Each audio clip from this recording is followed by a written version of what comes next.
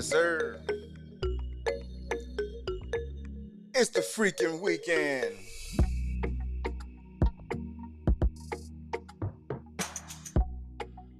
I know I'm a little early. I know I'm a little early.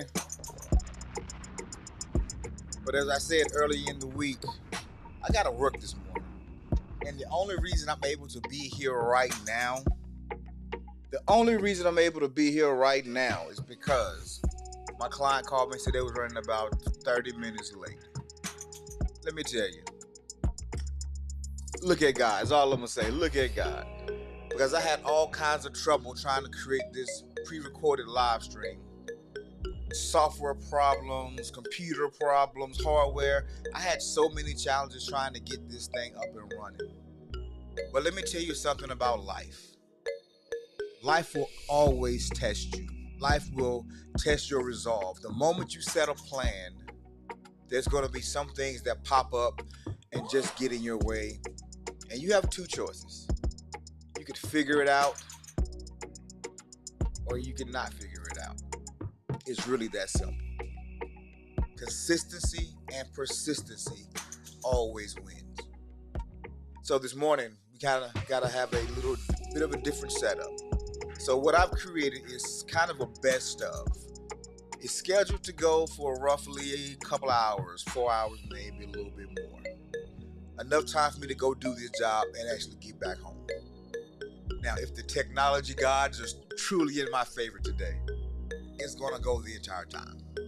But if not, and something catastrophic fails when I leave the house, then it is what it is. I did my best. I gave my best effort. And that's all we can do. But the fact is, you have to try. You have to keep trying, and you have to be true to yourself, to your word, and let the chips fall where they may. So I hope you guys have enjoyed this program, been enjoying this series that we've been working on, because I truly have enjoyed it. I enjoyed meeting and getting to know most, and it's not most, but all of you. Some people hadn't really said anything yet, so I haven't had that pleasure yet. But the time is coming. So guys, without further ado, I need to get on down the highway. Yep. I'm 5 minutes ahead of schedule as it currently stands. So I'm going to get out of here, and I will be able to monitor with my phone. So if something goes wrong, I'll probably just end the stream. Or I may go live where I am. Who knows? But have a great day. Have a great weekend. And we will finish that part 2 of the 13 Laws of Success next week. All right, you guys, be blessed. I can't believe you never heard of me. I'm a very popular guy. All right, now I'm out.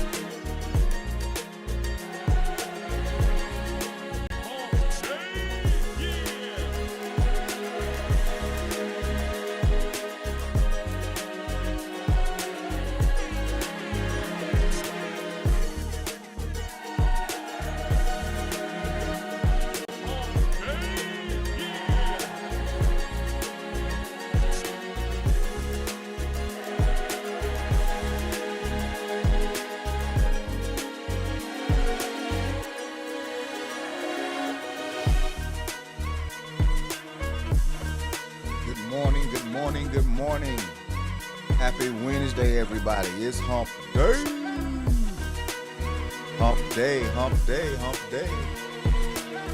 Oh man, I'm asking questions already. Let me pull that down real quick. So happy to be here. So happy to see you. Hope you're having a fantastic start to your day. No matter what you're doing, no matter where you are, hope your day is off to an amazing start. And if you're just getting up, maybe putting makeup on, we have a lot of things happening right now in your spaces. Yes, sir, Craig G. Haha, that midday magic. I love it. I love it. I love it. I'd like to welcome everybody to the morning motivation show podcast. I don't know. I'm old school. Podcasts are normally done without video. This is used to be what they call a vlog. So I get stuck between calling this a show and a podcast, but culture is changing. So we used to say bad was a bad thing, but now bad was a good thing. Now, culture, word shift, change. But anywho, for those of you who don't know me, my name is Jamon Glover. I am a personal and family development coach. I operate one of the newest at the moment coaching and consulting company for men as it relates to overall manhood, family success, etc., etc. I'm also a best-selling author. See, I keep saying it because it's gonna happen. I am an author of 2 books: Thrive, Turning Trials into Victory, and How to Change Your Life in 2 Hours. So I've been in this space for some years. I've had to do a lot of miraculous changes on myself. And today we're going to talk about how to reinvent yourself. But before I get going too much, my audio sounding good, my level sounding good to you guys. Shoot me a thumbs up if everything is sounding good. I had to readjust some stuff last night, but I think I got to dial back in. I think it actually sounds a little bit better than it did before. So just curious on that. So today I want to get into, before we get into the gratitudes, I want to set the scene. I want to really dig into the topic of reinventing ourselves. Appreciate you, Craig. I really want to dig into the topic of what it means, what it looks like to reinvent yourself. Because we don't really see the world as it is. We see the world as we are from our perspective, our worldview. That's generally how we see things. And there was a book written by a guy named Napoleon Hill, almost 100 years ago now, I believe, called Think and Grow Rich. And one of the things that he talked about in his book was simply, if you change your perspective on a thing, you change how you see the thing. And if you grew up in the culture, the game don't change, just the players. Old school cats used to always say that. It's not the game that's changing, it's the players. The players are the ones who are new to this game. In life, I've been slowly building to something. Today will be a first peek into actually what it is. But Monday, we talked about actually knowing yourself, knowing who you are, where you came from, your family, history, and genetics, and all of that stuff. Yesterday, we dug a little deeper into, keep living. The young don't always see what they don't see, they don't know what they don't know. Then there's the clashes of culture and all those things that happen that kind of inform who we are. And now we're transitioning into the space where we're become adults. Some of us are 18 on the head, some of us are 25, 30 even. But when we hit this space where life has its boot, its foot in this big boot on our neck, and it's either pushing our faces into the mud, into the water, or it's just applying a lot of pressure. And so many times we experience that. And we don't understand always how we got there. But I want to tell a little story, just a build up story. When we are born, babies, newborn babies, We know about three things. We know we like to eat. We don't like loud noises. We don't want to fall. And if I'm wet, I need to get that off of me, right? Babies don't know a whole lot. So there are blank canvases that you can paint any picture on. You can program any message into any lifestyle. You can you can tell a child that the sky is pink and they will believe it because as the parent, you are their first teacher. You are the one that informs all of their decision making. They base their standards, their morals, their characters, everything off of you. The family programming is undefeated in most cases. The genetic programming, the things that you picked up from your mother's side of the family or your father's side of the family, those the color of your eyes, the height, the stature, the body build, the way you talk. On my father's side, they stutter. On my mother's side, they fast talkers. So what did I come out? I come out as a mumbling, stuttering, fast talking guy. No control over that. None. I've had to go through speech programs, Toastmasters, all kind of rehabilitative strategies just so I can talk in a way that people can understand me. And it's been a lot of work because you can't, genetics is undefeated. Craig G said, I know a little that won't, I know a little that won't expect that programming. I know a little that won't accept that program. I'm not sure I catch your meaning there, Craig, but I know you get what I'm saying. Great morning to you, Gary. Great morning, my brother. Great morning.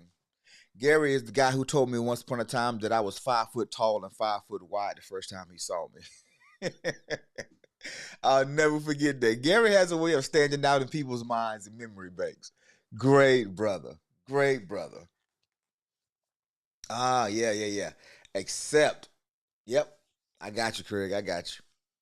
And so when it comes to our genetic, when it comes to the genetic code that we get from our parents, we have no say so in the matter.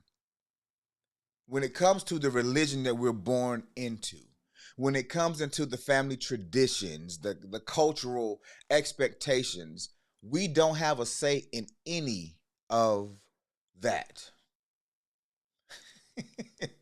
Nah, Gary, I'm shaking your head, brother. It's all good, bro. That was probably one of the greatest compliments I've been paid, man. I'll be honest with you. Because I'm gonna get there today. I have been working on myself for a very long time because the programming that I was given, it wasn't bad programming. My parents did the best they know how to do, and I'm sure yours did as well. Considering everything that's going on, trying to survive in a country, especially if your complexion looks like mine, you're trying to survive in a country, you're trying to raise children, keep them alive, and everybody seems to be against you. Nobody wants to help you get ahead. Nobody wants to extend that hand up. And if they do, it comes with so many barriers and roadblocks that it's not even worth accepting sometimes. So I get it. I don't blame my parents. You shouldn't blame your parents either. Matter of fact, as a parent, you should give yourself a lot more grace because you are doing the best you can in the moment. You can't give what you don't have. Your parents couldn't give you what they didn't have.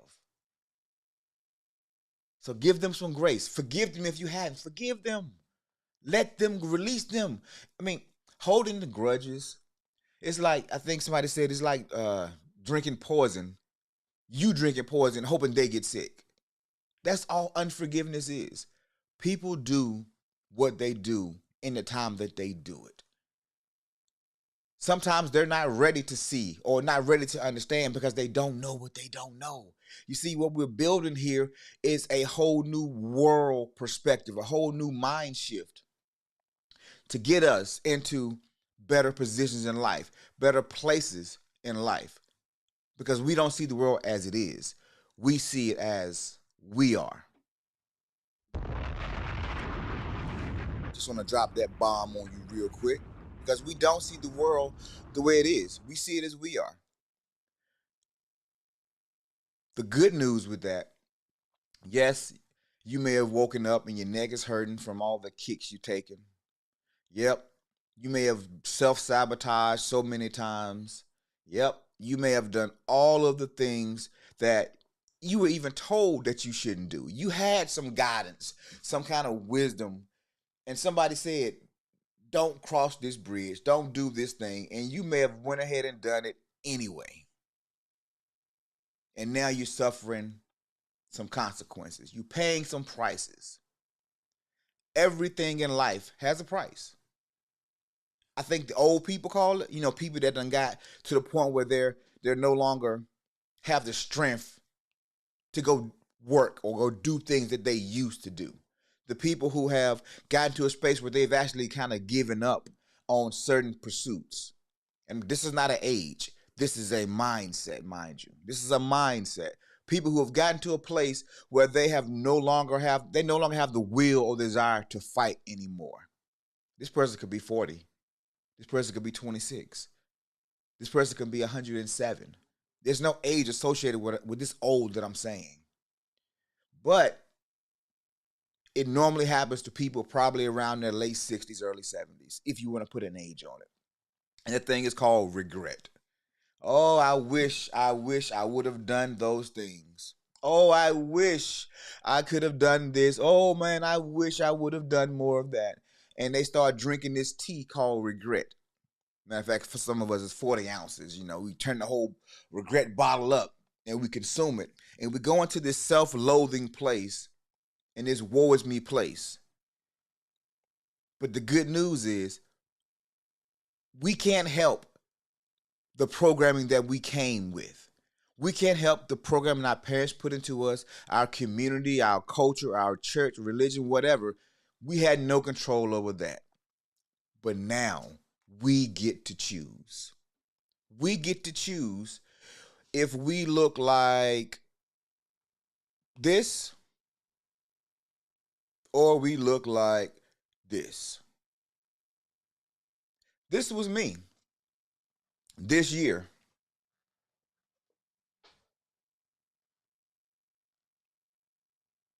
Yep, Gary, the coulda, the shoulda, woulda, couldas.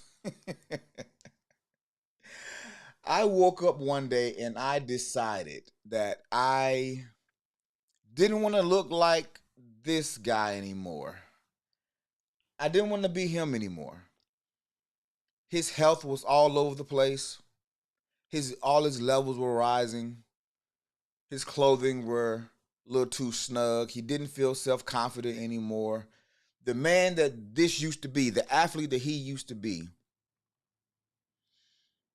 he couldn't do any of those things anymore. But he still had the attitude of the guy that used to do it. This guy would be put to sleep on the sidewalk on a Saturday night thinking he was somebody that he wasn't. Just real talk. Real talk. This guy would have been asleep somewhere because he'd have been running his mouth thinking he was the bad boy that he used to be or that he proclaimed that he was at one point in his life. And so I decided one day to be this guy. This guy. Why? Because I get to choose.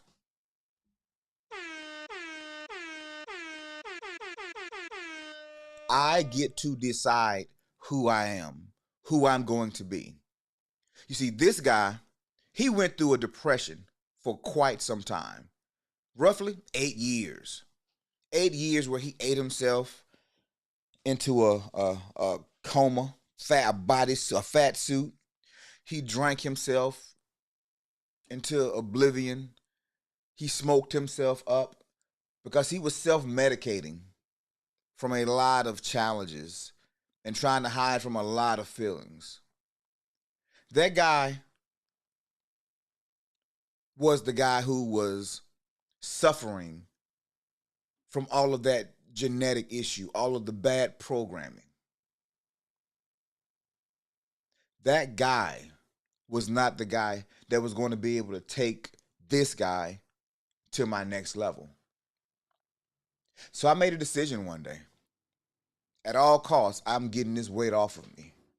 I made a decision some years back. At all costs, I'm going to learn how to speak better.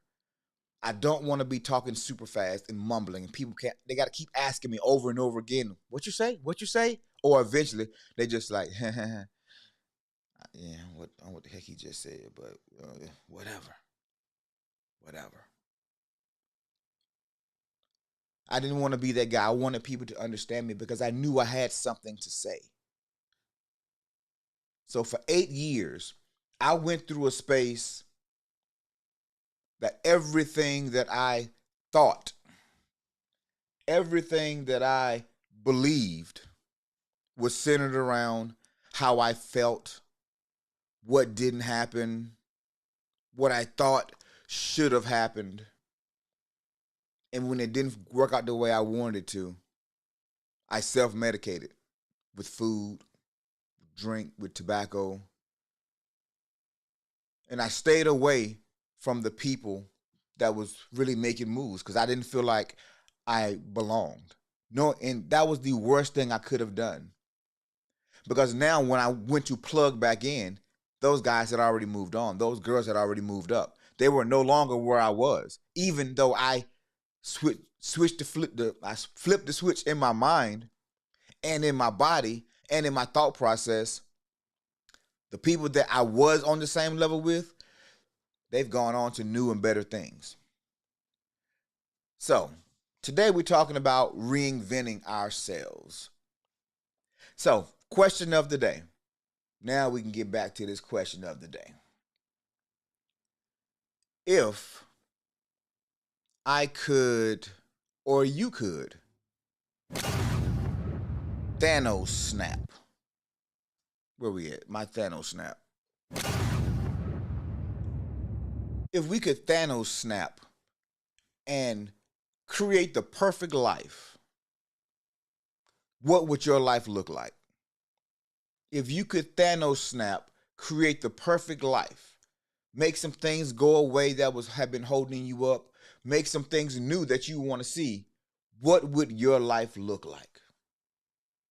And for those who don't catch the Thanos snap reference, I can't do nothing for you. So I'll say, if you had a magic wand, or if you had 3 wishes, whatever it is, how would your life look if you could change it tomorrow?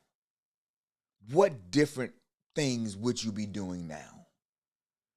What problems would you be suffering with or afflicted with? What are those heart desires that if money was no object, you would go and do? Ooh, I like that. I like that, Gary. Gary said no fear. No fear. That's a powerful one. That is a powerful one. We're going to talk more about fear as we go along down the road, Gary. But since you put that out there, I'm going to say it this way. Fear is one of the easiest things to conquer. However, it is also the biggest bully. Fear is the biggest bully ever, but is also just like any big bully. Is normally you punch it in the face one good time and normally leaves you alone. Uh, Back to flying.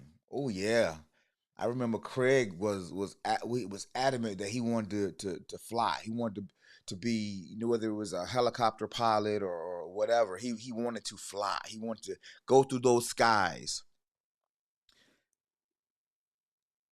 And yeah, getting back to that, I would love to see that. I'm not sure I'm gonna hop in the seat with you next to you, but I would love to see you doing it.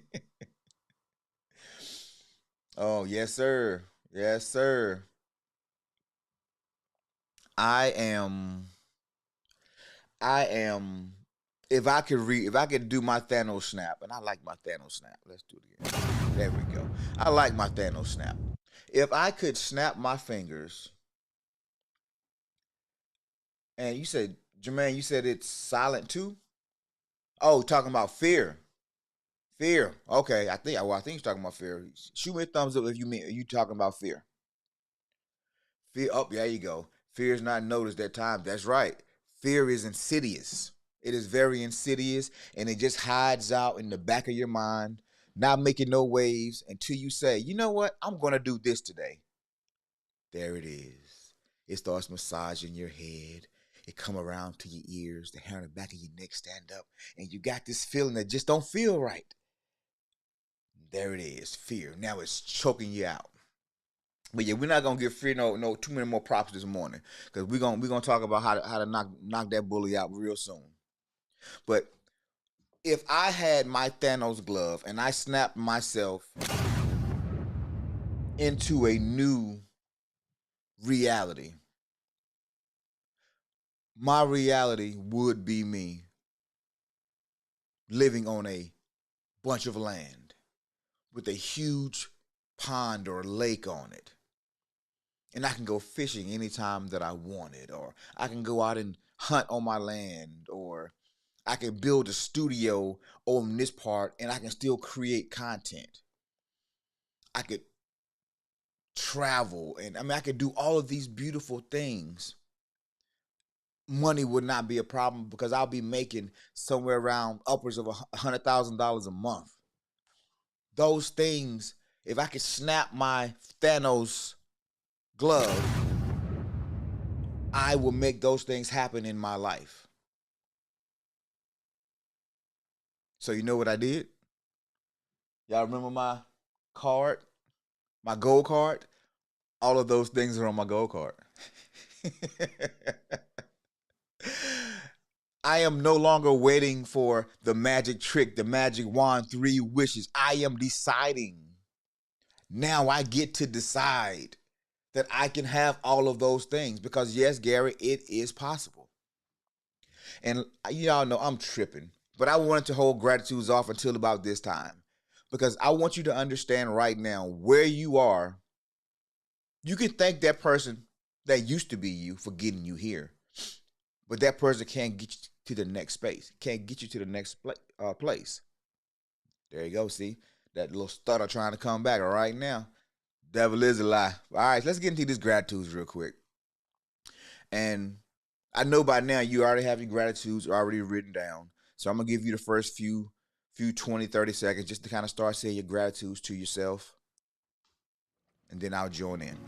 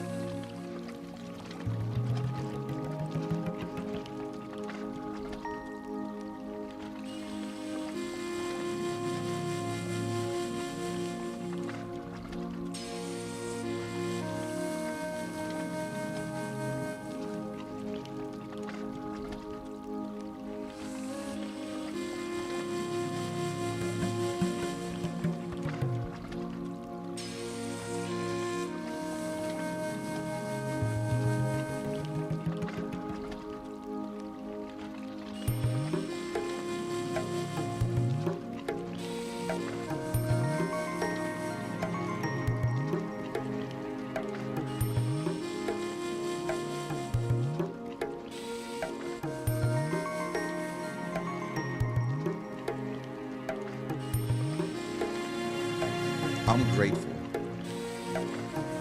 I'm grateful for my health, my strength, being in my right mind. I'm grateful for my family's well-being. I'm grateful for my parents that are still with us. My mother, who's been fighting through cancer since 2017, on chemo for almost 6 years. Almost unheard of. I'm grateful for her fight, for her struggle. I'm grateful for her example that you never give up. I'm grateful for friends. I'm grateful for everybody that's in the chat right now and that's watching this broadcast. I'm grateful for you. I'm grateful to have a love, person that cares for me, take care, nurtures me.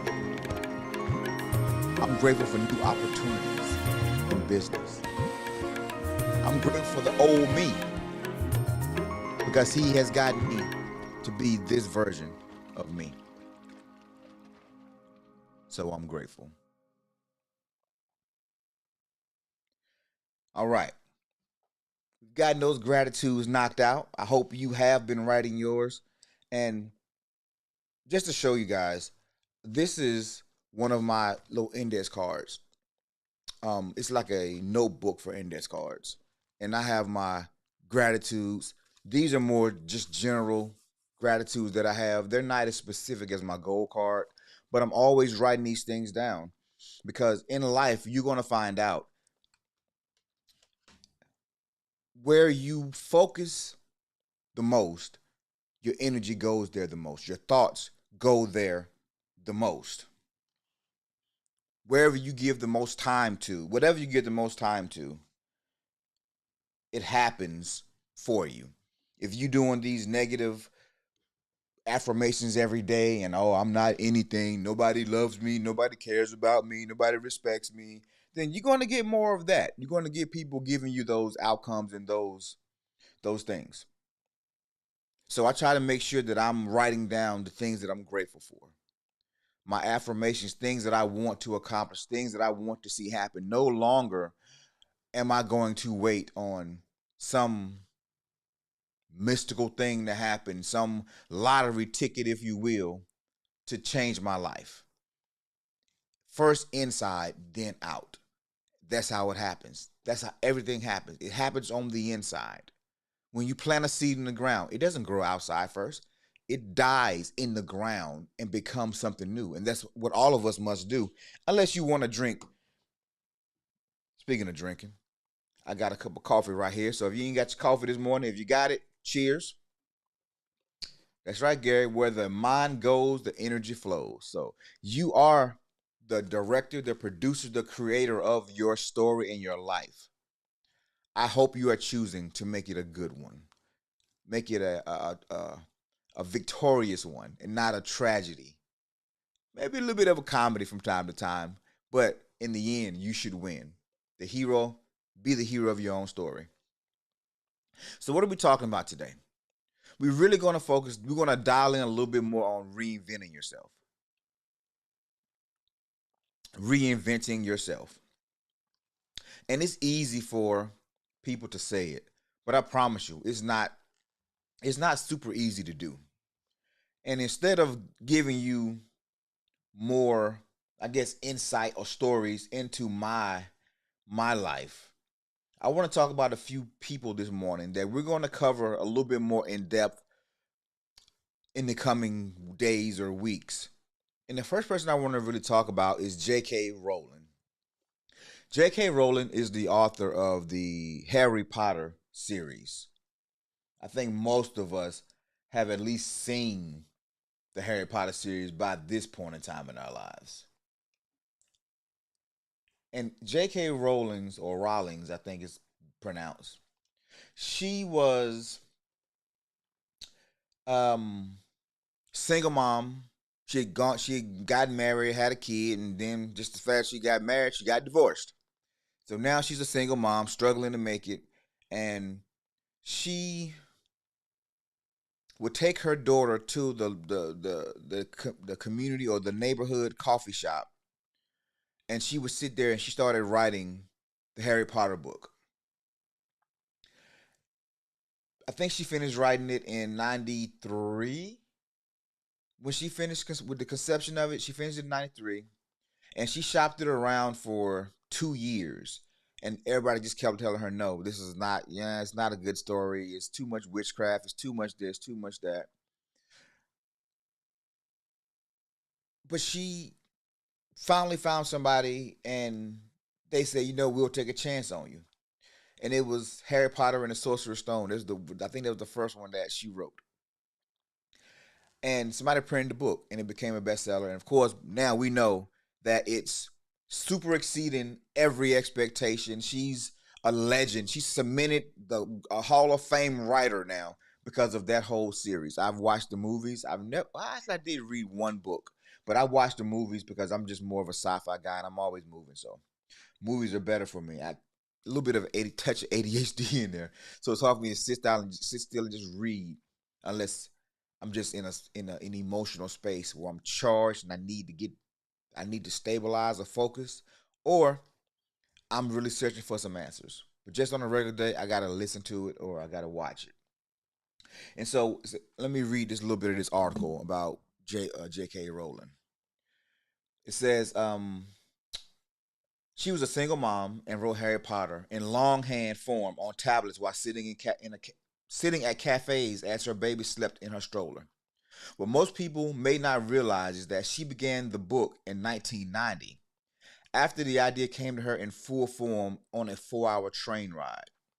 By 1993, she had only written the first three chapters of what would become Harry Potter and the Sorcerer's Stone.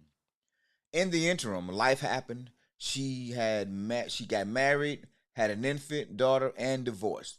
She was depressed and had to go on welfare. She finally finished the book in 1995, and after several publishers rejected it, it was published in 97. And of course, the rest is history. Now, what I really want to focus on is what she had to say at this commencement address she gave at Harvard. She said, failure meant a stripping away of the inessential. I stopped pretending to myself that I was anything other than what I was. And I began to direct all my energy into finishing the only work that mattered to me. Had I really succeeded at anything else, I might never have found the determination to succeed in only one arena I believe I truly belonged in. Okay, I know that was long. I apologize for that. But the point is, she said that her failure is what made her lose her fear. Her failure is what made her lose her fear, and it helped her chase that dream. Had she been successful in anything else, she may not have continued doing the one thing that she really wanted. You see, culture, our family, our lives, there's so much pressure and expectations to do this thing or do that thing. Well, this isn't working, so maybe you should focus on that. But what do you want? Because as an adult, you get to decide. As a parent, it has to be one of the scariest things. I've experienced it. Most of the parents that I've worked with have experienced this, knowing I have this small life in my hands, and my ability to lead is going to determine if they are successful in life, if they're going to be worthy of our last name, worthy of being here, or are they going to be just toxic people, just destroying? And it all rests on me as a parent and what I know and what I don't know. That's the hardest question that most parents have to wrestle with, because we all grew up and realized we didn't get everything that maybe we thought we should have. Sometimes we hold on to it a little bit too long instead of focusing on, okay, now that I am here today, what do I want? And so she hung out at those cafes, writing her books with her daughter sleeping in the stroller, because she decided she wanted to reinvent herself. Yes, she was divorced. Yes, she was a single mom, but that will not be the end of her story. Not be the end of her story.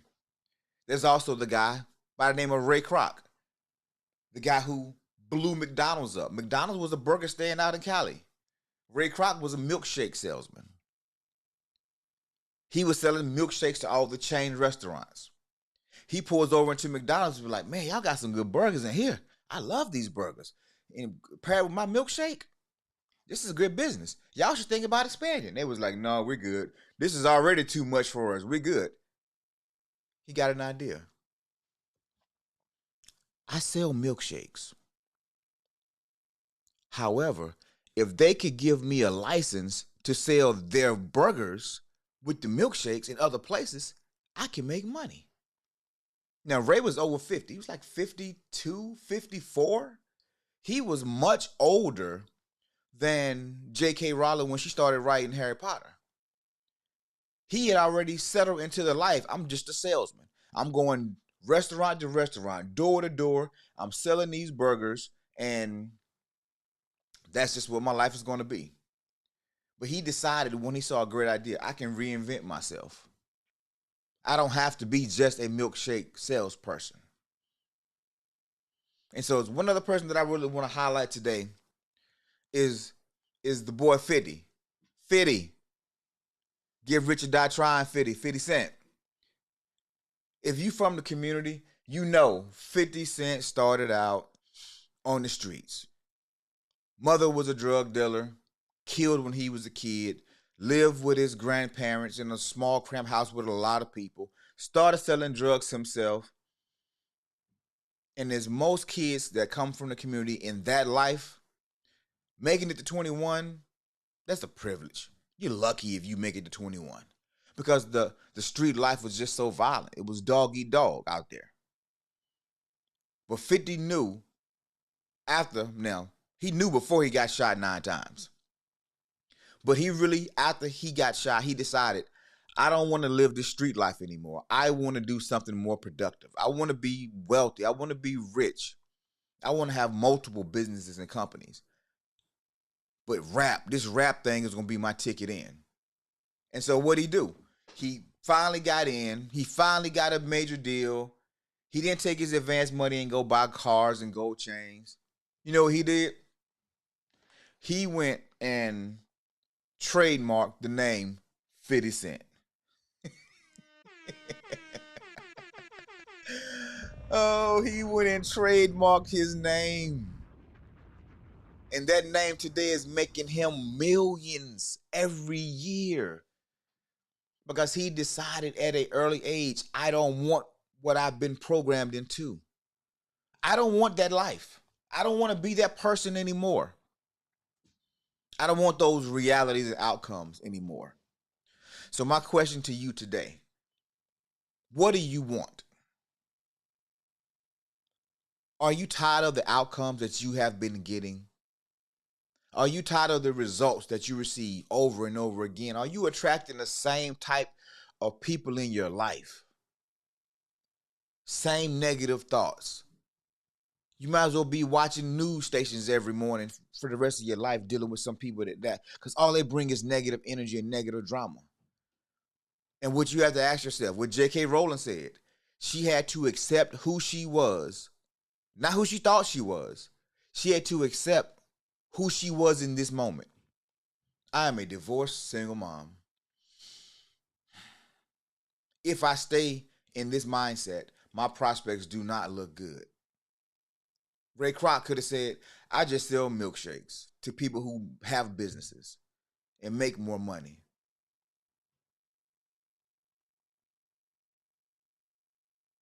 Fitty could have said, I'm just going to be a dope boy and I'm gonna hustle for the summer. And if I make it to see next summer, I make it to see next summer. It is what it is.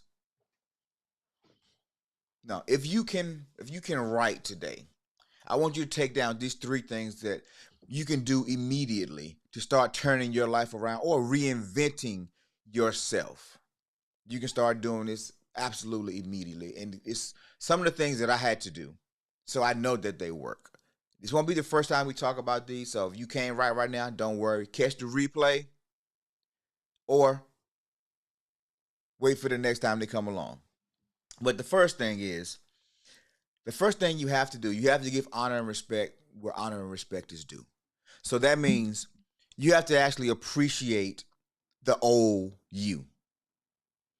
All the contributions, all the sacrifices. Remember I asked you the other day for a homework assignment to go and thank the younger version of you, the one who had to endure, the one who had to overcome, the one who had to learn things to get them through. Well, you have to appreciate that old version of yourself. Thank him, her, for what they did, what they added, what they had to overcome so you can be where you are now. That's the first step. Appreciating the old you. So many times we go through these journeys and all we see is mountaintop, mountaintop, mountaintop. And we're climbing, we're running for that mountaintop. And then we get there and then we realize there's a valley and another mountaintop. We never enjoy the journey. We never take a time to sit back and look at what we've accomplished because we're too busy looking at the next valley and the next mountaintop to climb. Give honor and respect to yourself for what you have endured. Yes, sir. That girl put in some work. Bobby, you right. That girl put in work. And so if we're fortunate enough to have people around us who celebrate us, who encourage us, who tell us that we're doing amazing jobs, it may not be as critical. However, we don't always have that. So we got to learn to do it for ourselves, to appreciate our own growth, our own journey. Number two, you have to evaluate where you are and be completely honest with yourself about what you are. You can't take a lie into the future and expect it to grow. You can't take bad seed or good seed and drop it in the middle of the street and expect to get a return. You have to understand these seeds that I have right now, they're not good seeds. So I got to put them in some really good soil to help them out a little bit. They're not the best. You have to put the good where it can grow the most, or the bad where it can be reshaped and reformed the most. And the third thing is design the new you. Let's go back to the Thanos glove. Design the new you. If you could snap away all of the negative things in your life, what would your life look like? That is your design. Those things that you want, yes, it's possible. It's possible. You can have it. You go back, and me and my wife, 5 years ago, 6, 7 years ago, had you told me we would be where we are today, I would have called you a bald-faced liar. I would have said it because, and not because neither one of us had the potential, but we were both coming from places where we were kind of at our lowest. I was still coming out of my depression years. She had herself come through some life-changing things. And we were two people who were flawed in a way. We were living, and I'm talking about my wife, so I'm trying to make sure I'm making my words carefully because I don't want to get popped inside my head when I leave here. So y'all bear with me a little bit. But we were both in places where were not healthy, here or here. We had both encountered a lot of trauma, a lot of heartbreak, a lot of disappointments. And I was intent to break up with her because I didn't want to bring no more bad vibes into her life. I didn't want to bring no more drama or toxic energy into her life because she had had enough. And I didn't know exactly what I was looking for. But you know what? She wouldn't let me go. She told me if I tried to pack one more bag, she was fighting me. Maybe not exactly in those words, but that was her, and that was the meaning that I received from it. Because I was so conscious of my failures that I couldn't see the future that was right in front of me. She had her own moments where she was so focused on what she thought was the ideal thing that she didn't see the future that was ahead of us. And today, together, we have affirmed each other. We have built each other. We have done therapy together. We've cried together. We've been brutally honest with one another about who we were, and where we wanted to go. And now together, oh, we're going there. Everything that we've tried to conceive of, we've manifested. And so this list of things that I've been telling you about, oh, it's gonna happen. I have no doubts because I've seen too much. I've seen it work too many times. I've seen it work too many times. And not just for me. All these people around us. J.K. Rowling, 50 Cent, Ray Kroc, you name 1,000 other people who come from places that they should not be successful, but they were because they imagined that they could be. They decided to reinvent themselves. If you knew me yesterday, well, pleasure to meet you. My name is Jamon. We're meeting for the first time because today I am a new person. I am a new creation of my own design. I decided that I no longer wanted to be in these spaces, that I wanted to operate in these spaces. So guess what? Now I operate in those spaces. So that's how you recreate yourself. And I know it took us a while to get there, but I needed to paint that picture that we can't help where we come from. We can't help how we are indoctrinated. We have no control over those things. But once you become an adult, you now get to choose and decide who you want to be, who you will become, what you're willing to go through to get it. Nobody can take that from you. In these circumstances, anyway, we live in one of the freest countries in the world where you can be whatever. Why not be something that you choose? Why not create the best version of yourself every day? And you're never going to get there. You're never going to finish because you're always going to be growing. There's always going to be opportunity for growth. Always going to be opportunities for growth. All right, it's time to get into these affirmations. I feel a charge. I feel a buzz happening right now in the room. So let's get ready. Let's affirm those things. Call those things that be not as though they were.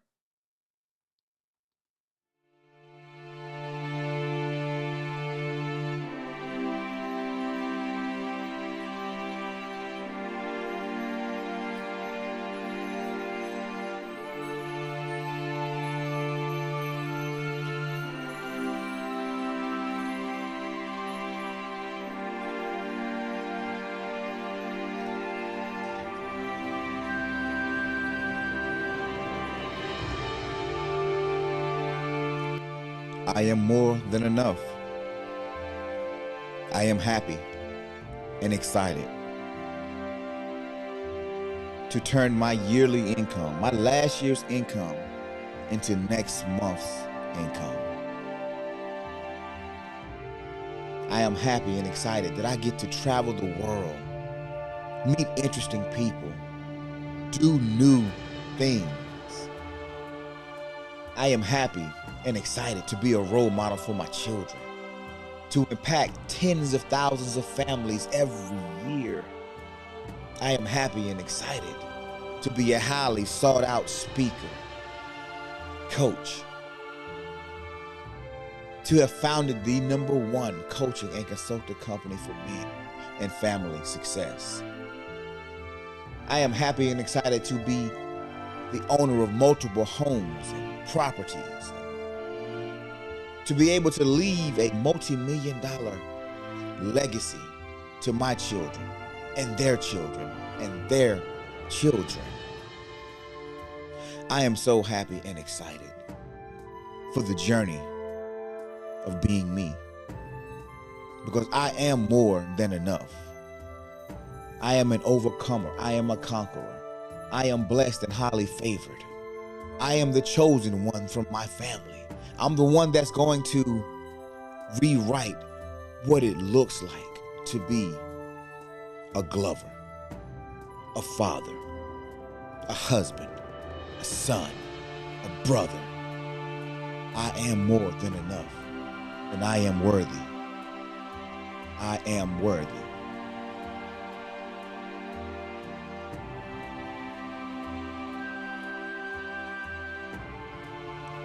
And so are you. Well, ladies and gentlemen, what do you think? How was today? Did it make sense to you? Were we able to see some things that may not have been completely within our control initially, but now we understand that we are responsible for it? Now we understand that we get to choose. We understand that, one of the biggest fears that I had was growing old and waking up with a bunch of regret. I never wanted that. So I've always been the person that I'm always tinkering with myself. I'm always fixing parts of myself, trying to make things better, because I no longer want to be the guy on the left. I love this guy here on the right. He moves better freely. He's more confident when he walks into spaces. The guy on the left That guy was a victim of life, and he was just floating along, going along just to get along. No more of letting life happen to me. No more of letting life happen to you. You get a chance to decide. So I want you to start dialing in laser focus, like, and start shaping and crafting who you are, who you want to be, because that's what life is all about. Well, ladies and gentlemen, that's it for the show this morning. Congratulations, you made it. You made it. You made it. A lot of things happened here today. I'm excited that we're into our second week. And we're going strong. I'm getting a lot of feedback and people are happy and excited. So if you are enjoying this broadcast, I would love for you to share this message. Share this channel. If you haven't subscribed, please go ahead and do so. Make sure you like this, you like the shows, you help me rank higher in the YouTube algorithm so this message can be pushed out to more people. Like, comment, share, subscribe. That is the only thing I'm asking. That's the only price that I'm charging right now. Just give me that so we can get this message to the world, because you heard my information. I do this because I love doing it. Because if you're better, your family is better, your children are healthier, my children have somebody to play with, have somebody to partner with, to build with. Coalition, unity. And the more unified we become as a community, the better outcomes we can all have. I'm talking about ownership. I'm talking about not just existing in a space, but having power in a space to determine what happens. That's our right, and we deserve it. But we got to start somewhere. Appreciate it, RD Price. Shout out to you. Yo, that chick, yo, shout out. Gary Johnson, shout out. Craig G, always supporting you boys. Shout out. Jermaine, you know I got love for you, brother. Thank you. Bobby Ed, sweetie. Oh, to the moon and back, baby. There is no limit. There is no limit. I want to make sure I ain't left anybody out. Brick by brick. I haven't seen you today, brother, but appreciate you always being around. Good looking out. That's going to do it, ladies and gentlemen. Have a lot of things to do today. Not as busy as yesterday, but it's hump day. The middle of the week. Let's close it out. Let's close it out stronger than we started it. We got this. You got this. I believe in you. I hope you believe in yourself as well. So until tomorrow, we will continue with this whole Know Thyself series. Tomorrow we're going to talk about changing your worldview. How do you change your worldview? How do you get those better results? How do you do those things? That's coming tomorrow. So you guys be blessed. Much peace, love, respect. See you soon. Good morning, good morning, good morning. Happy Thursday, everyone. Happy Thursday. It's Friday, Junior. It's Friday, Junior. I think I saw a Bitmoji graph that said it's Friday, Junior. So I just want to say happy Thursday, everybody. It's one day before the weekend, one day past hump day. This morning, this broadcast is probably going to be one of the most crucial broadcasts as it relates to what we've been talking about since day one. Talking about your self-image, how you see yourself. But this week, we really dialed in on knowing yourself. Not just seeing yourself, but knowing yourself. Oh, I have to do a very, very special shout out to my sis this morning. There's a birthday in the building. There's a birthday in the building. My sister Kayleisha Kelly, happy birthday, boo. Happy birthday. She finally turned 21. She's legal drinking age. First round's on me. Wait. I'm going to take that back. Technically, she's slightly older than 21. She's 22, but I've seen her drink. I might can't afford. But special shout out to you, Kayleisha. Y'all send some birthday love out to Kay this morning. Y'all definitely do that. Boom. I'm going to send some hearts out to you this morning. What's good, fam? How's everybody doing today? It's good to see you. Glad you're here. Welcome to another episode of Morning Motivation. I'm your host, Jamon. And for those of you who don't know me, I am a certified personal and development coach, specializing in family, fatherhood, success. I'm a published author. I'm a speaker. Matter of fact, I'm an award-winning speaker. But my greatest accomplishment, honestly, I'm a pawpaw. Yes, I have two granddaughters. I'm waiting on that grandson, though. I have two granddaughters whom I love dearly. I'm a father to 5 children, and I'm married to one of the most beautiful women in the world. My life is blessed. I can't ask for anything more other than to be here with you, doing what I love, helping people become the best versions of themselves. So shout out to Gary Johnson for being in the space this morning. That chick, yo, what's good? How's everybody doing this morning? And yes, my sister, my hands are lubricated. So thank you for that reminder a couple of weeks ago. I tell you, between you and Craig, y'all gonna keep me on my toes. So I really, really appreciate it. And to all of you, thank you for being here once again.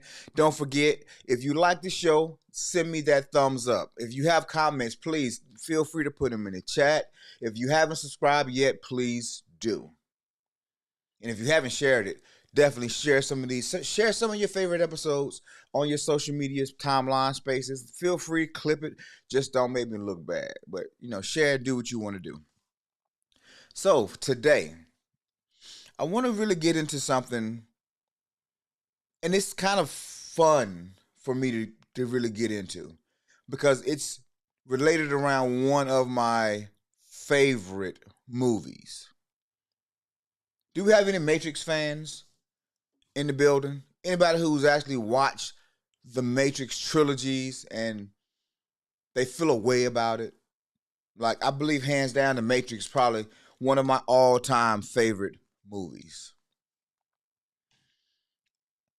I know a lot of people in the YouTube space, they go by the term red pill community, blue pill community, purple pill community.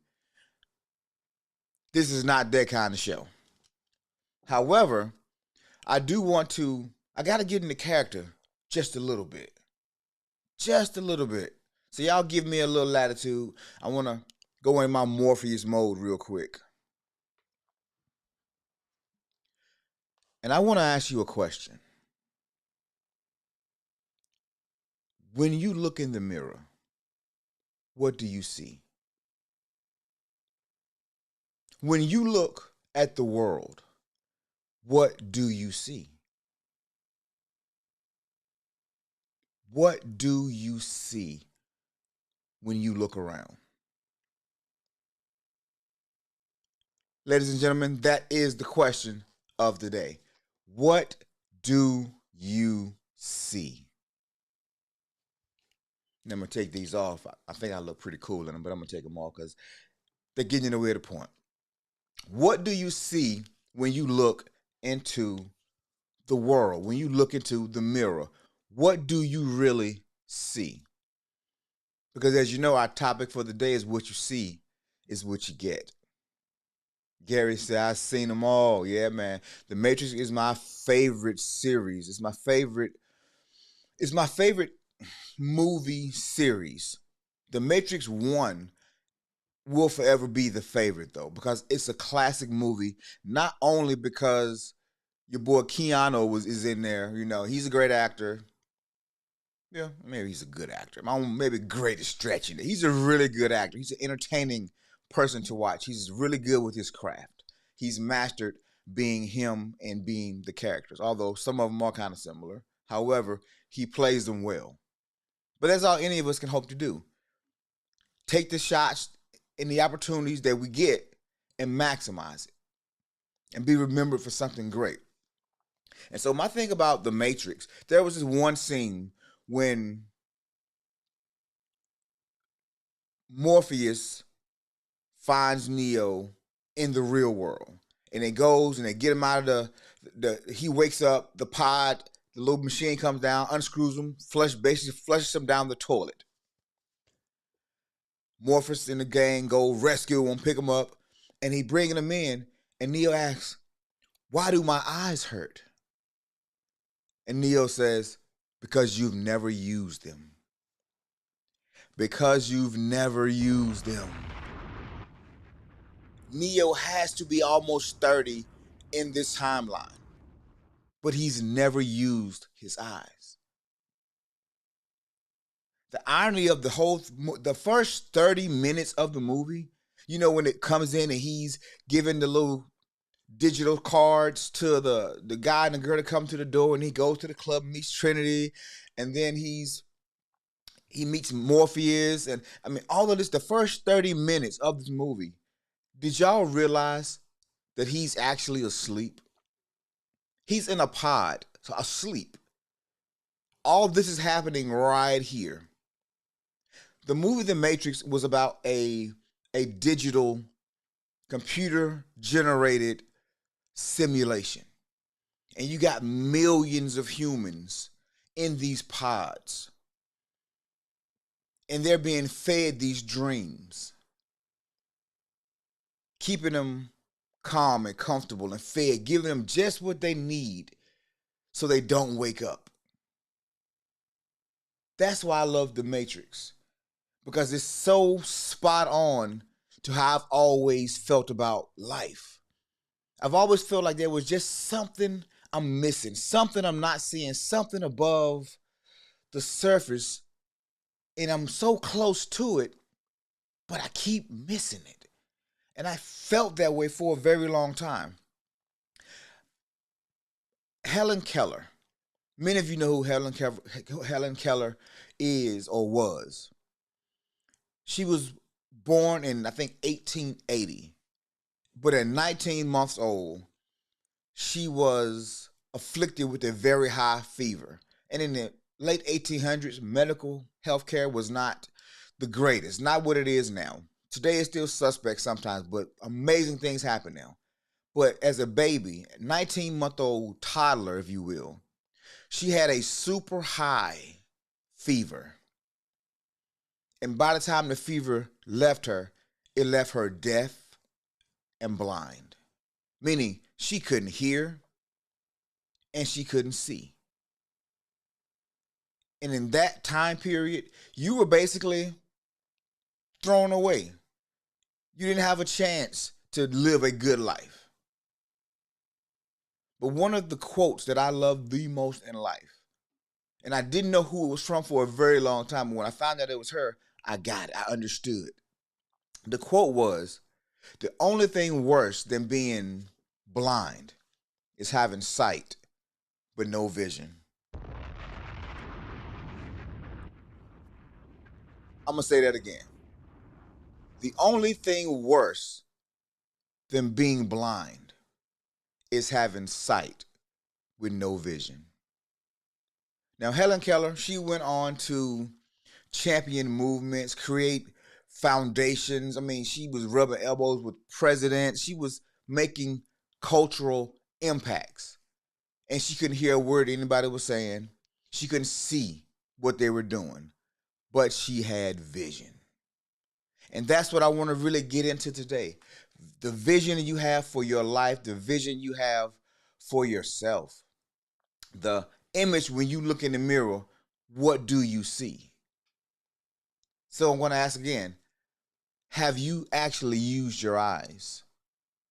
Or are you assimilating a construct that's been given to you by your genetics, your family, your mother, father, the people who raised you, grandparents maybe, your community, your school, your church, your job. Have you actually looked in the mirror and saw the real you? I know many of us spend a lot of time in the mirror, but have we seen the real person that's looking back at them?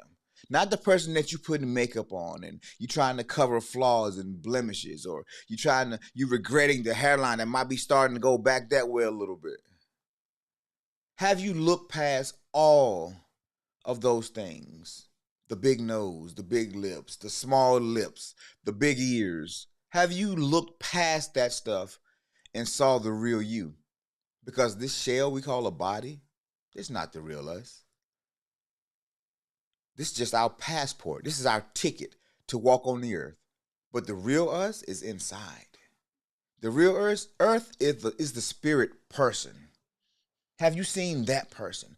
Have you seen how beautiful that person is? How talented that person is? How determined and dedicated that person is? Put a 1 in the chat. Put a 1 in the chat if, when you look in the mirror, you see the real you. Put a 2 if you're still struggling just a little bit. Be honest. Be honest. If you look in the mirror and see the real you, put a 1 in the chat. But put a 2 if you're still struggling just a little bit. Just a little bit. We're not talking about you don't like what you see, because I say that openly and honestly because for so many years, when I would look in the mirror, I didn't like what I saw. When I put on certain clothing, I didn't like what I saw. If I didn't have a fresh lineup, I didn't like what I saw. And so that required me to go out into the public spaces searching for validation, or staying away from the public spaces thinking that I would be picked on, ridiculed, talked about.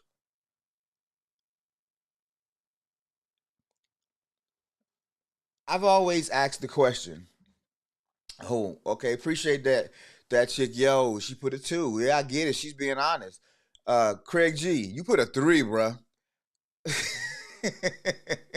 So I'm going to assume it's a combination of 1 and 2. Sometimes you like what you see, and sometimes you don't. I'm going to go that way. I'm going to take it that route, because it's very common. It's very accurate. Neither 1, 2, or 3 are wrong answers. There are no wrong answers in this conversation today, because it's about what you see. What you see, what you feel about yourself. Yes, sir, I thought that what you meant a mix. I'm gonna go back to the Matrix for a second. When I used to watch the Matrix, I was always confused when we got to the third Matrix and he actually met the guy who was actually the AI, the builder, the creator, whatever I can't think of his name right now. But he told Neo that to prevent the destruction of Zion, he would need to pick out a certain number of people to restart. And that that old programming will be eliminated and a new timeline will begin. Neo didn't go for it for one reason only. His predecessors, they fought, they rebelled, but eventually they ended up going for it, or they were destroyed. Neo was the one because he chose a total different route. He didn't choose to continually fighting the machines. He didn't choose to take the 37 or how many other people and start over. He chose Trinity, which was the love of his life, which was the person that rescued him, the person that he was willing to do anything for. And that love is what broke the system. It's what got the peace. He was the one because he could perceive all the chinks in the armor of the Matrix. He knew that This is not air that I'm breathing. I'm not physically tired. I can move around those bullets. Those bullets can't affect me.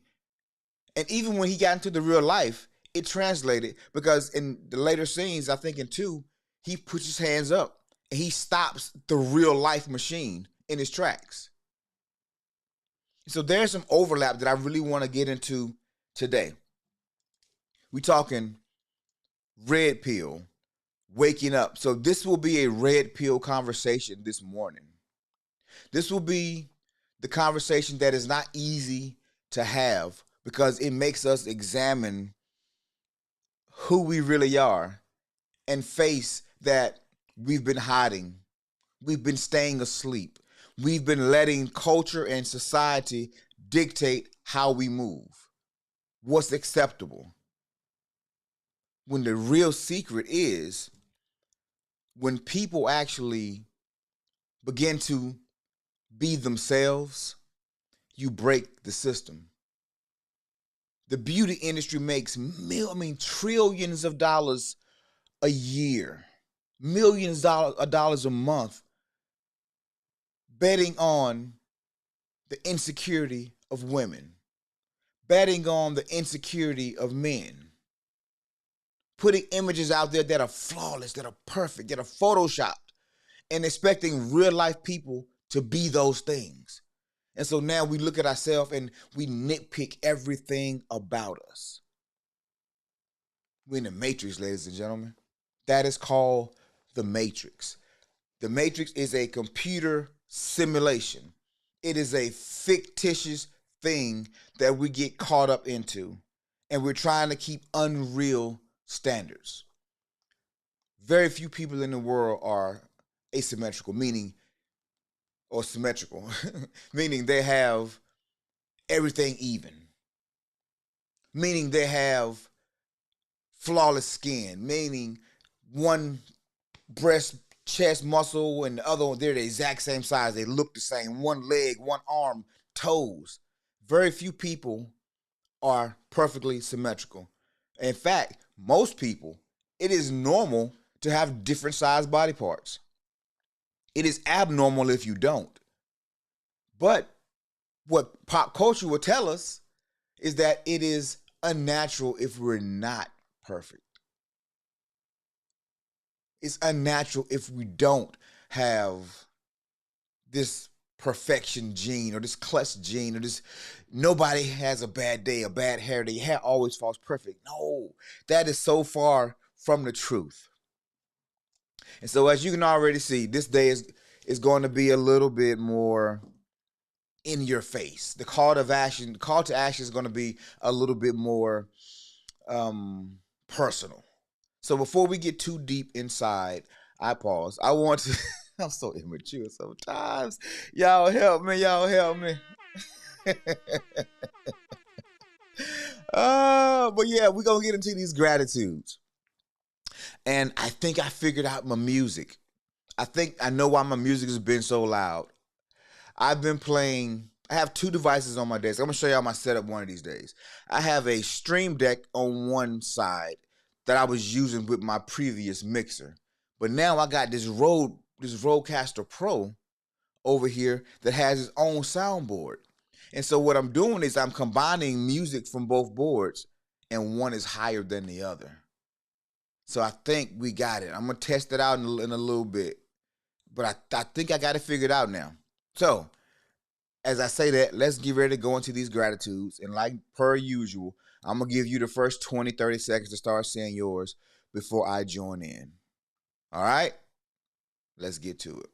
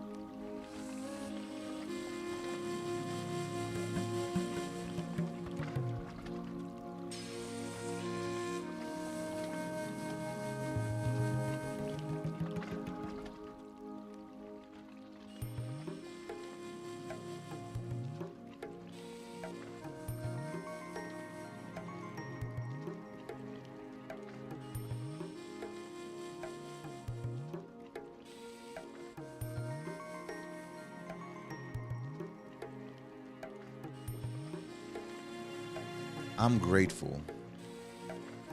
I'm grateful just to be able to see another day.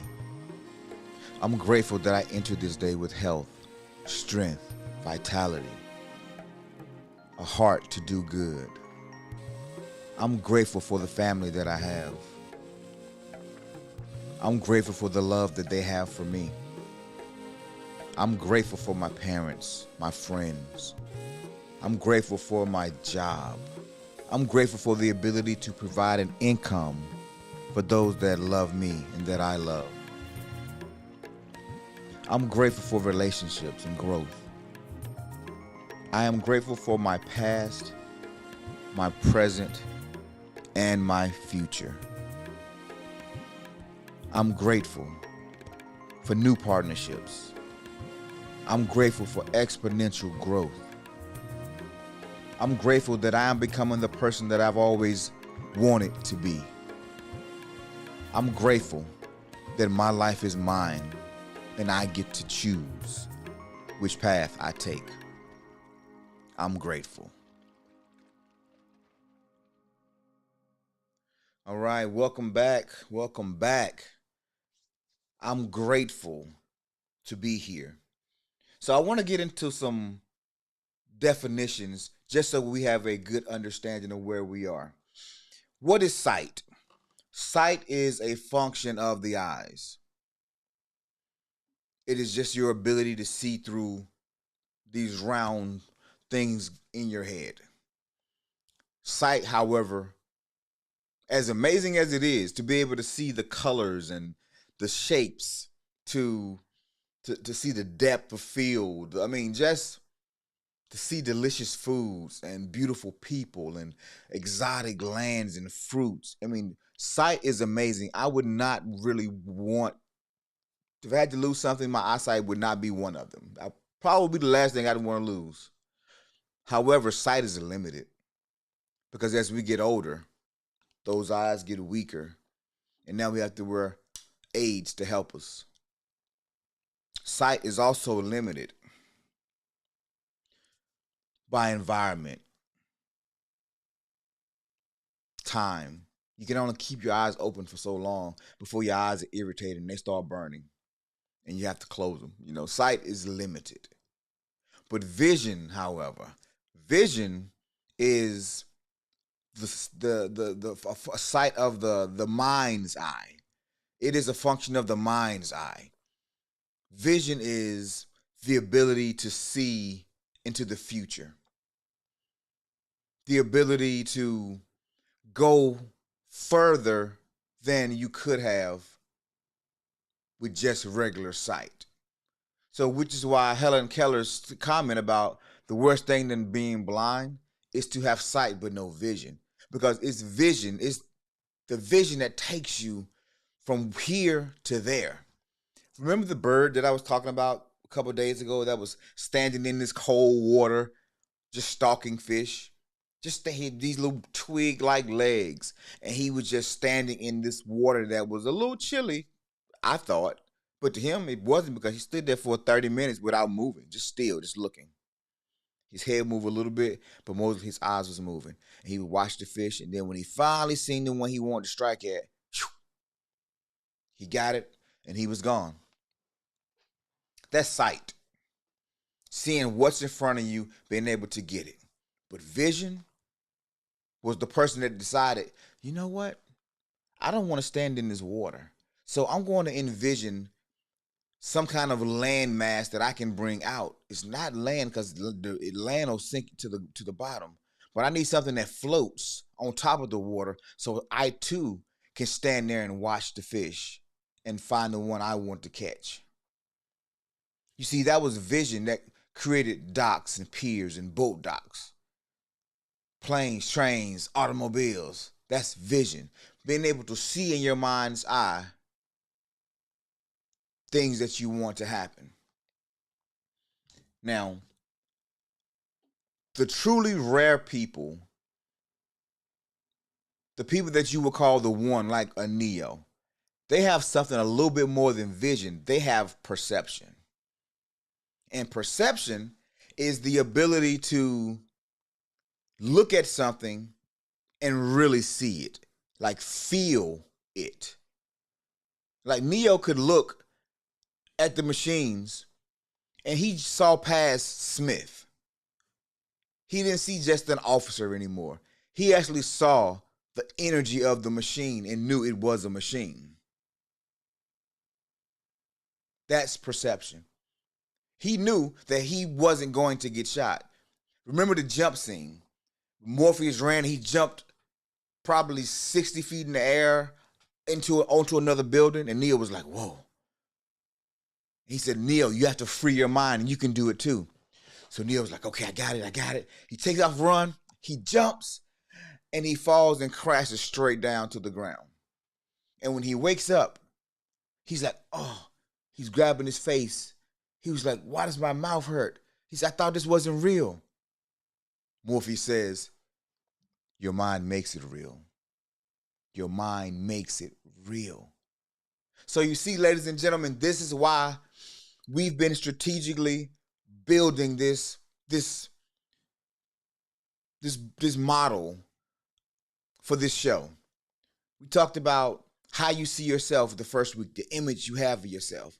The second week, we talked about the what did we talk about the second week? This week has been about knowing yourself. Last week was about, oh man, I gotta go back. Hold on. What was last week about? This week was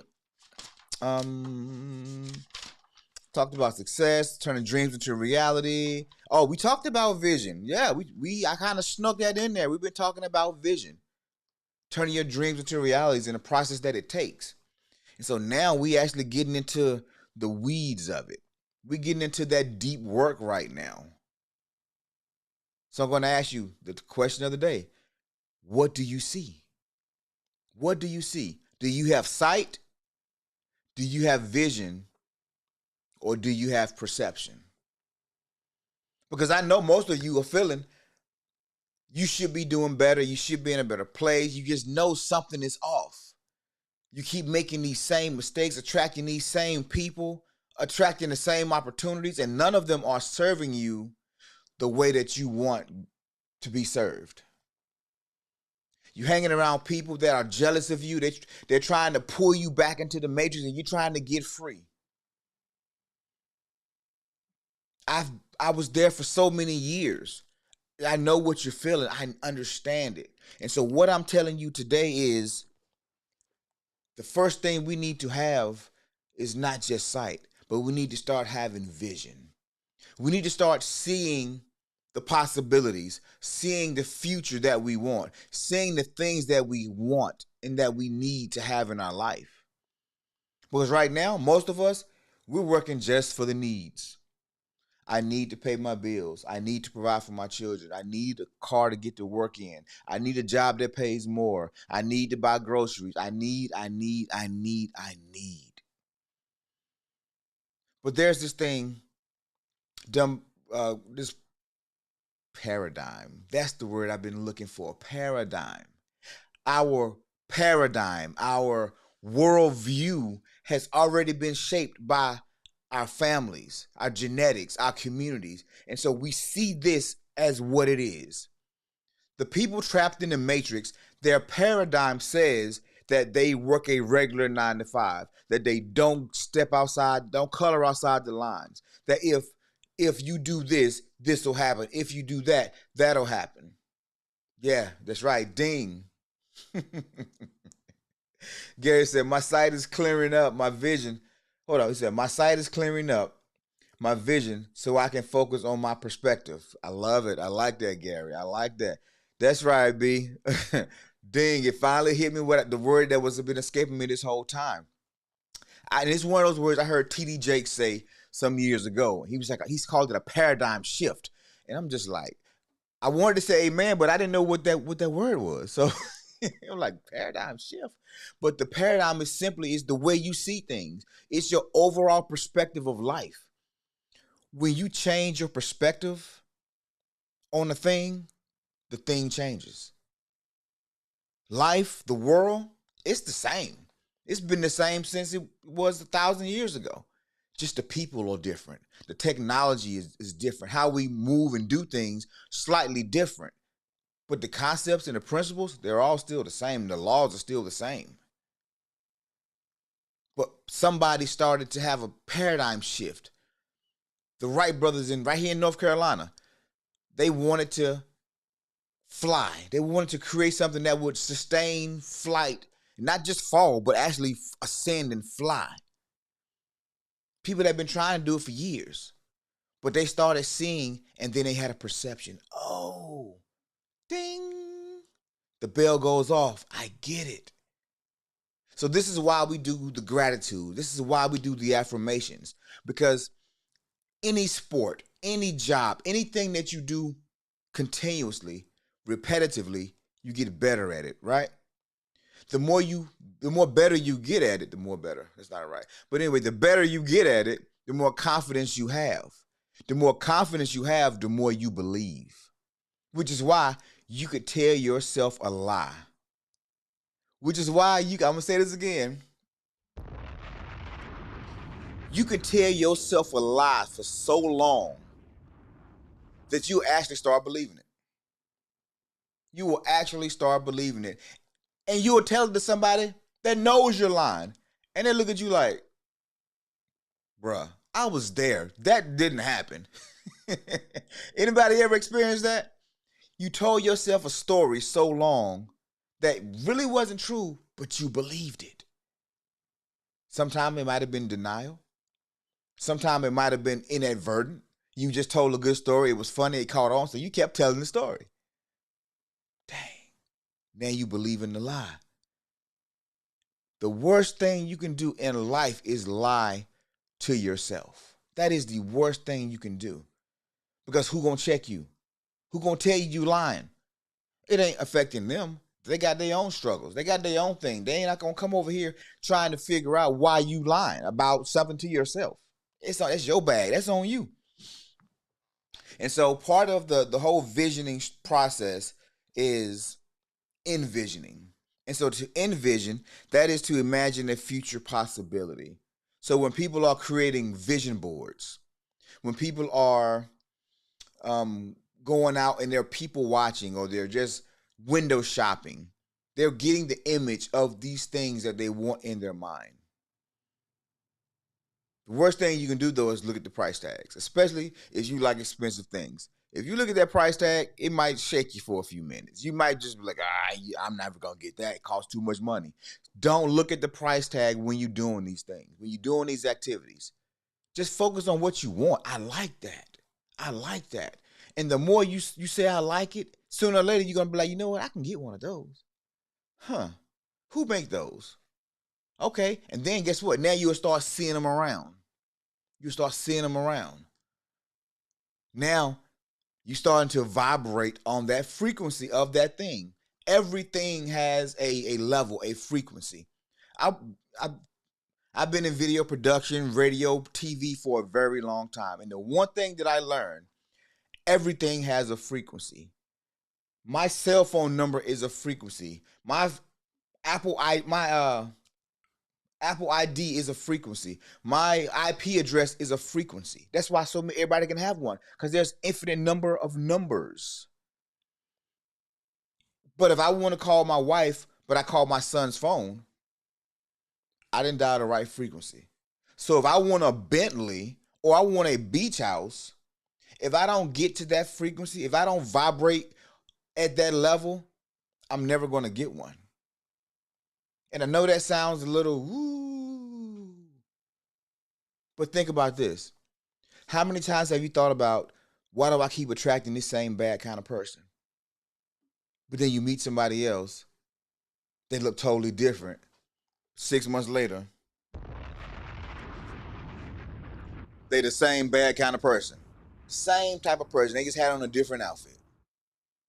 But when you change your mind, when you change what you see and you vibrate at a higher level, you open the door for the other possibilities.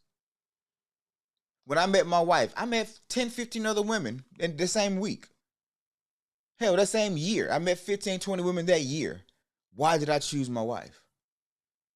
Because we vibrated at the same frequency. Now, It didn't happen overnight. We didn't get married in 5 months. We didn't get married, and it took us 5 years to actually get married. She was not happy about that. But I was so tired of making wrong choices. So I decided I need to make sure within myself, I need to make sure I'm operating at a level that's so high she can stick with me. You see, I put it on me to change my perception. It was never about her, it was my perception of me. Yep, slow. I'm the slow. I got the turtle in the sad face this morning. But it was my perception that I knew I needed to change because she was who she was.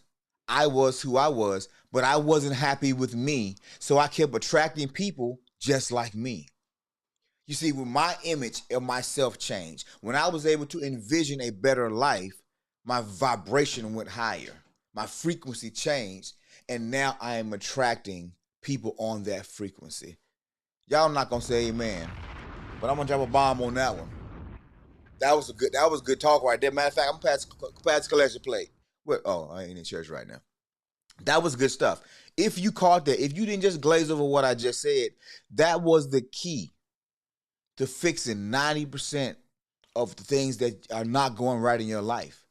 It starts with you. Birds of a feather flock together. That's an old saying. You only attract what you are. That's an old saying.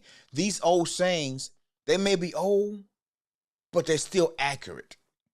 They're so accurate because the game don't change. The players do.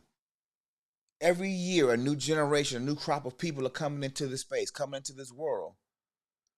However, they come in with the same insecurities. They fall into the same pitfalls and matrices. I think that's the right way to say it.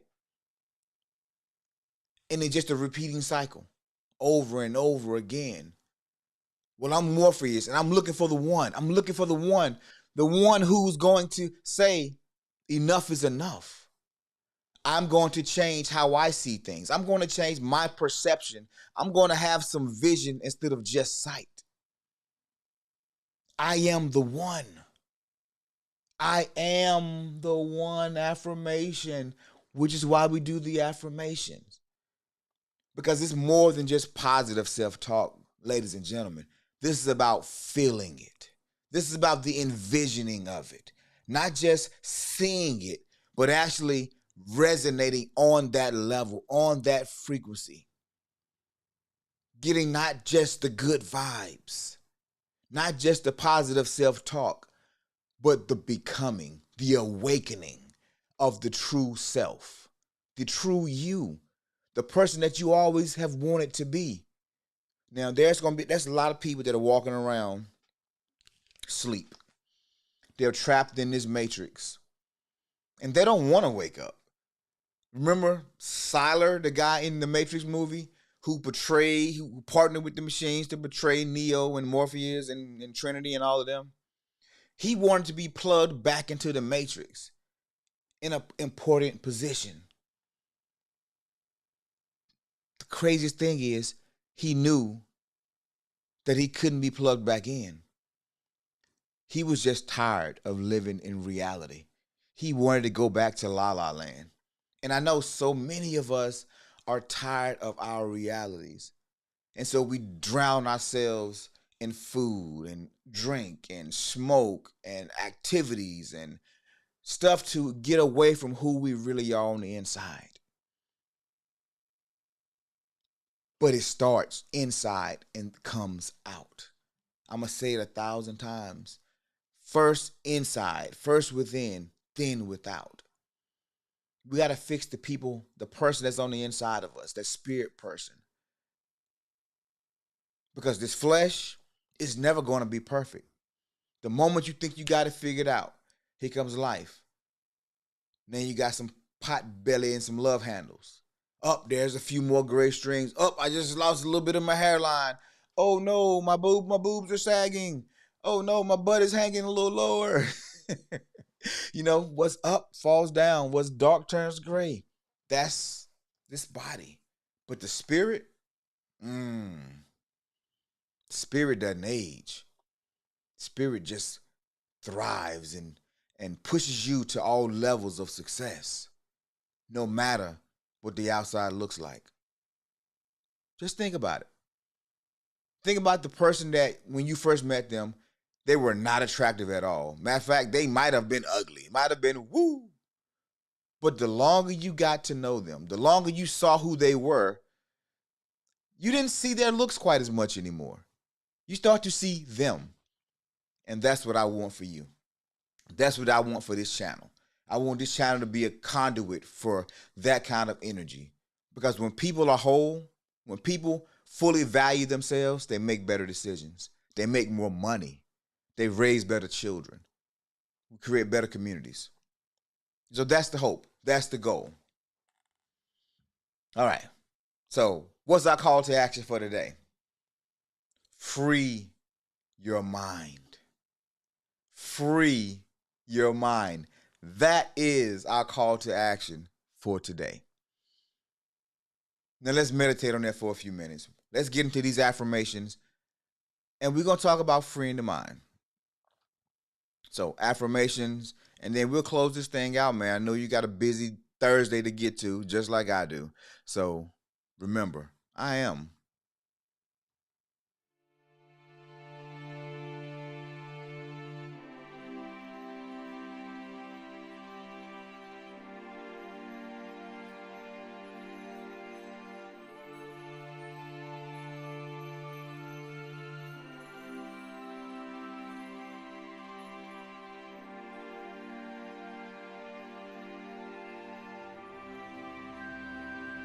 I am more than enough.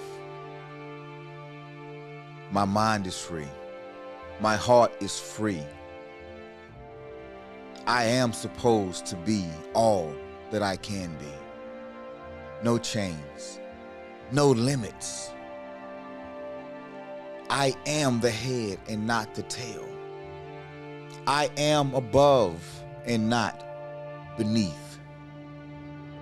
I am the one envisioned by my ancestors. I am the one that's going to break the generational curses in my family. I am the one that's going to realize all their dreams. I am happy and excited that I've been able to turn my yearly income into my monthly income. I am happy and excited to travel the world and meet interesting people, to be a highly sought after speaker, to leave a multi-million-dollar legacy for my children. I am happy and excited to own multiple homes, properties, to be a role model not just for my family, but my family's family, my friends, the world. I am happy and excited that I can impact tens of thousands of families every year. I am more than enough. I am me. And I'm happy that I'm me. Because there's not another. There never has been or never will be. I am an original, the one, the only. And I am excited that I get to walk out this experience, this journey.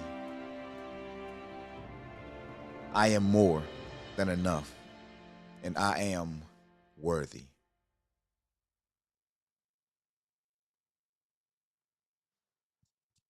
I want to give myself some snaps or something right there. Man, I'm telling you, this gratitude, these affirmations, these are the keys that's going to begin to free your mind. The more you say them, the more you do them. As a matter of fact, I was talking to my wife yesterday, and I'm thinking it might be a good idea to just send you guys out some affirmation journals, some gratitude journals, or you can start really writing down those things so you can see them, so you can envision them and see the possibilities that you are worthy of having it all. Because I know for some of us, we've been told that we would never amount to nothing. We're going to be just like this person, just like that person. And we felt that self-doubt within our own body sometime. I'm not good enough. But yes, you are. Who's the standard? You are. You're the standard for you. And you get to choose where you vibrate. If the only thing you want in life is to have a 1-bedroom apartment with a Lamborghini parked out front, who's to tell you that that's foolish? If you want a big RV and you just want to travel the countryside and work from your RV, who's to tell you that you're crazy? Nobody. They don't matter. Their constructs don't matter because you have your own. Matter of fact, you're about to break the constructs and you're about to be free. So freeing your mind is the one thing we need to start to truly realize those dreams. And this is where fear comes in. Because the moment you go to free your mind, the moment you start speaking affirmations and having these positive vibes resonating off of you, just like when Neo woke up, the machines started, they want to kill him before he woke up. But you're going to have the same thing that's going to happen to you.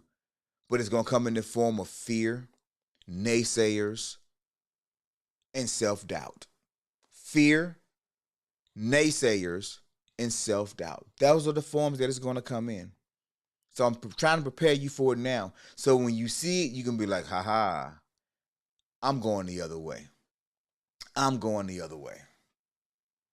Well, ladies and gentlemen, here comes the test because we're out of time. Now we're going to see if I truly understand what my audio levels look like. So y'all ready? Okay, I gotta go in my matrix mode again for this one. I'm gonna press the button and let's see what happens. All right. This is when it's up. Now I'm gonna turn it down.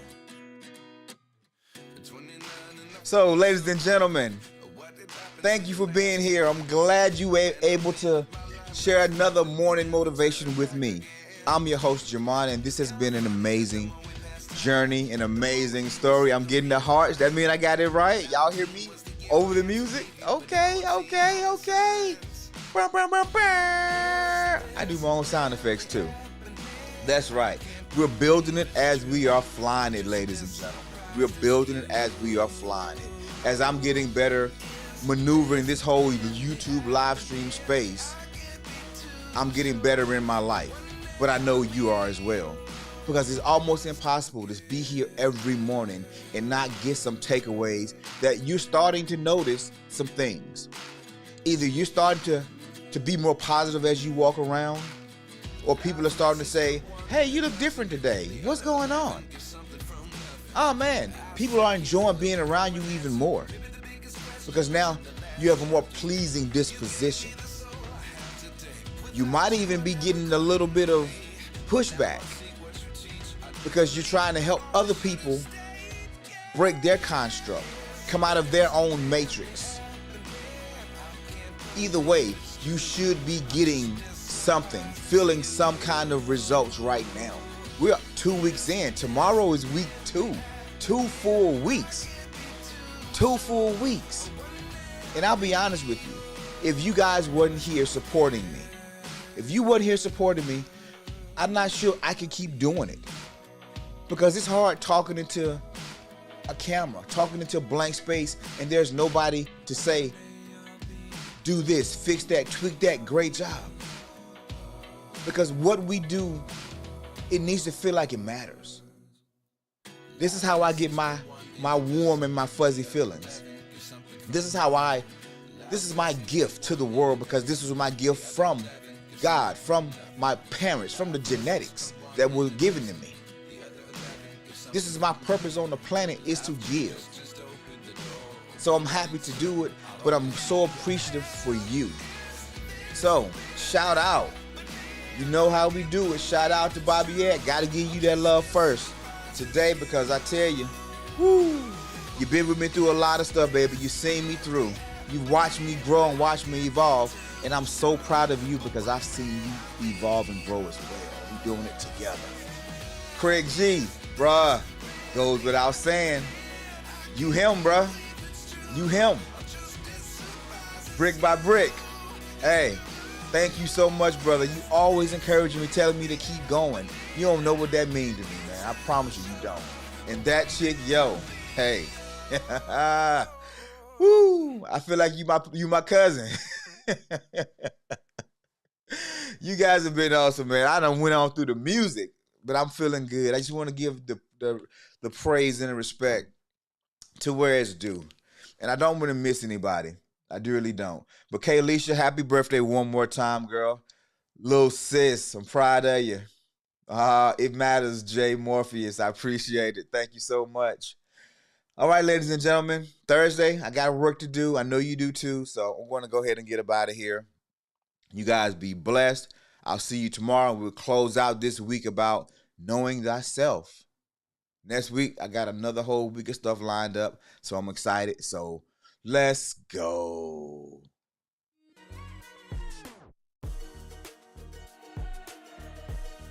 Check 1 2. Check 1 2. It's Friday. It's Friday. It's the freaking weekend, baby. The start of the weekend. Welcome everybody to another morning motivation. It's Friday.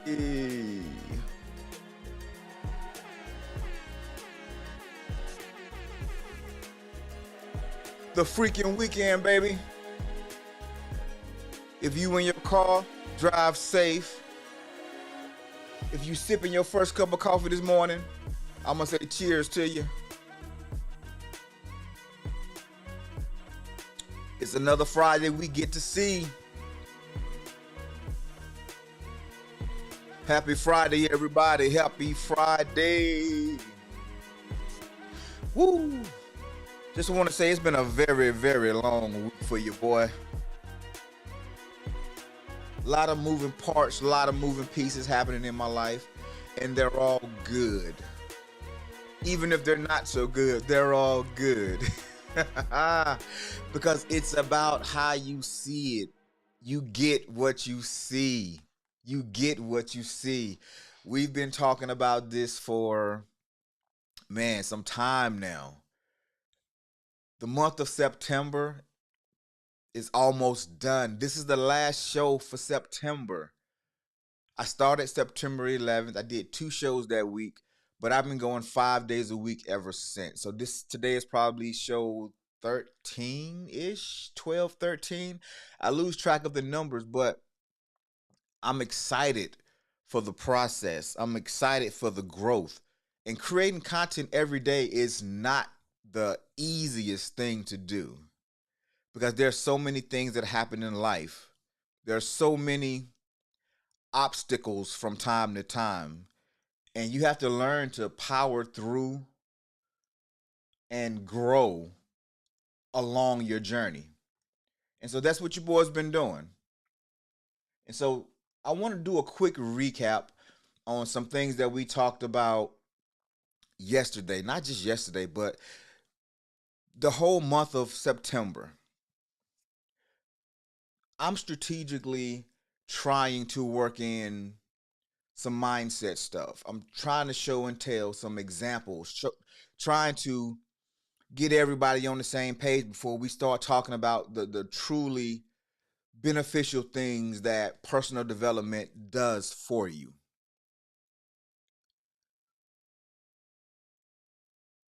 And I must say, I am amazed by some of the comments that I've received, some of the conversations that has been sparked. And I just want to say again, thank you for giving me your time. I mean, energy and attention. It's important. And it warms my heart to know that the work that I'm doing it matters to people. So I'm excited about that. I'm also excited. I just want to give you some pre-information. I am launching a company called Father Figure Institute. Soft launch is happening October 14th, and I'm doing it with a fishing tournament. So if you are in the North Carolina area, Raleigh, Durham to be exact, we call in volunteers, we call in teams. We trying to put together a 30-team father-child fishing tournament. I'll put information out there, but if you want to go to fatherfigureinstitute.com, fatherfigureinstitute.com, you can get more information on our fishing tournament in general. If you want to be a sponsor, you want to donate to sponsor a team or two, or just help with some of the cost of it, we'd appreciate that. But that's enough about that. Like, comment, share, subscribe if you hadn't already done it. This show was just getting started and we are picking up steam, and I've already started working on what we're doing next week and the week after that. So personal development is what you into. This is the channel. Live, Monday through Friday. Morning motivations. So let's do a quick recap. We've been talking about the mindset. This week was about knowing yourself. Knowing who you are, knowing why you are who you are, your genetics, the things that's just in your bloodline between your mother and your father, the combination of the two, the upbringing, the indoctrination of your family and your culture, your church. We were born into all of that. But then we get to a point where we start to step outside of the family, outside of the norm, and we start learning new things, new experiences, new exposures. And life starts to form in our mind how we see the world, our worldview. It informs our self-esteem and what's actually possible for us, which is sometimes why fear creeps in. Because an idea comes along and it's so big, it's so bodacious, you haven't seen it before, or you've seen it, but nobody you know has done it. And the doubt creeps in. Well, I'm here to tell you that is a good thing. That is an amazing thing. Your dreams should make you a little nervous. They should scare you just a little bit. Because the brain's job is to keep you comfortable. And we all know in life, you either growing or you're dying. You never stand still. Even if you think you're standing still, you're maintaining. You're not. You're either making progress or you being set back. My health, I showed pictures of myself this week about my journey, my before my weight loss and after my weight loss. And for a long span of time in there, I thought I was just maintaining. But I was gaining 0.2 pounds every other day. I was gaining a pound a week. If you gain a pound a week, do you realize you gained 52 pounds in a year? Just a pound a week. If you gain a pound a month, you gain 12 pounds in that year. So you either you're either maintaining mentally, but you're growing physically, or you're being intentional and you're losing. The only way to maintain is to be on a regiment, to be on a system, to be in community where you know, okay, ooh, I gained 2 pounds this week. Let me go get them off next week. Let's do some intermittent fasting. Let's change the diet up. That's all the strategic moves that you make that help you actually maintain a healthy weight and a healthy life. It's strategy involved. It's not just, I think I feel okay today. I'm not going to cold call somebody. Or, yeah, I think sales are okay. I'm not going to do this, not going to do that. So yesterday's show was about freeing the mind. We talked about what you see is what you get. So we talked about freeing the mind. And I used the matrix as a sounding board or a foundation because we've all seen the matrix. We all have an understanding of what the matrix was really about. So today I want to go just a little bit deeper into the matrix. And I want to have one thought for today. No limit, no spoon. No limit, no spoon. That's also the topic of the day, right? No limit, no spoon. But there's two questions for today that I really want to put out there.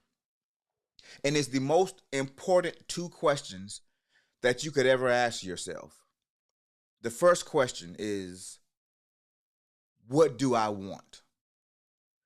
And not what do I kind of want, not what would I like to have. It truly is, what do I want? You have to know what you want. When I'm talking to people and they're telling me their problems, or they're telling me what's going on, or the setbacks that they're having, or the challenge that they're facing in this particular moment, I listen and I'm hearing them, but in the back of my mind, I'm asking a question: what do you want? And eventually I'll ask them, and it's like, well, I mean, I would like, no, no, no, no, not what you would like. What do you want? What do you want? That's the first question that you must ask yourself when you're trying to reinvent yourself, when you're trying to do something different, get out of a hole or a rut that you're in. What do you want? And the second question is, why not me? Why not me? Or why not you? Why can't I have it? Other people have it. Other people are living this particular lifestyle. Other people are doing this particular thing. Why can't I? What's different about me? What's different about them that they can do it, but I can't do it? So those are the two questions of today. But before we get into that, I want to talk to you guys. If you are feeling good this Friday morning, put a 1 in the chat.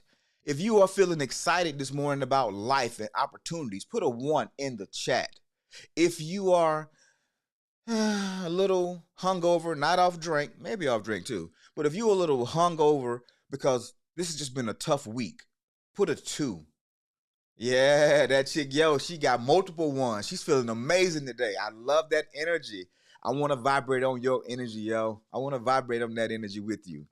But if you're having a challenging week and you just can't wait for this week to be over, put a 2 in the chat. Put a 2 in the chat. If you going through some things and you physically here, but you mentally not here, put a 2 in the chat too. I want to see how we feeling today. Oh, word. Yes, yes. Oh, Gary, brick by brick. Oh, we love the ones, Bob. Yeah, love the ones. And Gary, I just realized, bro, you put a comment in yesterday. I keep forgetting that there's a delay. There's like a 5 to 7 second delay. So when I was shouting out yesterday, I didn't shout my boy Gary out. So apologies, didn't mean to miss you, man. But I saw it as soon as I hit the end stream button. I'm like, no, because I want to show love, man. Oh, Craig G put a 2. Or is that a piece or a 2? I'm assuming it's a 2. So cool. Either way, we gonna work today. If you already high, we gonna get you higher. We gonna get you high today. It's Friday. You ain't got no job. You ain't got to do. But if you at a 2, oh, we gonna elevate. We're gonna elevate. Let's go. So before we get into it, you know how we do. We're gonna start with these gratitudes. And I'm going to give you the first 20, 30 seconds just to say your gratitude, things that you're grateful for. Because we all know it could have been another way. It could always be worse. But being better is intentional. And that's what we want to get to today. So let's hop into these gratitudes.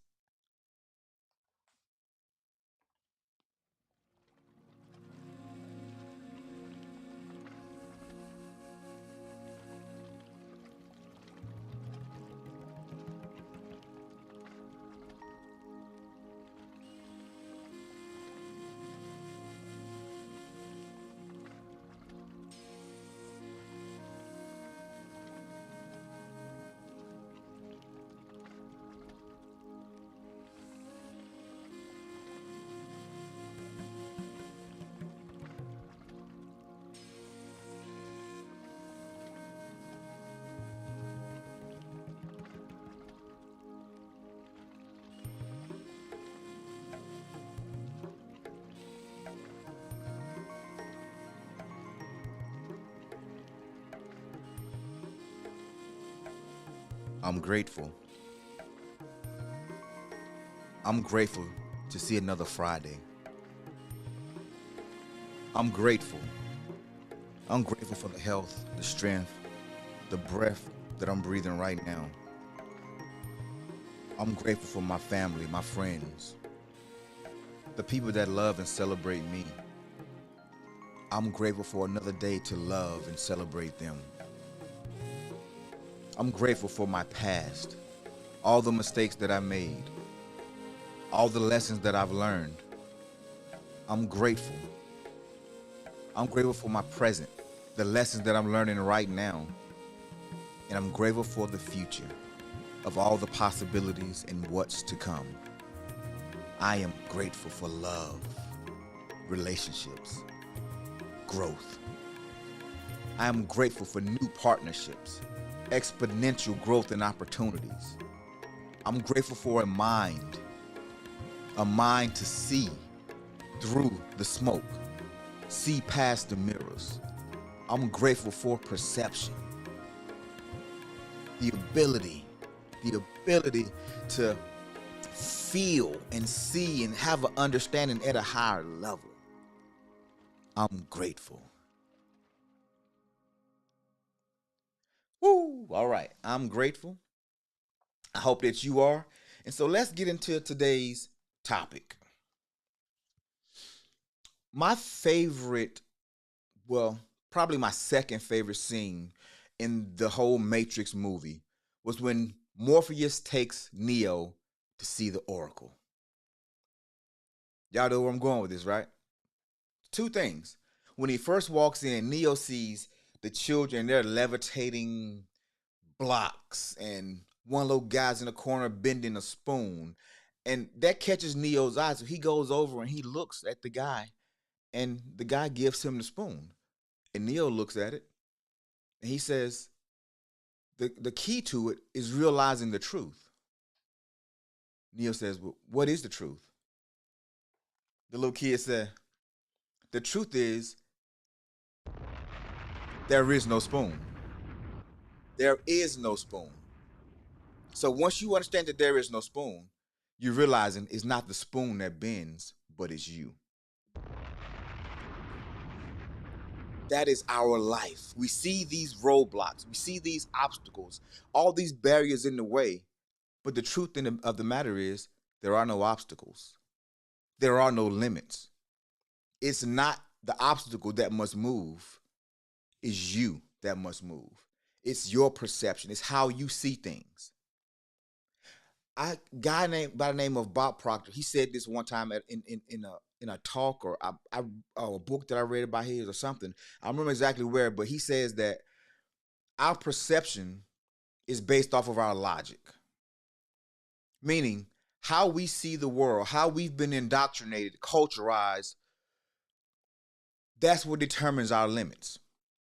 Meaning there are no limits except for the ones that are imposed upon us or imposed upon ourselves. When somebody told you as a child, stop being silly, you can't do that. Barrier, limit set. Or you go out and do a thing and you make a mistake and it don't work out, limit. So now you're scared to bump your head again. You're scared to go higher than you have been before because there's a barrier, there's a limit that's been placed. In a lot of cars, they put governors on the motor. So you will see 160 on the dash, but the car might only do 110. Manufacturers have to put governors on cars for public safety. It's required to do it for some strange reason. But if you go to other countries, say Germany, where there is an Autobahn, where there is no speed limit, there are no governors. If the dash says 210, you can do all 210 of those miles. Zooming through. I had my first experience in Germany when my daughter was stationed there. I went over with her when my granddaughter was born. And we're on the Autobahn, and we're probably doing about a buck 40. Now, this is the fastest I've ever been in a car because in the States, you can't really do 140 on the highway and get away with it most times. Or without people drive crazy, so you're gonna run up on somebody or something crazy. You can never fully max out if your car can do it. We doing 140, flying, no limits. The wind is whipping. Think we passing signs like shoot, shoot, shoot, shoot, shoot, shoot, shoot. And then what did I see? 5 cars passed us like we were standing still. Vroom, vroom, vroom. I think one was a Lambo. The other one might have been a Porsche. Then it was a Benz, another Benz, in a Beamer. I mean, it was cars just rolling past us like we were standing still. And I learned then, there are no limits. The only limits that we have are those imposed by our culture, our system, or on ourselves. When I'm talking to mentors, or because I had a speaking engagement a little while ago for a group of mentors. There's about 200 mentors in the room, and they were working with children.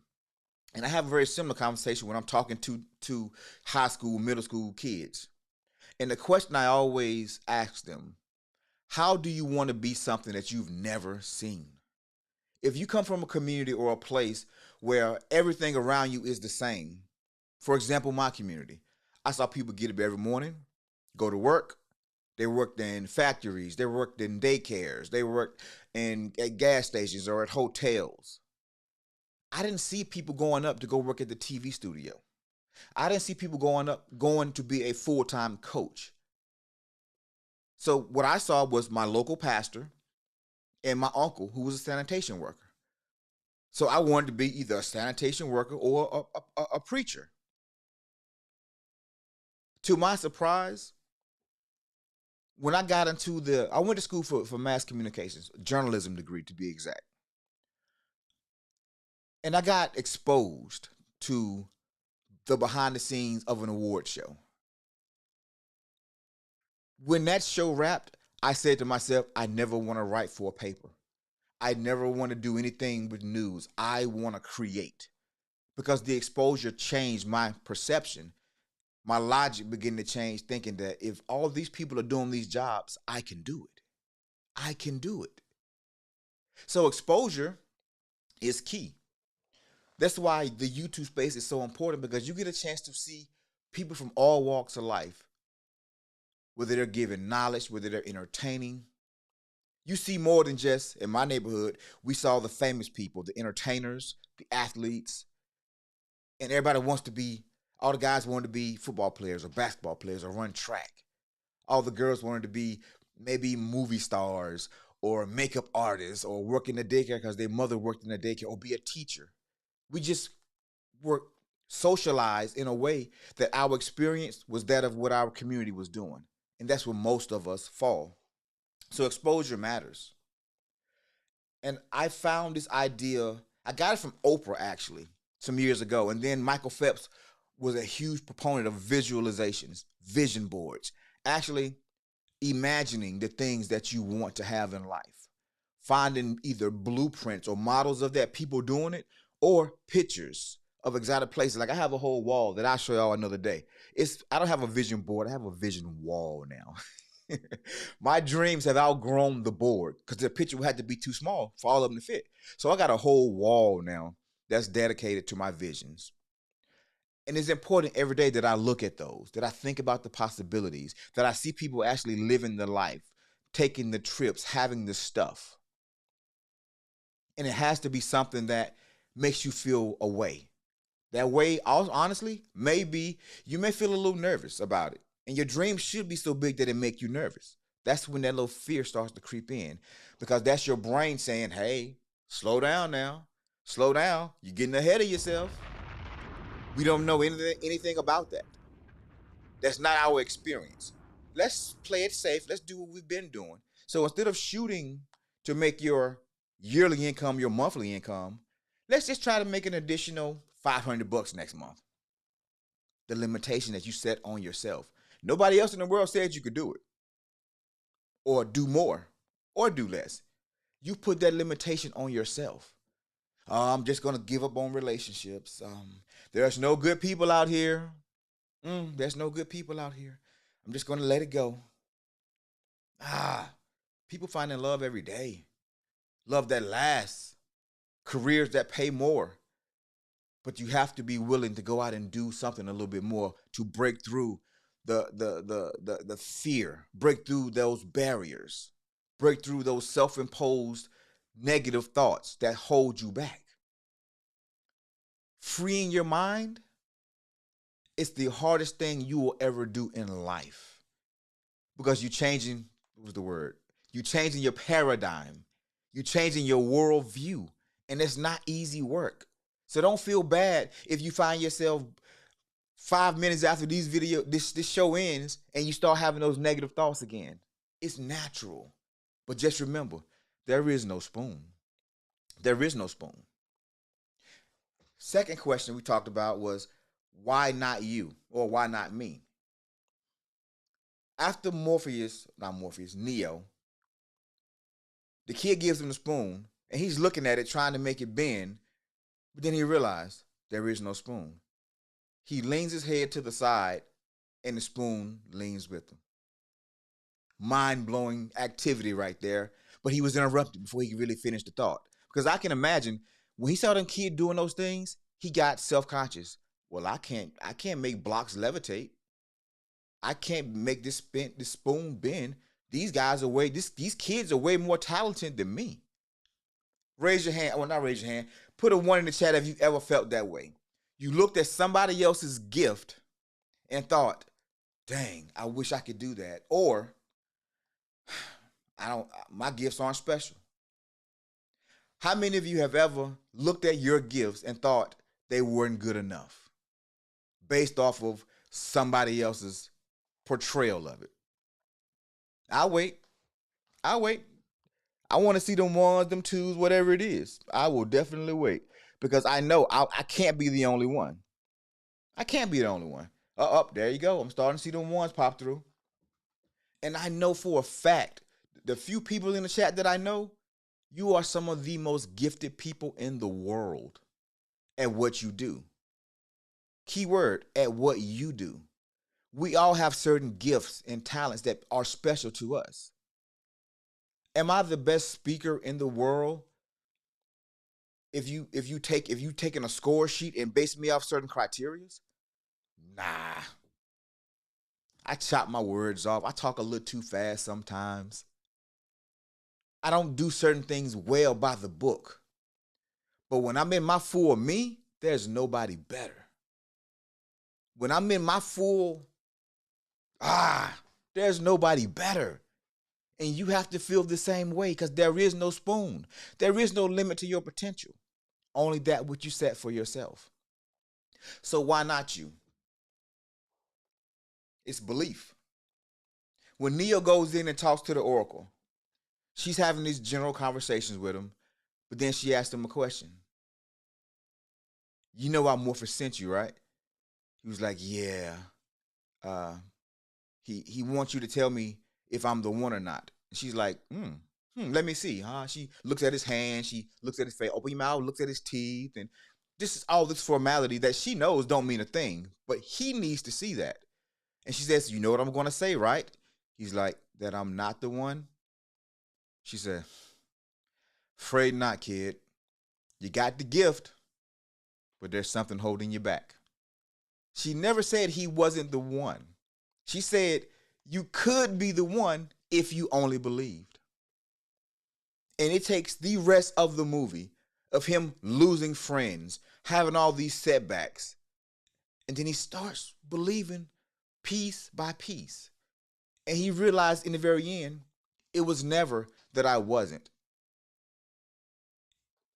What I want more than anything was the thing that put him over the curve, that made him the one. See, his want, which is why I say you got to know what you want, because the want has to be strong enough. It has to make you feel something. You can't say, oh, I want a new purse or I want a new car, but you don't feel anything with it. Just a random thing. Or I want a happy relationship, but you can't envision it. You can't experience it, and it don't make you feel anything. That's just a wish. It's not really a want.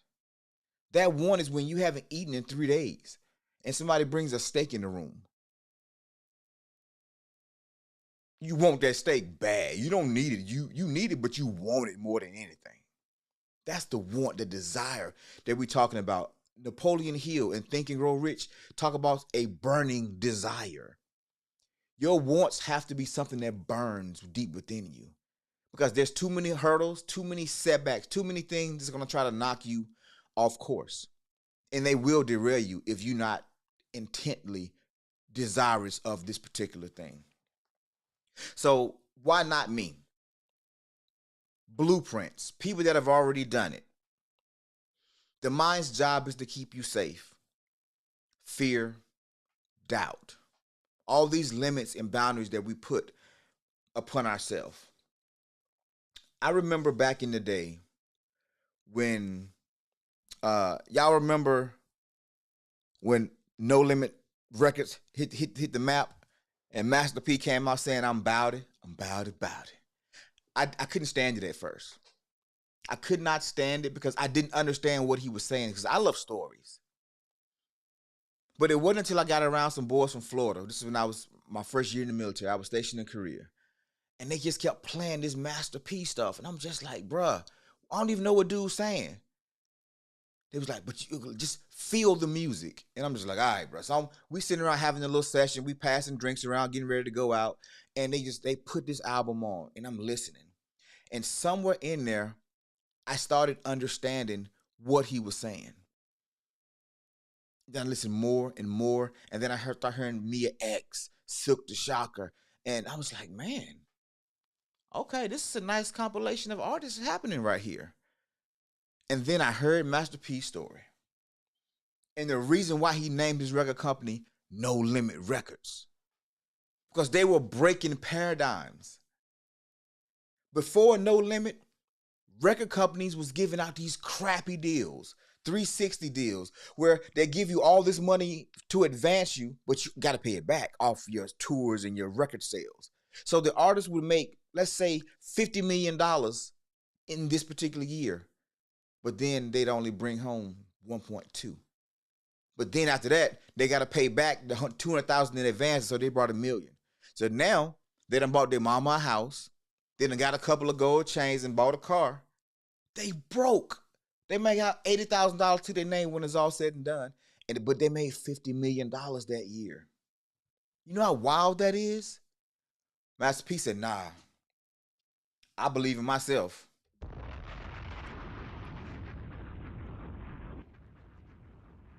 So he started his own label, selling records out the trunk of his car. He sold over 1 million records out of the trunk of his car. Then when he finally went to the record label, he said, I just need distribution. I'll take care of everything else. So he got the first, not the first one, but it was, yeah, maybe the first. I think Jay Prince had something to do with it too. I'm not sure how that whole dynamic worked out. However, he was making 80% profit off everything that he did. He was only giving 20% for distribution. That changed the game. Master P was the one. He was him. Percy Miller, guy from the projects in Nolans. He changed his paradigm and therefore changed the whole industry. Artists now go independent all the time. Some of them never even sign with record labels because they bet on themselves and they say, you know what? If I make good content, people are going to pay, people are going to support, people are going to love it. Why? Because my experience is different than no other. Sorry, a little gnat flew by. That's what I'm trying to do. I'm pulling dreams out the air. But that's what I'm trying to tell you today, folks. It's Friday. It's been a long week, but we don't lack energy. We create it, and we create it through imagination, visualizing what you want, freeing your mind of the chains that held you back for so long. How many times, I don't want to preach, but I'm going to preach. How many times have you had a great idea? How many times have you had this thought pop into your mind and then immediately you kill it? Nah, nobody probably gonna like that. No, it's probably not the best thing for me to do right now. People are not gonna get it. See that fear? We're gonna talk about fear next week. But that fear is false evidence of being real. It's not danger. Danger is very real. Danger, something may harm you. You want to be cognizant and aware of that. But the fear of something that may or may not happen, you see, the battle is between fear and faith. Storms, they don't come to stay. The storm comes to give you the strength to keep going through the next storm, because storms in life will never stop coming. But if every time a storm comes, you run the other way or you drive the other way just to get away from it, you are never going to get where you want to get in life. The storm is a test. You know, I tried to start this morning show or this podcast 3 years ago. I did one episode. I was prepping to do another episode, and then the bottom fell out of my life. I came under personal attack. I came out of all kinds of attacks. I was insecure. My self-esteem was damaged because of everything that was going on. And guess what I did? I quit. I said, no, I'm going to just put it on the shelf for another day. And when things get better, I'll start back again. And then I felt shame because I quit. So guess what I kept doing? I kept putting it off because I didn't want to face the fact that I was failing at something that I knew I could do and do at a high level. But then, I got a new perspective, a new logic. My worldview changed, and I started to understand something. All those storms that came during that time, they came to make me stronger. They came to make me more prepared. So when I say I am the happiest I've ever been, not because life is perfect, by no stretch of the imagination. I have fires to put out every day. I almost quit 5 jobs last week. But what I'm telling you is my endurance is much greater. My strength is better. My stamina is amazing now because I endured. And so now, in the fullness of time, now as I'm beginning, I have what it takes to not be distracted, to get up every morning and bring content, to do these things. And I'm not saying this to brag about me, but I'm telling you, the journey is hard. And sometimes you got to do it the hard way. Nobody is coming to save you. It's you versus you. And so channels like mine exist. Content like this, personal development exists to help you, to give you those tips and those tools to get you to where you're trying to go. That's it.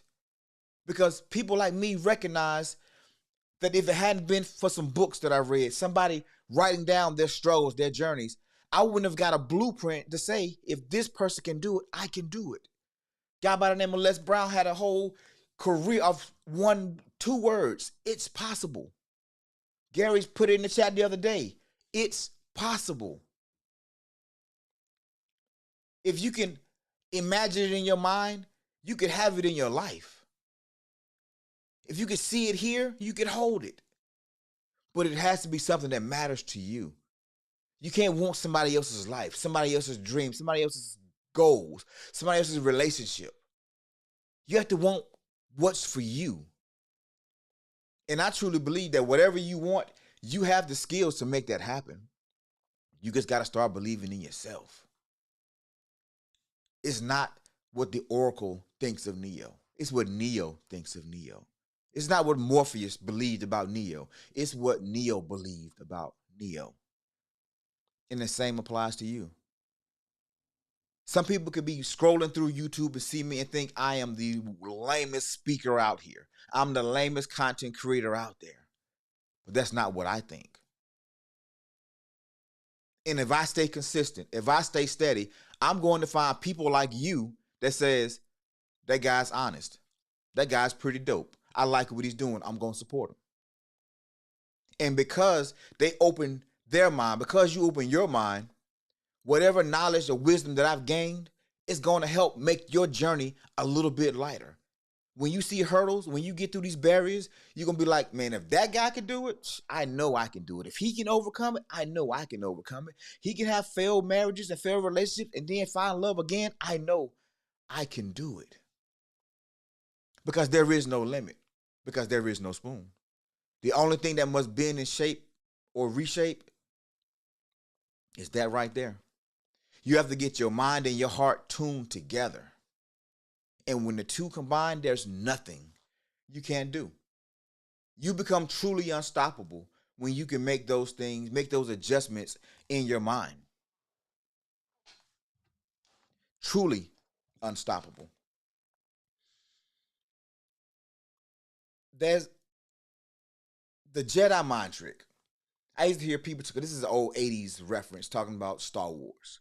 And the Jedi mind trick was something that people would do that you would say, somebody would say, oh man, I really want some ice cream. Jedi mind trick is like, Now you really don't want ice cream, man. Ice cream gonna make you fat.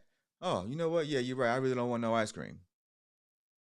It's just something that comes to knock you off the course that you wanted. Stop Jedi mind tricking yourself. That's what we do every day.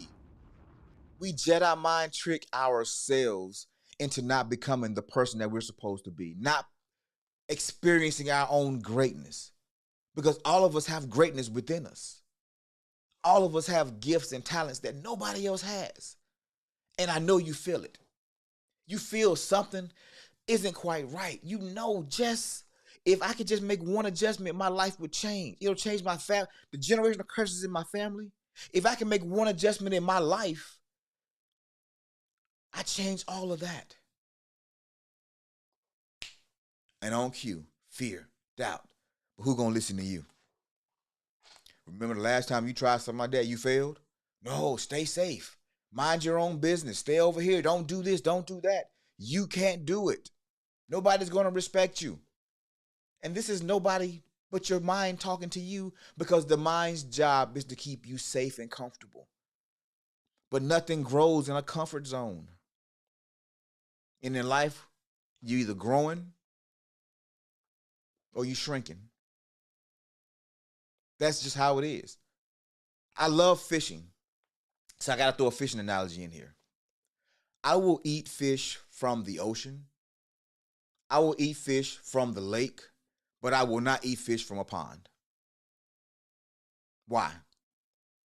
The water is stagnant. It's not moving. There is not much nutrients, and you got fish piled on top of fish, cannibalizing each other. The water, in my mind, is toxic. I'll catch them and throw them back because nothing stagnant things don't grow healthy, don't grow strong. They might still grow, but they're not going to be the best quality. At this age of my life, I want quality. I hope you want quality too. I hope you're tired of going around the same circles, trying to figure out what the next move is, but then get to the next move and then you fall back to where you were because it's comfortable. We only get so many chances to start over, folks. And tomorrow isn't promised.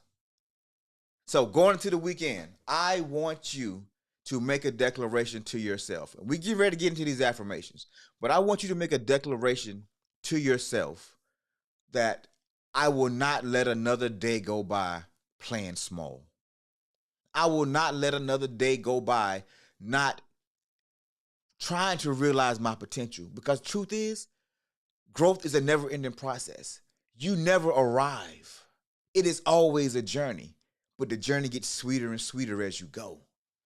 I promise you, I am nowhere near the person I'm going to be in 10 years. Hell, 5 years. I'm not even close to the man, the husband, the father, the speaker, the friend that I'm going to be 5 years from now. But if I don't believe that I can be more, I'm never going to be more. All right, let's get into these affirmations because I feel like something is happening right now, and not just in me, but in everybody that's listening, everybody that's going to watch this video. I feel like the message in it is really succinct, and I think we've been building to this particular inflection point where if you've been teetering along, just saying, okay, good content, now you're starting to put the pieces together. When you start seeing all the setbacks, all the problems that you've had in your life, you realize there was no spoon. Could I have prevented this? Could I have gone another way? Sure, I could have. It wasn't particularly this person's fault. It was my fault for playing small. It was my fault for not charging my worth. And the fear, and I say this as a freelancer, the fear when you don't charge your worth is that they won't call you back. Oh, quick story before I even get into the affirmations. I was on a shoot one time, and my day rate for this particular shoot was $500 a day. It was a 3-day shoot, and in my mind, okay, I'm gonna make $1,500 this week, just doing these 3 jobs. I had more money coming in from another source, So this particular week, I was gonna make somewhere around $2,500 for that week. Good money, I thought. And then I talked to another guy. I'm not gonna call his position. I'm not gonna dox him. So I'm not gonna call what the type of work that he did. But let's just say he was a freelancer as well, and he was on set. And we had been working together at this point probably 5 years. We worked on shoots together on and off. And he was like, Jamon, can I ask you a personal question? I'm like, yeah, man, what's up? He said, what's your rate for these shows? He said, because I'm starting to notice something. I'm just curious. We're trained never to ask about money, how much each other's making. Just like you don't talk about politics and religion, it starts problems sometimes. And so I told him, I said, yeah, I proudly said, 500, 500 a day. And he was like, I said, what? I said, how much? I'm thinking he getting paid less. He said, man, I'm going to be honest with you. I don't leave the house for less than $1,200.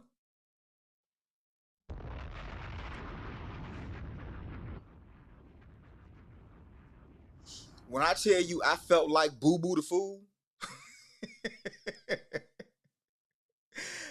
I knew what the going rate was.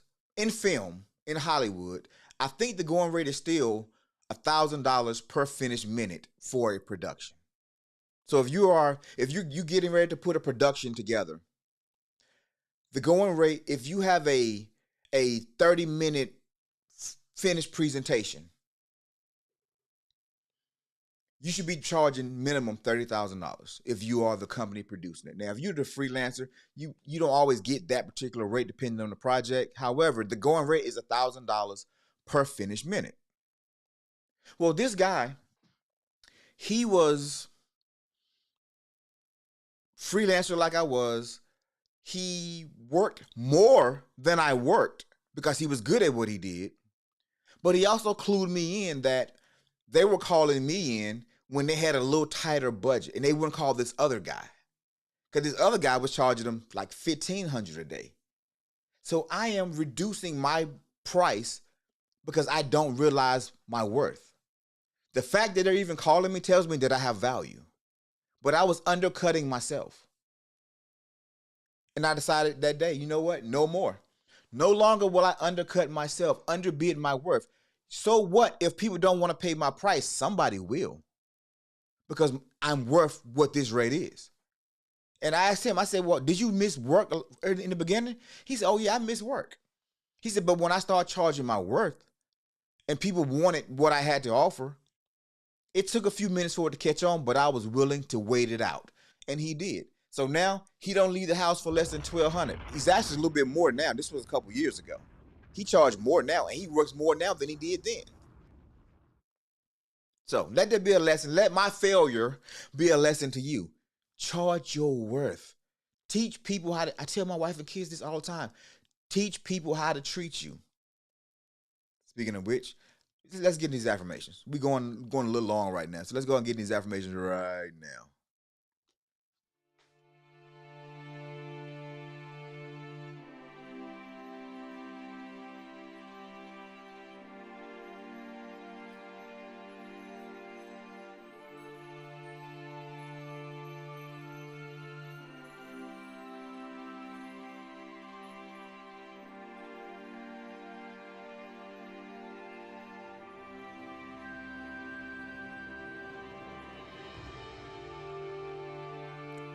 I am more than enough. I am an overcomer, a conqueror. I am worthy of the prize that I seek. I am my own person. I have skills, gifts, talents, and abilities that create a fantastic life for my family. I am happy and excited that I have been able to turn my last year's income into my monthly income. I'm happy and excited that I am a 6-time best-selling author. I am happy and excited to be the owner of multiple properties and homes around the world. I am so happy and excited that every door that I walk into, I'm greeted with respect and dignity. I am given a fair shot, and I am able to prove that I deserve a seat at the table. All of my dreams come true because I am worthy of them. I am skilled. I have integrity. I am a good person to know, to commune with. And anyone who does business with me should consider themselves lucky, fortunate, because I am the blessed.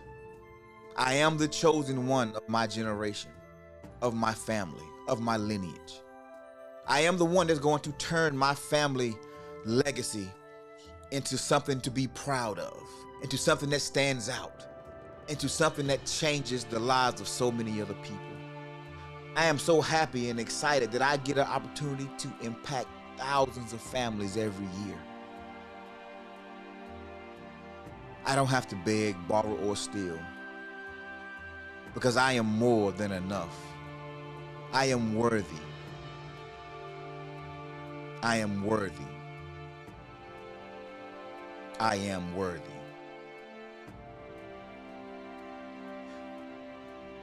Think about it, folks.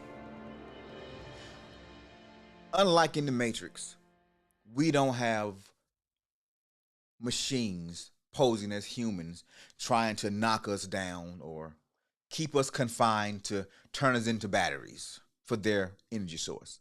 But we do have systems that are designed to hold the status quo. But anytime you want to break above the status quo, there's a way to do it. There's a way to get financially free. There's a way to increase your income. There's a way to be healthier than you've ever been. Because there are no limits. And whatever you set your mind to, whatever you set your heart to, your desires to, you can have it. You can be anything that you have aspired to be. Even if you've never seen it before, it's possible. There are blueprints. There are people who already done it and laid the foundation for you. All you have to do, drop your barriers, drop your resistance, learn some new information, become more coachable. Yes, I know there's fear, there's insecurities, but they're not real. They're self-imposed limitations that hold us back. Start asking what you think you're worth. Matter of fact, when you think you know what you're worth, double it. Because there is no limit. There are no limits. The bold tend to have more success than the people that play it safe. I'd rather get my hand slapped for being a little too bold than to be welcomed because my price is so low. Because when your price is low, the value is perceived to be low. And that's a dangerous slope that keeps going down, down, down. And now instead of thriving in life, you back to barely surviving. That's my soapbox for today. So I hope you have enjoyed where we have been for this past week, knowing yourself, reinventing yourself, imagining possibilities.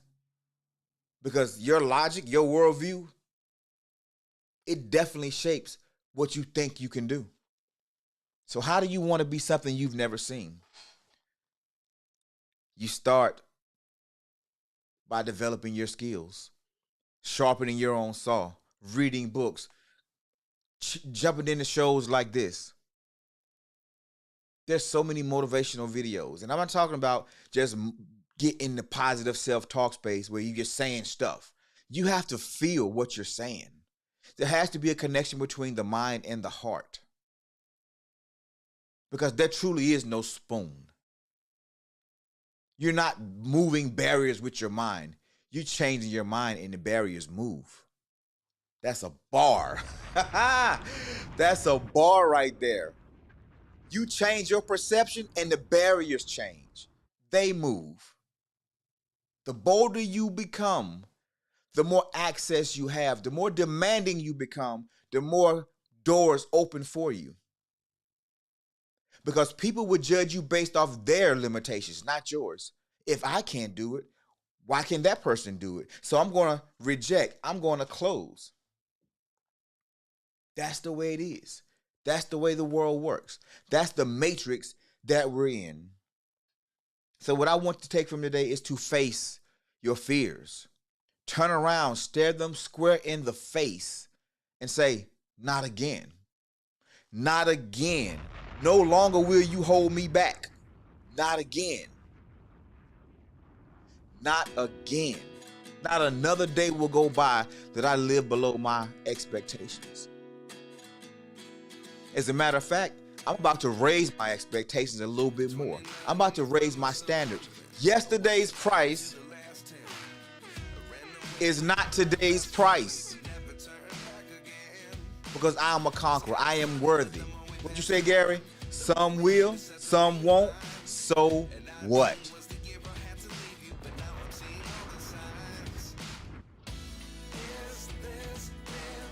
Ladies and gentlemen, special shout out, That Chick Yo, Brick by Brick, Craig G, Bobby Yett, Gary Johnson. Yo, much love, much respect. I appreciate your continued support. I pray that this message is really standing out and that you're getting something from it that is making a difference in your everyday life. If you like the content, per usual, let me know what you're thinking. Hit me up in these chat boxes. Tell me if you want to have certain topics, you want to talk about something in particular, you want to see you got a specific question. Hit me up. Email is simple, jamon.glover@gmail.com. Like, comment, subscribe, and share most importantly. Share. If you found this message to be empowering to you and you know somebody that can use it, share it. If you want to clip it and drop it in social spaces, cool with me. This channel is about personal development. Not just for me, not just for you, but for anybody with an ear to hear. Anybody who's tired of the barriers, tired of being knocked back down. It's for you. So as I get ready to get up out of here, next week, we're going to do some blueprints. We're going to look at some blueprints and do some case studies. We're going to examine people who've had to overcome barriers or hurdles and see how they did it. And that's going to inform how we do it. It's going to change our logic, therefore changing our perception. Because if somebody can do it, there's not much difference between somebody else and you. We're all human. We have pretty much the same desires, wants, and needs in life. We have a particular set of skills that are unique to us. However, skills are transferable. We can be, do, and have everything that we want. You just have to be willing to go through the tough spaces, the uncomfortable times, the insecurities to get through it. So you guys have a happy weekend. Do some self-care. Take care of everything that you need, because Monday we're going to go another level deeper. We're going to do some studies, and we're going to make the rest of our lives the best of our lives. So you guys be blessed. Have a great weekend, and we will see you next week. Peace. Like I said, happy Monday, everybody. I hope everybody is doing well. Doing well, man. Check this out. I have some exciting news to share this morning, and it's something that I've already done, but I just picked it up yesterday and had a bunch of mixed feelings about when it happened, but I'm excited to have it. I'm excited to see it. A couple people told me I should be a little bit more excited about it, but like most people, I ain't gonna say most people like me, people that are driven by goals, people that are always looking for the next level up, the next thing. We don't always stop to smell the roses or enjoy the journey. It's as soon as we get done with one thing, we on to the next thing. Or we looking down at the next journey, how because it always starts at the bottom. Whenever you get to the top of a hill, you kind of go down a little bit because that accomplishment has happened. There's nothing more you can get from this space. And so now there's a kind of a descent into the valley. You don't go all the way back down, but then the next journey begins. And people that are built like me, we like to hit the goal, the accomplishment, and I think the feeling of the accomplishment is the reward for us. But the credits or accolades that come with it is just kind of like, what's next? So I want to share with you today this trophy that I was awarded for being, can you read that? Let's see, District 117 International Speech Contestant, first place. And so this is, I won this as a speech contest that I did, and it was a statewide contest. And my goal for it, and I'm excited. Matter of fact, well, let me find some. Yeah, yeah. So I won it. I earned it. It was a hard fought victory, and I got it. So I just wanted to share that with you. It's gonna go back on the wall back there with my some of my other accomplishments. And so I used to have all my stuff packed in boxes, and then I realized one day that is things that I've accomplished. Those are things that appreciated brick by brick. I really appreciate it, bro. And so I'm learning to. I have so many people that watch my stream and they call me or they text me or they email me and saying, "Hey man, don't just be glossing over, who you are and what you've done. You worked really hard for that." And it is true. So I want to start this thing over again and I want to do it the right way. So, welcome to the show, everybody. I'm not going to do the music again, but welcome to the show, everybody. Good to have you here. For those of you who don't know me, welcome. Happy Monday to you. My name is Jamon Glover. And those of you who don't know what it's spelled, that's what it is, Jamon Glover. And I'm a personal and family development coach. I'm a motivational speaker, best-selling author. Hey, I did it again because it's going to happen. Best-selling author, father, husband, grandfather, pawpaw, if you will. Yes, yes. And today, I just showed you my trophy, but I want to show it to you again because I won first place. I won first place, and I'm excited about it. And I have bigger things that I want to accomplish. So just kind of getting back to my roots and understanding that everything that I've done has made me who I am. And I want to say the same for you. I know some of you may you attracted to this show because you have been you relate to some things that I talk about.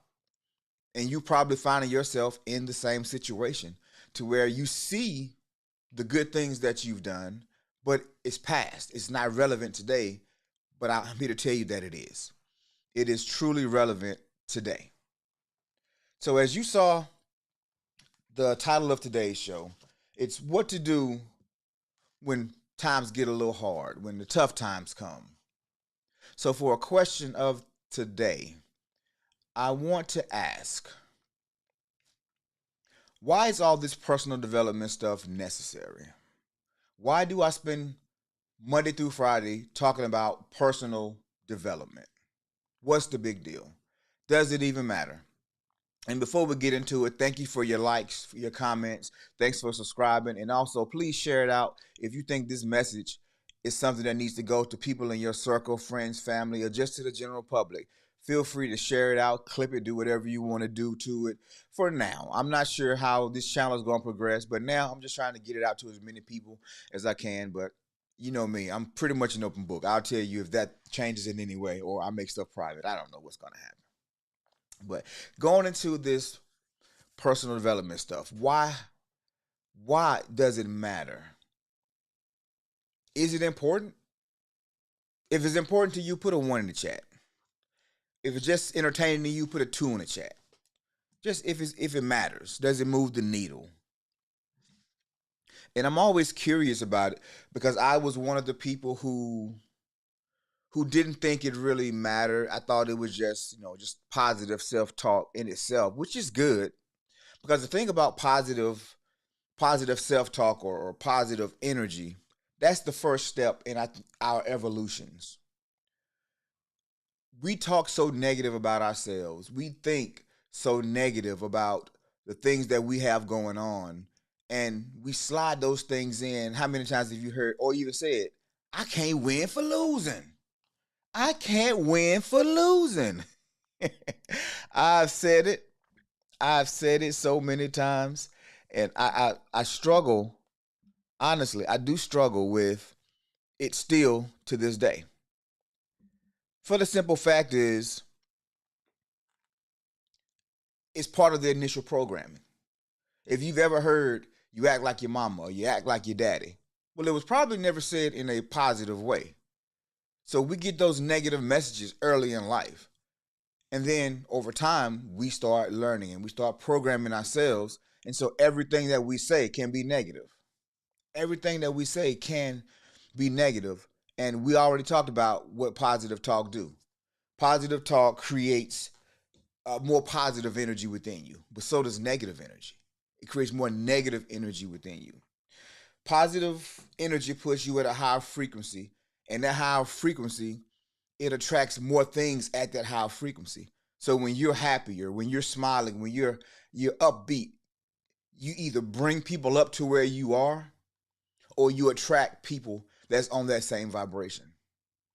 And that's good. And that's the first step. However, can't stop there. So today, we're going to talk about, I want to do a little story time today because the show is going to change just a little bit in how I present and how I talk about things because the personal development piece really is the first step in what this show will eventually become. So I got some other sets set up and we're going to be going to the whiteboard. I'm going to be showing you guys an inside look into my vision board process, what I do, how I do it. And I'm going to walk you through all the things that I've done and I've helped other people do to kind of turn their life into the space that they wanted it to go. And my journey, it really started when I got out of the military. For anybody who's never experienced military life, it can be a hard road. It can be a hard road. And I only say it because you're literally signing up to potentially go fight and die in a conflict to protect your way of life, your freedoms. That's literally what you're signing up for. A lot of people do it for money for college, or people like me, I had no idea what I wanted when I graduated high school. I didn't like school, so I wasn't particularly interested in going to college. Why spend all that money and getting in debt to go somewhere and do something that I'm gonna pay for misery? It just didn't make sense to me. And I couldn't stay around my hometown. Jobs were not plenteous. They didn't pay that much, and it was just a bunch of trouble. And there's one thing, once you graduate high school, you become a big fish in a small pond. Well, not even a big fish. You a medium-sized fish. But there's a whole lot of other medium-sized fish there too. And in nature, dominance reigns. So you either gonna be put into some situations that may not be productive for you, or you're gonna become less of yourself. But sometimes it's hard to grow in this small pot that your seeds were planted in.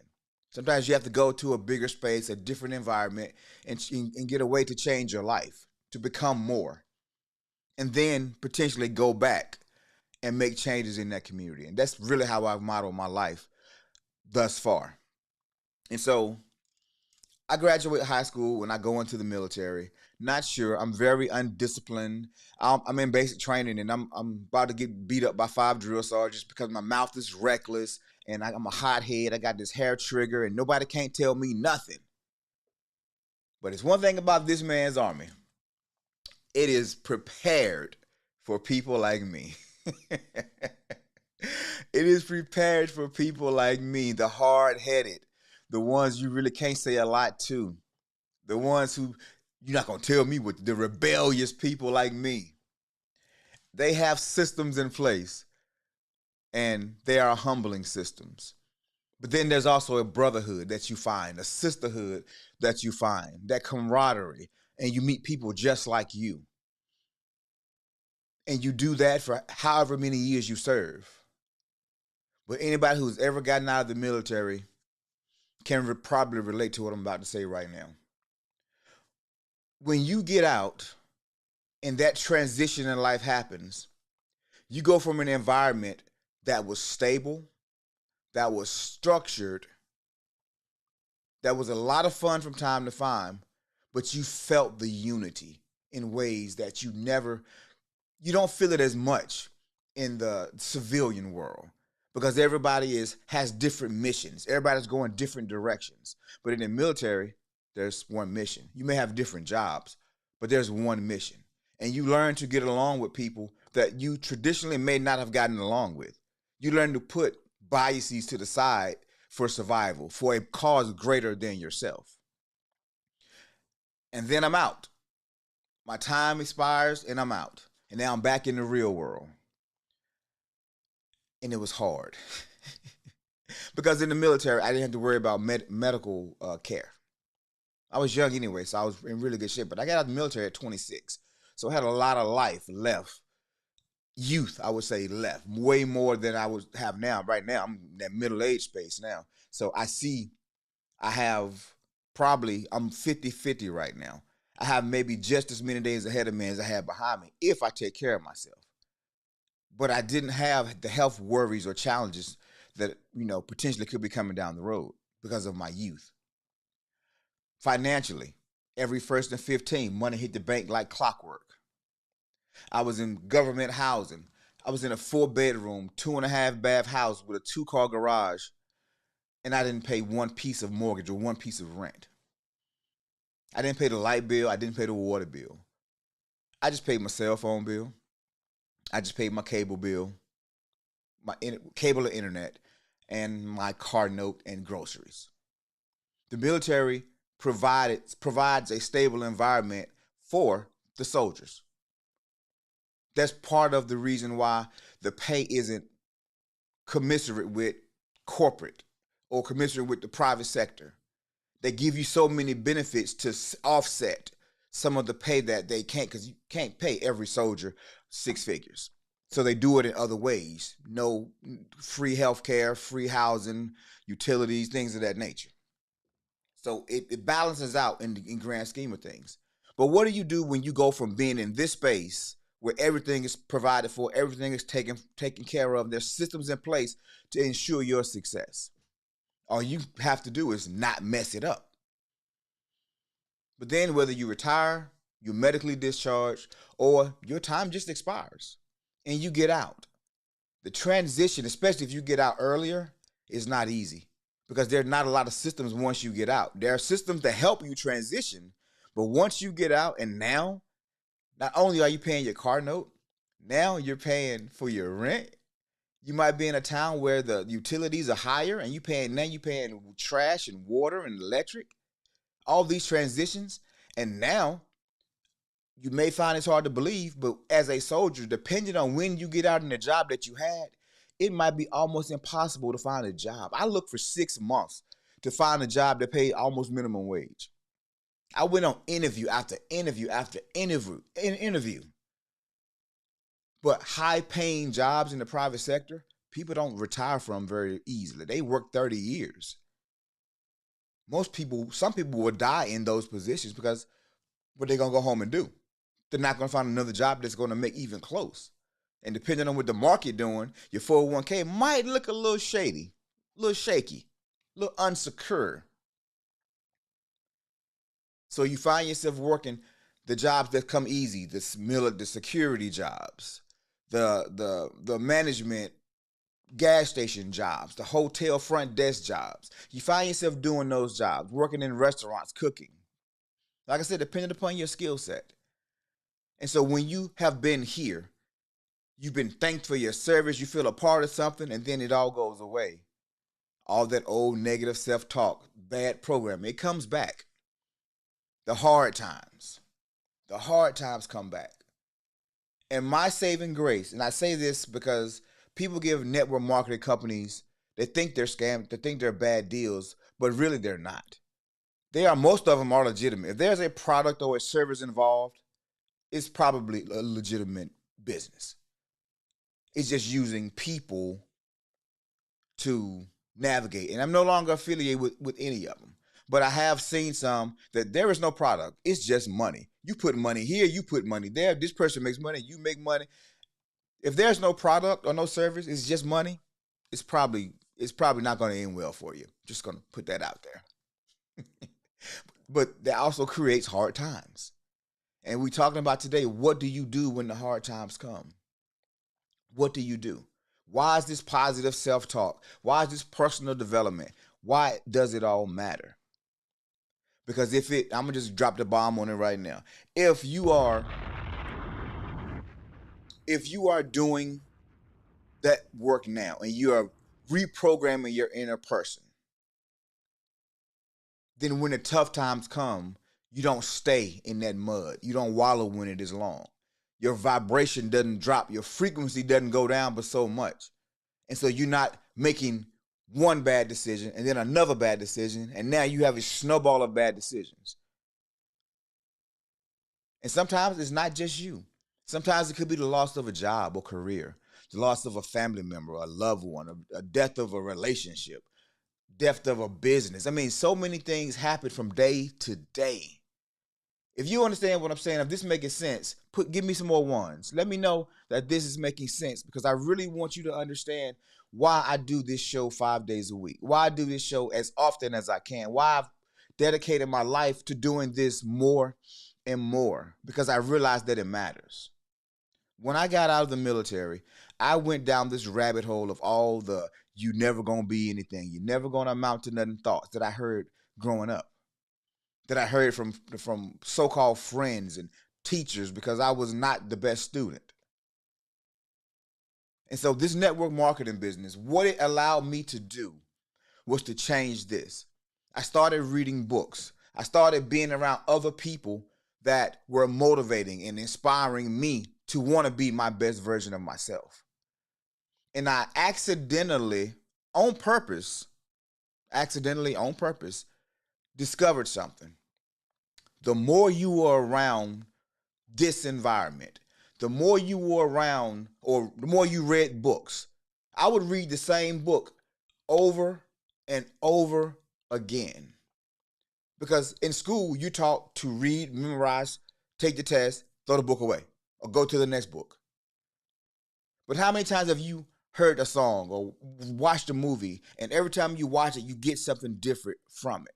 Every time you get something different from it. And so with the personal development stuff, appreciate it, Coach. Oh, Coach Jason Berry. Shout out. What's up, Coach Berry? Good to see you, man. Appreciate you being here. There are so many times that we miss stuff because mentally we're not able to see it. Remember the show? You don't know what you don't know? We miss stuff that we're not in a position in this moment to see. We don't understand the implications of something because it seems trivial. Even if you grew up in the church, you heard these scriptures time and time again. Faith without works is dead. And we quote it, yeah, faith without works. So we know if we have believe in something, we got to work for it. But we don't truly even understand what faith is. We don't even know what the works component is. But the more you dig deeper into it, the more you read it, you start getting revelations and epiphanies. You start getting these things happening and coming to you. So that's why we really need to work on these. That's why I do what I do with the positive self-talk. And like I said, positive self-talk is the first step, but there is systems and laws that govern how we move, how we have success. It's like I can't jump out my window right now and expect to fly because there's a law of gravity that says I'm going to hit the ground. Gravity is pushing everything down. Maybe that's why I'm shorter because gravity has been harder on me than some of y'all. You know, I'm gonna just drop that right quick. But no, seriously, in all seriousness, there are laws, and sometimes we can accidentally fall into a system that helps us become successful without even realizing what it is. And so, what this channel is going to be doing is going to be helping you unpack that system so you can be successful on purpose when you want to become, not just accidentally stumbling upon it. But I know that monologue went a little long today. So we're gonna go ahead and get into gratitudes. And so if you're not familiar with the channel, we do a section called gratitudes. And that's to talk about the things that we're most grateful for. Because we know sometimes we get so caught looking in the past at all the mistakes, or looking past through the front window. We see so far beyond us that we don't see things that's around us. We don't see the things that we're grateful for, the things that actually made us who we are. But also, when we show gratitude, it puts us in a better spirit, a better frequency, and it makes us feel better. And that's what life. We all want to feel good. We all want to feel happy. So let's get ready to get into these gratitudes. And like I always do, 30 seconds, use on you, and then I will join in after that.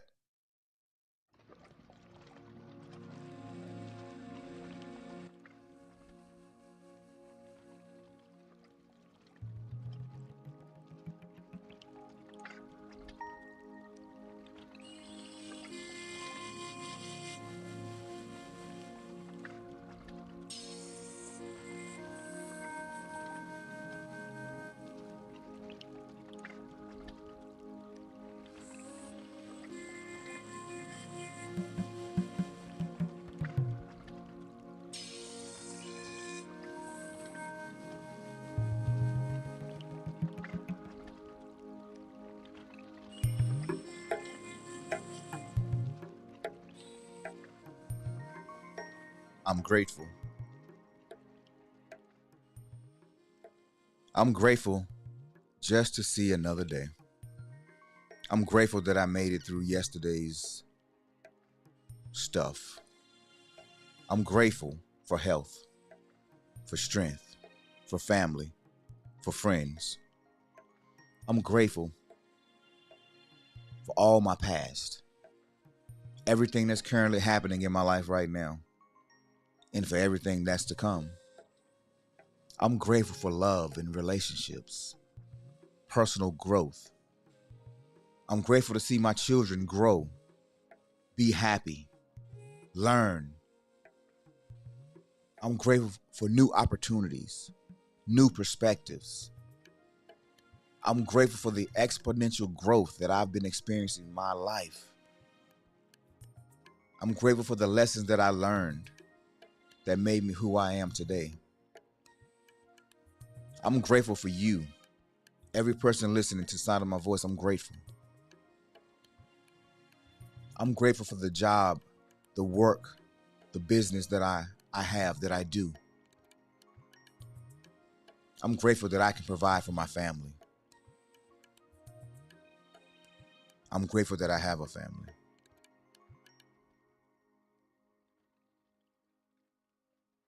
All right, ladies and gentlemen, the gratitudes are over. And so as we go forward in today's conversation, the rest of this week is going to be a little different than me sitting here. I'm going to give you a sneak peek and tomorrow. Tomorrow we're going to be talking about some like visualizations, the techniques, the people who use them, the success they have. Because now, since we've got a baseline on, well, let's just do a quick recap. We've talked about for the past 2 weeks or so, you know, why people fail to have the successes in life that they desire. We talked about what our missions are and why we're not on mission. We talked about the law of attraction and turning dreams into reality. Talked about being intentional about the things that we do. We also talked about knowing ourselves, knowing who we are, being caught up in the matrix.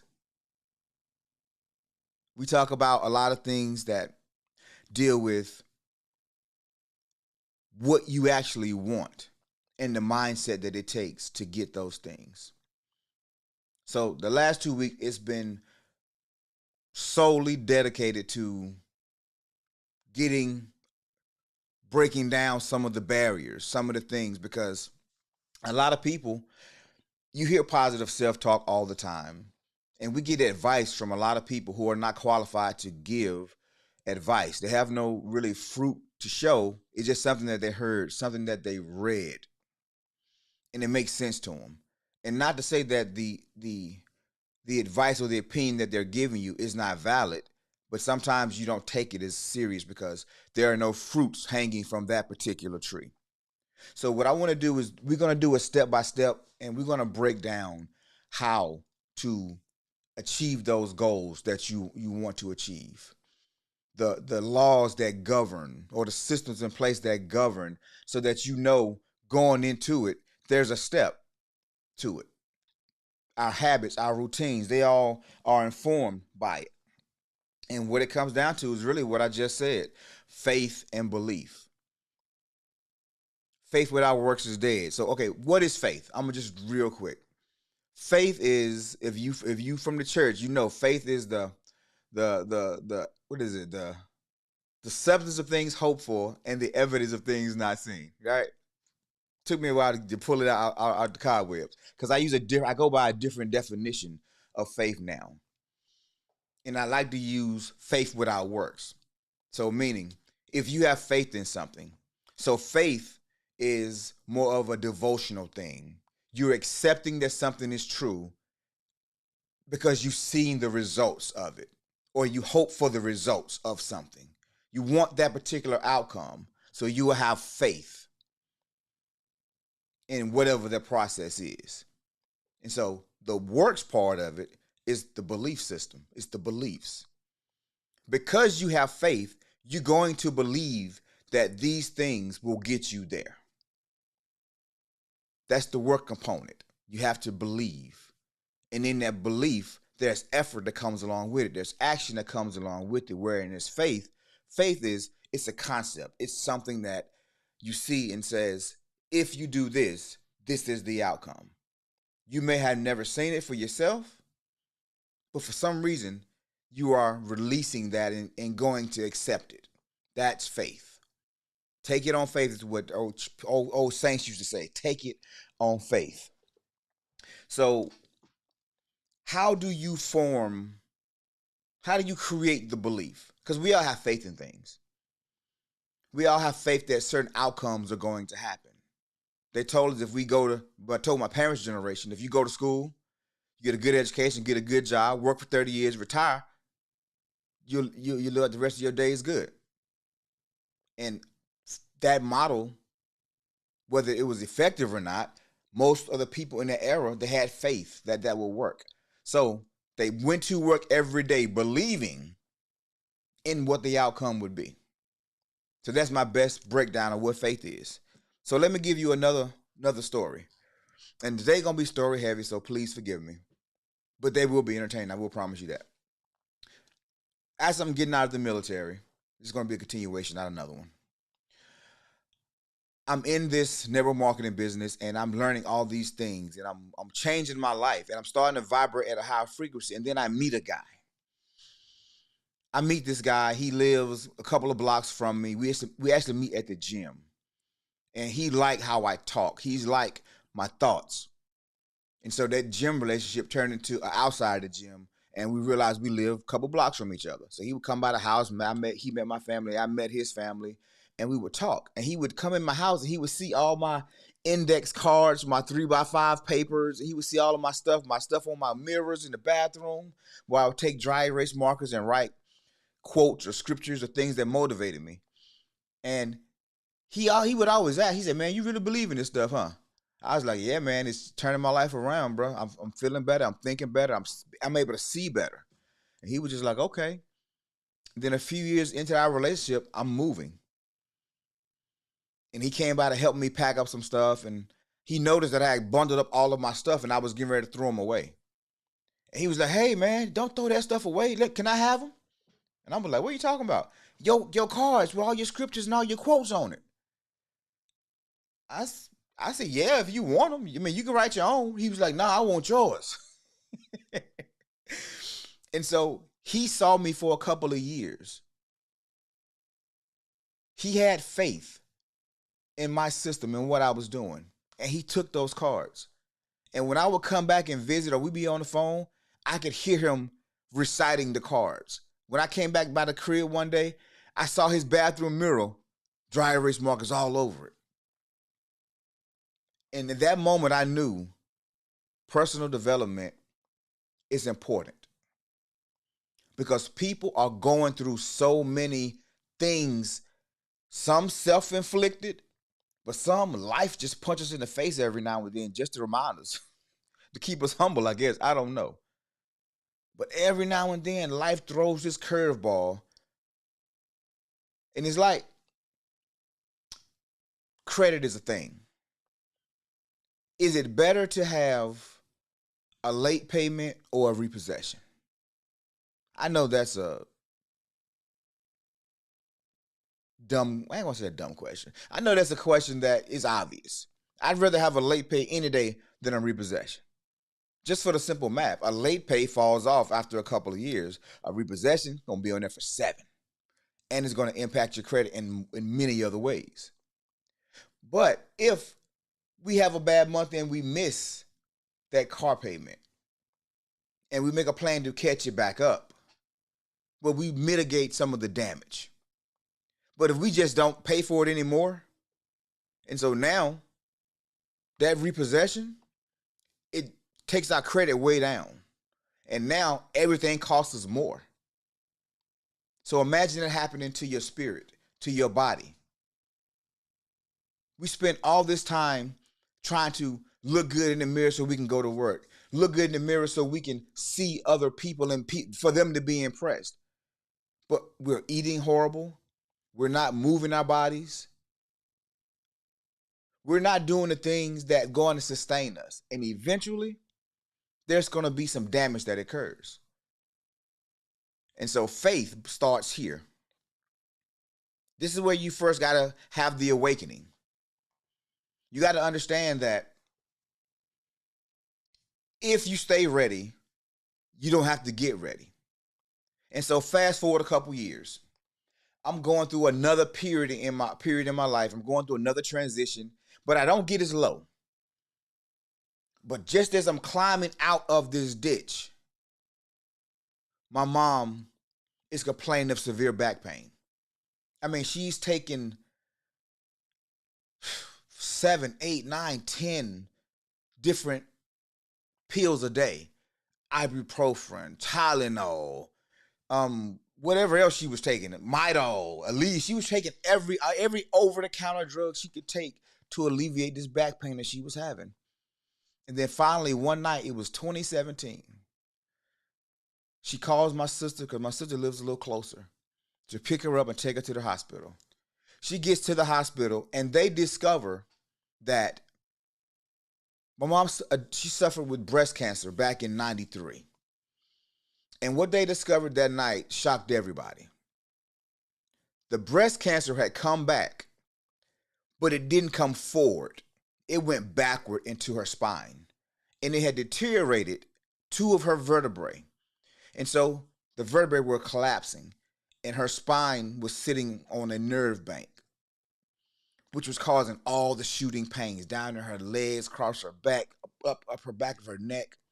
And she was in excruciating pain. How she was able to walk around and go to work for the time that she did still boggles the doctor's minds. We don't know how she was able to do this. This is not even possible. It should not be possible. She had to go through emergency spinal surgery. Then she had to go through another bout of radiation, physical therapy, then chemo. I let everything go that I was doing in that moment because my mom needed me, and I became her primary caregiver through this process. Up until the time she was back walking under her own power again, and she could do for herself. But what would have happened if I was mentally bankrupt? If I was swirling in the woe is me's because I was in yet another transition in my life? No, because I was able to do that, because I had now had a circle of people that was in my life that was watching what was happening to me and applying to their lives as well. Now I have a support system a team of people that's constantly calling and checking in and motivating and keeping me up. So I never fell down. And so what did I do? I went and got some dry erase markers because my mom, she was not happy. She was in pain. She was, why is this happening to me again? I've been cancer free for almost 20 years. Now here we go again. And my mom, she was in a bad place. And so I'm writing on her mirrors now. I'm putting index cards up all around her house, on her refrigerator, on her stove. Everywhere she walked in that house, she got a positive charge. And then an amazing thing happened. She had been holding on to some feelings about my father. During that process, she also came to a place of healing with that. So I'm telling you what I know. This personal development stuff, all this positive self-talk, it works. It's worked in my life. It's worked in friends' lives. It's worked in my mom's life. It's working in my life right now. But this is only the first step. Understanding, being aware that there is a problem or that there could be some things that we could do better to make our outlook better. Because as we talked about a couple days ago, our perspective is shaped by our logic. How we process things determines how we see the world. As Bob Proctor would say, our paradigm. T.D. Jakes would say, our paradigm. There's a shift that needs to happen in how we see things. And we control that. We control the negative thoughts that we have. Because we can automatically counter it with a positive thought.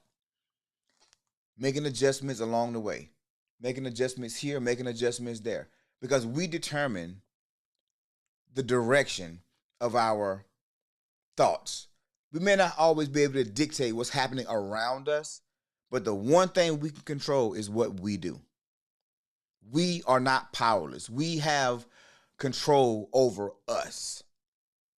And to be honest with you, that's the only place we need to have control. That is the only place that matters. Because if you see it here, you can hold it here. If you understand that the power of your tongue is powerful, if you understand that your thought process is imperative, I was trying to think of a stronger word. It's a must-have. You must have this capacity in line. You must have it strong because life's going to throw stuff at you, haymakers, every day, every week. Life is coming for you.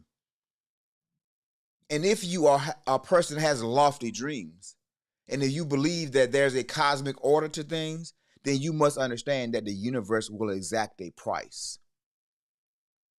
And if you're not mentally tough, you're going to fall every time. So this channel is all about getting you mentally prepared.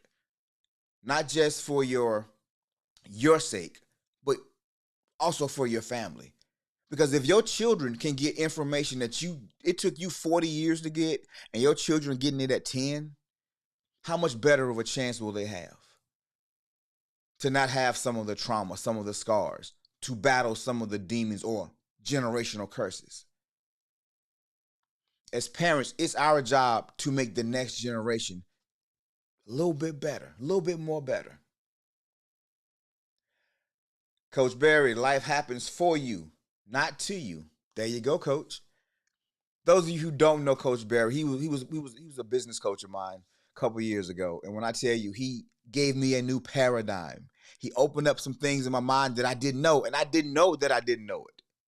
And some things I did know, but his perspective on it helped make me understand it just a little bit better. I remember when I first started trying to speak and get into this motivational speaking space. Somebody said, man, that motivation stuff, it don't last long. It wear off. And one of my mentors said, yeah, so does soap, but you use it every day. At least I hope you do. You see, positive self-talk, motivational speaking, inspirational speaking, it's all part of the formula to keep you in the right path. Because like we said, weeds, you ain't got to water weeds. They just going to grow. Before a desert forms fully, weeds are still there. They don't need much. But if you want a fertile mind, if you want a fertile body, if you want healthy relationships, you got to work those jokers every day.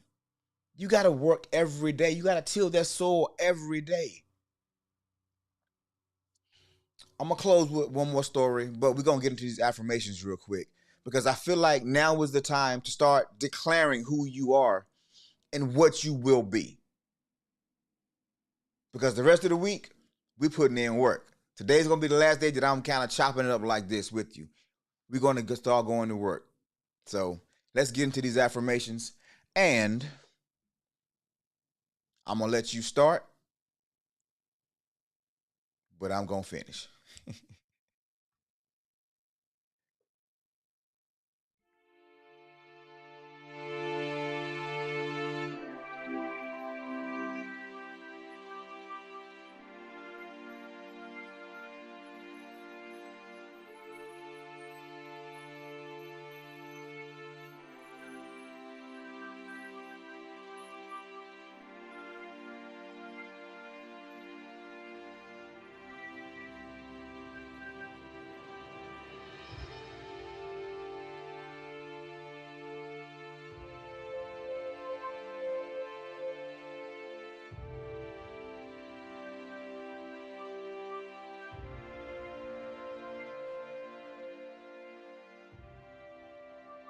I am more than enough. I am an overcomer. I am a conqueror. I am the head and not the tail. I am well equipped. I am well able to do those things that may seem to be beyond my grasp. I am happy. I'm excited that I am creating a life worth living. I am happy and excited to own multiple homes, properties. I am happy and excited to be able to travel the world and meet new and interesting people with different cultures. I am happy and excited that my children, my grandchildren, are going to be able to see a model that they can strive for. I am so happy and excited that I get to impact thousands of homes and families, changing lives and perspectives, helping people become the best version of themselves. I am excited and I'm happy to have a family that cares for me and loves for me, that encourages me, that trusts in me. I'm excited and I'm so happy that I've grown through all of my struggles and my challenges. I am more than enough.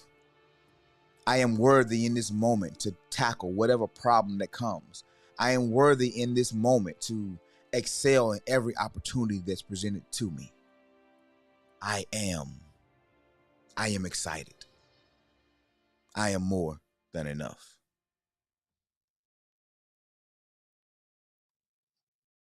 Yes, sir. We are more than enough. I'm more than enough. And you are more than enough as well. All right, guys, ladies and gentlemen, as we get ready to get up out of here, I want to talk about real quick.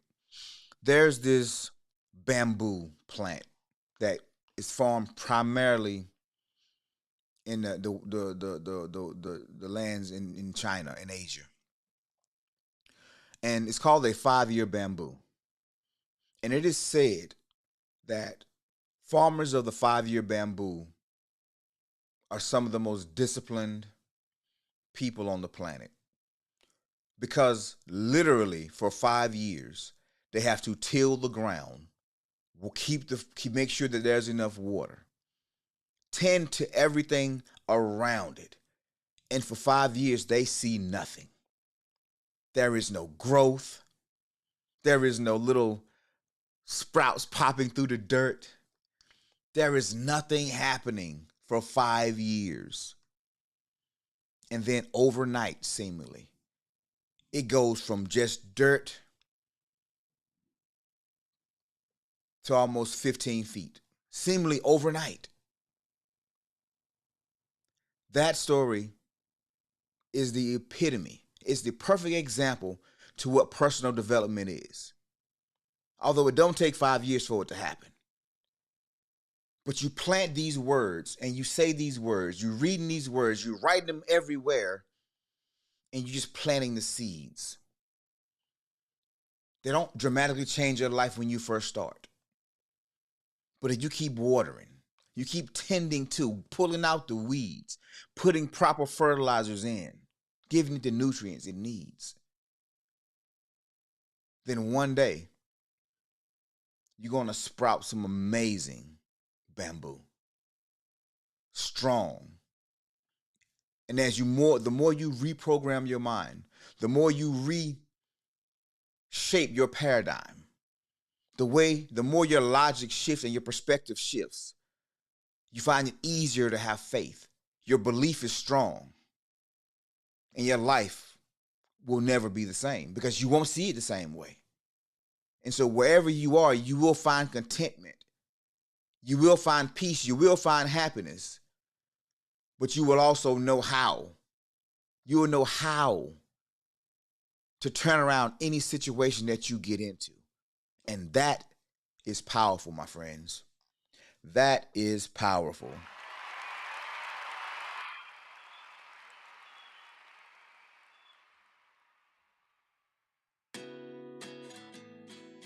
So, we're getting ready to get up out of here. Today was a great day.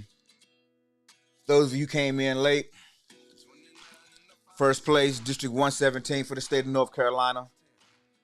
Toastmasters champion. I'm excited because my life is growing in ways that I never thought it could. And that's the amazing thing about belief. When you're doing this personal development stuff, you don't even have to believe it initially. But it's the repetition of saying it, writing it down, putting it on paper, speaking it out your mouth. The repetition creates belief. And you think I'm lying? Think about how many lies you told yourself and that eventually you believed them. Or how many lies you told somebody else and eventually you believed it. You see, the subconscious mind don't care what you put in it, but it's gonna make happen whatever you put there. So be intentional. Shout out Coach Jason Berry. Thanks for dropping by, Coach. I really appreciate you. Gary Johnson, I appreciate you, my brother. That chick, yo, always showing your boy love. I appreciate it. Bobby Ed, you know how we do, boo. Love you. Brick by Brick, Craig G. Yo, you guys are always showing me love, and I really appreciate it. Thank you, thank you, thank you. This life that we're making it. We have to be intentional about it, especially if we want something. And tomorrow we're going to talk about what do you want and how to get it. We're going to start with visualization, so stay tuned. Oh, Friday. I got to work early Friday. So guys, let me know. Do y'all want me to just miss that day? Or would y'all like something that's pre-recorded that I put out? You know what? I'm going to pre-record something and just put it out. Because I want to stay committed to my word and to you. So, you guys be blessed. Thank you for inspiring me. Thank you for appreciating my journey and my struggle and allowing me to share it with you. That's my time for today. Happy Monday.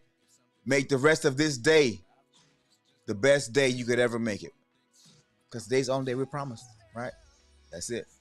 All right, ladies and gentlemen, my time is over. Get your day started, and we'll see you next time. Good morning, good morning, good morning. How's everybody doing today? Get a little closer to my mic right here. How's everybody doing today? It's another day we get to see it.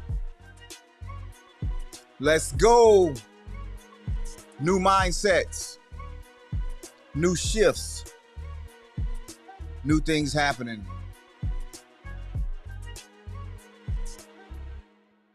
I can't can't believe you never heard of me. I'm a very popular entertainer.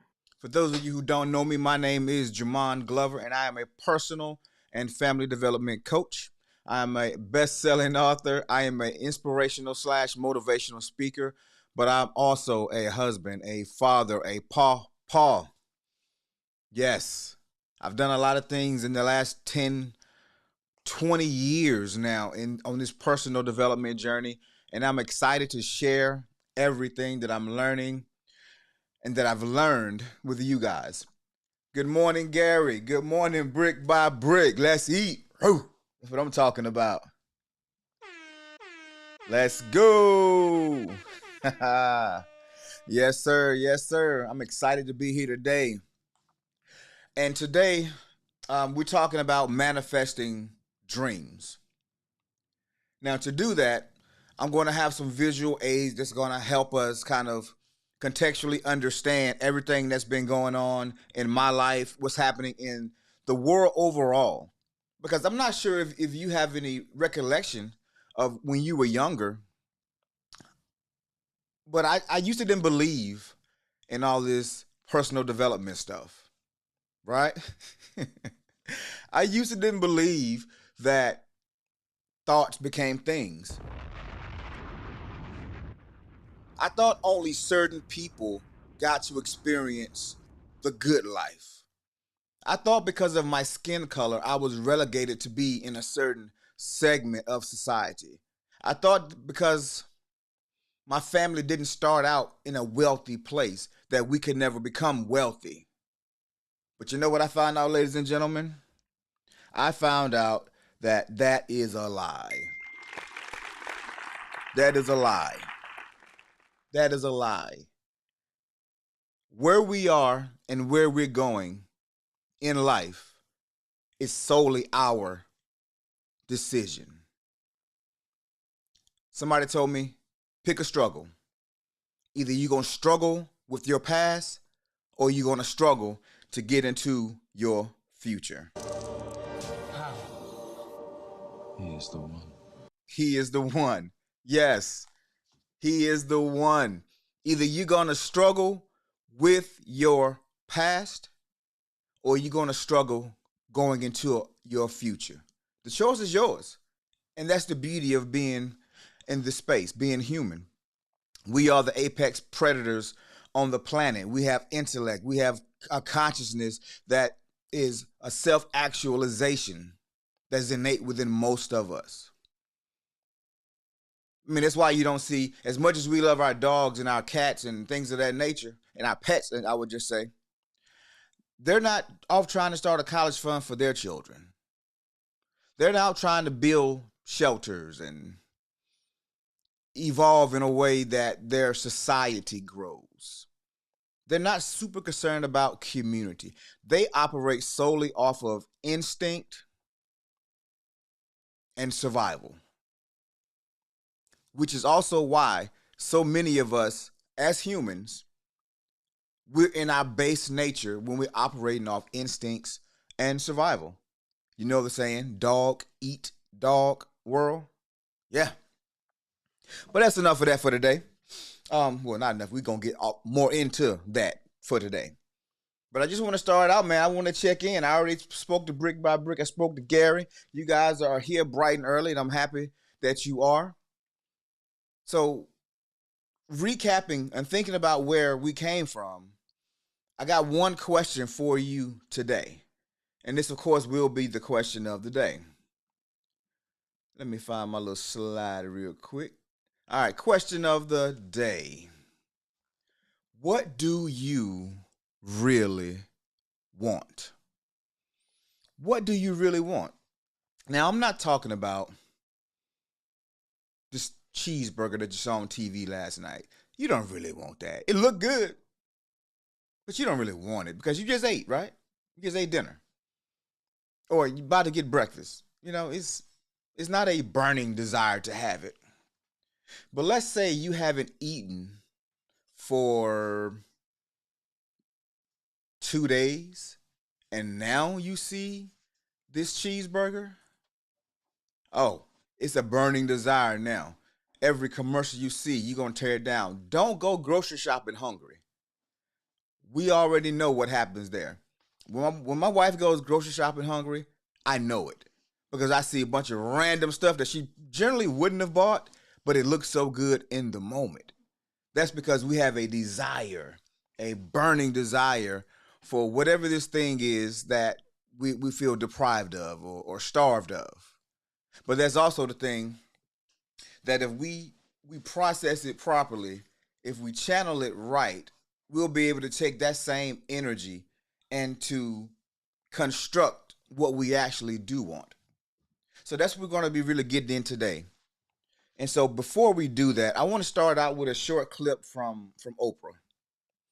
Well, I'm gonna pause on that for a second. Let me tell you how I got to this space. And it's probably been for me maybe a 10-year, 20-year journey in the personal development space. And I told you when I started with the network marketing company, it was the paradigm shift, the perspective change that opened the door for me. I got around community of people that were like-minded thinkers. I started reading books. I started seeing people walk this thing out. And the biggest thing was I saw people who came from the same environment as me starting to make all kinds of impacts and inroads and dreams starting to happen for them. And it made me a believer. And so I developed a faith that systems work. I just didn't understand that it was more to that. I thought if I just spoke positively, I thought if I just got around the right people and I just put up my own little vision board, that my stuff would begin to happen. My dreams would be starting to come true. Then fast forward a couple of years, and then the movie The Secret comes out. Anybody seen the movie The Secret? Anybody seen The Secret? Give me a one if you've seen it, or a heart or something. If you've seen The Secret, let me know that you've seen it because I want to know how deep to go into this conversation, or how if I need to just skim through it. Have you seen the movie The Secret? I don't remember exactly what year it was. However, it was probably after 2010, somewhere around 2012 ish. And I remember the first time that I saw it, I heard about it, and I asked the question, well, what is it? And I was told that it's like the law of attraction. And I'm like, oh man, here we go with that stuff again. But that was my old programming talking because immediately I got a reminder that some of that stuff is kind of what has helped get you through some tough spots in life. That's helped you change a bad situation to a positive situation. Some of those same things have made you money to put your family in better situations. See, old programming is insidious. It comes back. It just keeps coming back. And so it's hard to unlearn your first behaviors, your first thought processes, but you can dilute them over time. I think about, like, let's say this cup of coffee, for example. Just imagine, if you will, a clear glass and you pouring black coffee into it. Coffee is steaming. It's super dark because it's a bold coffee bean. And now you take some creamer and you slowly add the creamer to it. And what happens? It begins to get lighter, right? Yeah, it begins to get lighter. Now, my mother, she'll take the cream. Well, maybe used to. She don't do it. In case she's watching this, I know she's converted now. But what she would used to do is she would take the cream and pour the cream in first because she wanted about that much cream, and then she filled the rest up with coffee. So the cream changed color a little bit, but not really. But our original programming is the black coffee. It's the foundational stuff. And so what we're doing is every situation, everything we go through, every life lesson, everything we learn, we are taking cream and adding cream to our coffee, and we're diluting it. And we're becoming richer, becoming fuller, hopefully more sweet. I like that analogy. Shout out to me, man. I like that analogy. That's a good analogy. But that's what we're becoming on this journey. And so let me read the definition of visualization, because that's what we're going to be talking about majority of the day. Visualization. How do you see your dreams? How do you visualize your dreams? How do you turn your dreams truly into a reality? If you see it in your mind, Bob Proctor says you can hold it in your hand. And I've done it on so many occasions. As a child, who remembers the 80s and those old sandals commercials? Back when the movie Dirty Dancing kind of was still kind of hot. Now I have the time of my life and I owe it all to you. And you see these people running on the beach, jumping in the pool on this beautiful resort with these beautiful waters. And I used to sit back because it was so far from my experience as a kid. It was so far removed from that it just didn't make sense to me that I could do it, but I wanted to so bad. Anytime the commercial came on, I would stop and just watch the TV. I would be in such a good place watching this happen. And wouldn't you know it, last year, I manifested that. But not only me, because come to find out, my wife used to do the exact same thing when she saw the commercials when she was growing up. And both of us had forgotten about them totally. But when we came back together and we started planning our wedding, we decided to do a destination wedding, and we both said, Jamaica. Not thinking about the commercial, not thinking about this thing that we saw years ago. However, while we were walking down one of the pathways, it hit me. Yo, this is the dream. This is the commercial. This we manifested this. We literally manifested that trip. Not knowing each other, but being on that same frequency, being in that same vibration. The dream became a real thing. So that's what I want to really get into today. And so, what is visualization? Visualization is the practice of repeatedly imagining what you want to achieve in order to create or attract it.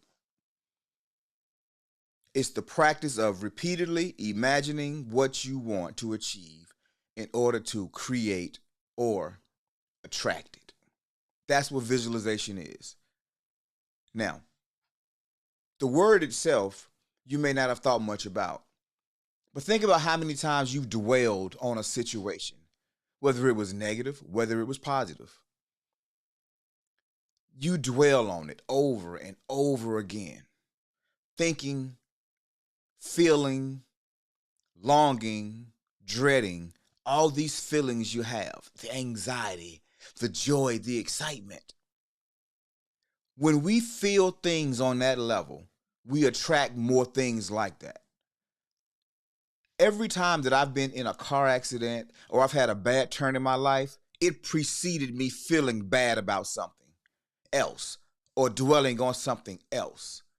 There's not been, nothing comes to mind anyway, but there's not been many occasions where I was just in the best of moods, best of spirits, and then I said the wrong thing, or somebody hit me or pulled into, every situation in my life that's happened that was negative, I'm starting to realize now what Steve Jobs said was actually absolutely true. You can't connect the dots going forward. You can only see them looking back. And as I look back over my life now, I'm thinking about all the bad situations that I had. They were preceded either by something that I did or some negative place I was in and I made a bad decision. Something happened. I can't think of many bad things that just happened to me. out of the blue. Now I'm sure there's one or two, but everything that come to my mind right now, it preceded me being in a low vibrational place, a negative place, a non-productive place, or hanging around non-productive or toxic people. Nothing good has come, nothing bad has happened when I was levitating, um, vibrating on that higher frequency. But it's my observation. Let me know if y'all feel the same way. Let me know what y'all thinking about that. And so the first phase of my thing was the network marketing. The second phase was the secret because it talked about the law of attraction. And I understood it to be, this is something impactful. This is something that I need in my life. And so the third step was me actually walking it out, making a decision to live, at least test it out, test the theory. This guy says, speak positive, feel good about it, and work hard. So I'm gonna do that. And I did it, and I got some success. Excuse me, I bit my lip. I got a lot of success, actually, more success than I'd ever had. I interacted in better circles. I made more money. My lifestyle improved. I had better relationships, all because my mind changed and my paradigm, my worldview, it changed. Now, I hadn't done anything much more dramatic. I'm still the same person. I just started seeing the world differently, and the world changed right in front of my eyes. And so the fourth stage of where I am now is I'm actually teaching it because I've put enough practice in. I've got enough repetition, enough reps in to where I understand it at a certain level. Now, the first video I'm going to show you is Oprah talking about how she visualized things, the process that she goes through when she's into visualization, and how to actually do it. Wait, I didn't do the gratitudes. All right, I'm tripping. Let's get ready. Let's go into these gratitudes.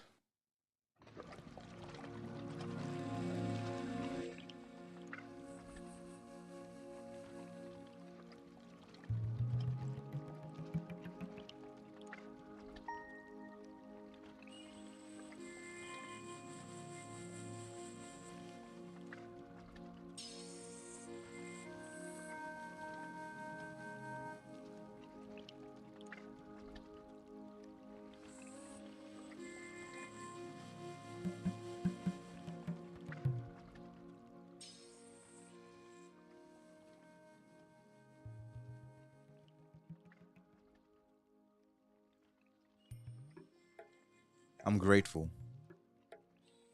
I'm grateful for all the things that I've had to endure in my life. I'm grateful to be able to look back and connect the dots. I'm grateful to learn from my trials, my tribulations, my mistakes. I'm grateful for a new future.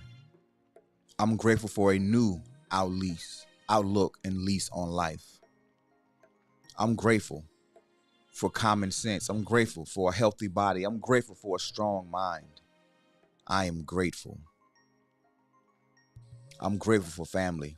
I'm grateful for friends. I'm grateful to be able to love and be loved. I'm grateful for wealth, health, strength. I'm grateful for my children. I'm grateful for my legacy.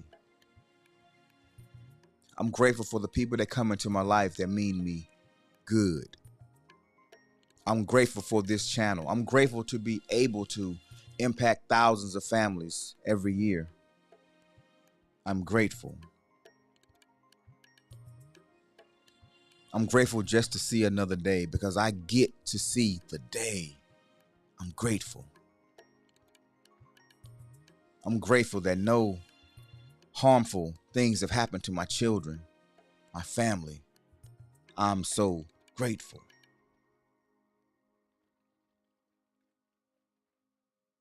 All right, we are back. All right, so we're going to jump right into this video clip real quick and just kind of understand so we can start seeing what visualization and manifestation truly does look like.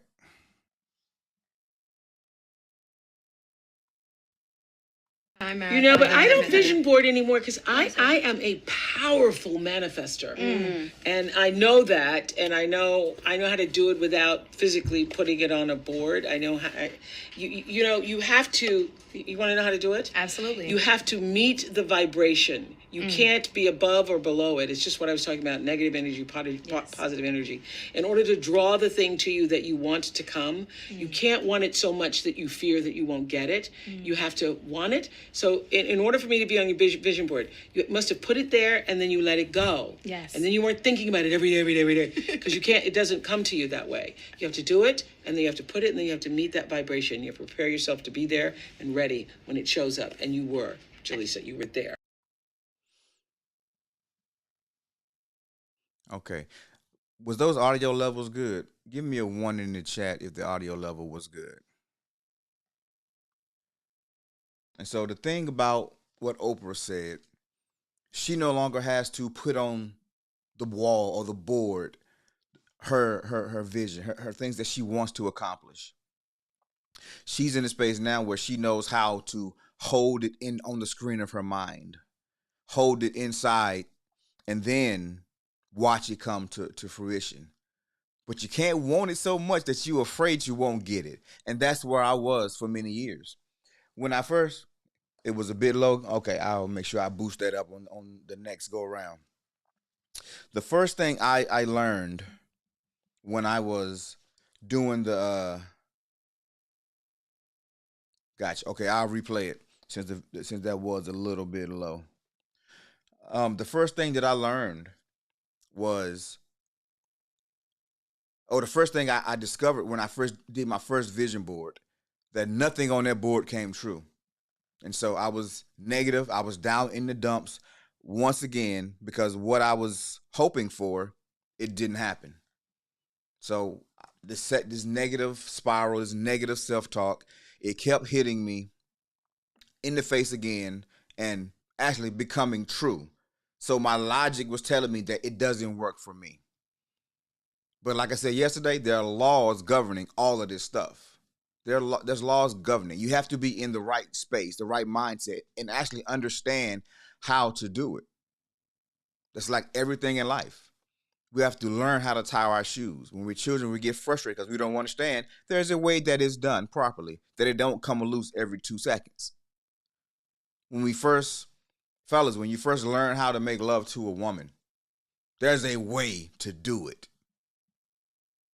But sometimes we get so excited, we want it so bad, and then, yep, boom.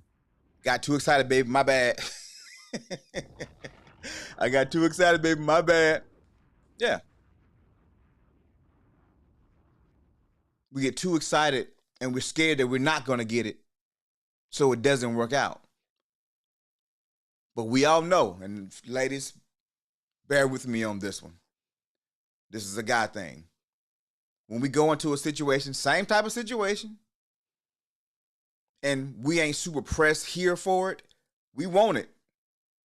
But we ain't afraid we're going to mess it up. We knock it out the park. Never fails. We knock it out the freaking park. See, it's all up here, fellas. It's all up here. All right, now let me try to get back on this clip one more time. See if I can get this volume to go a little bit higher.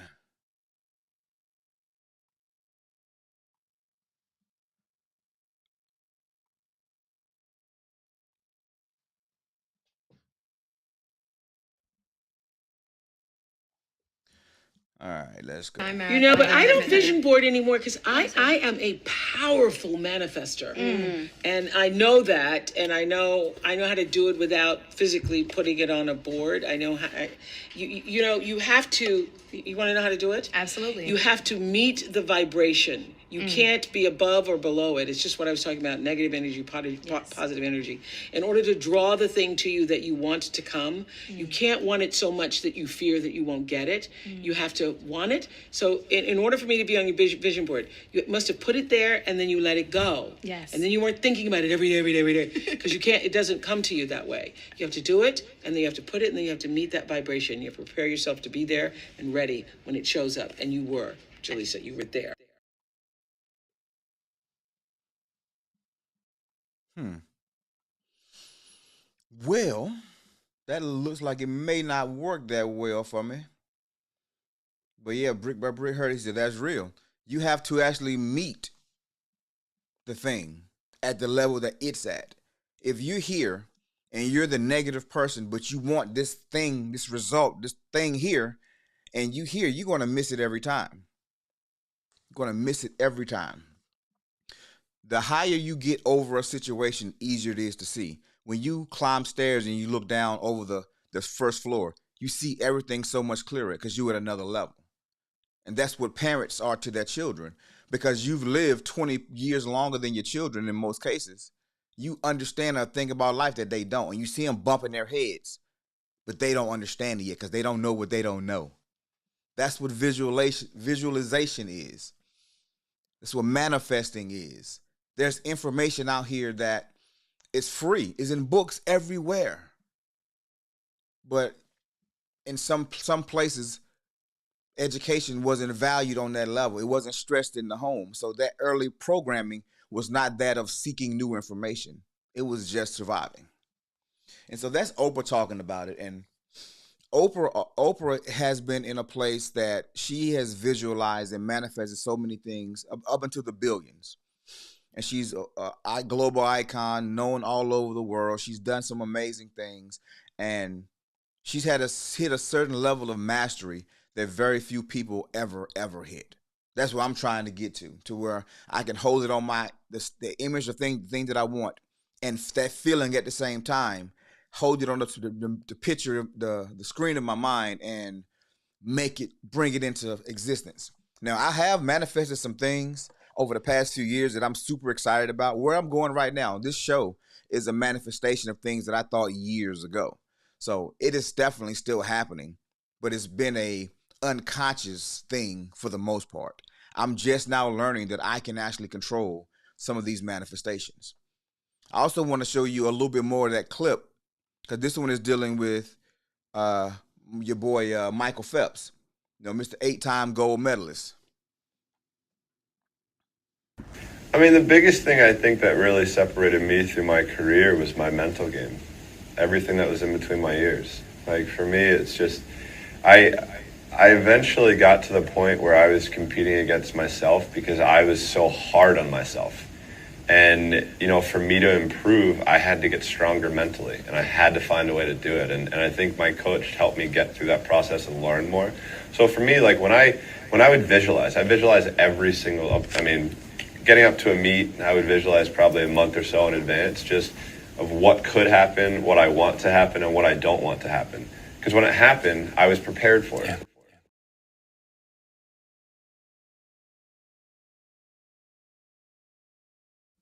What Michael Phelps just said was something that I have been learning to do. Been learning to do.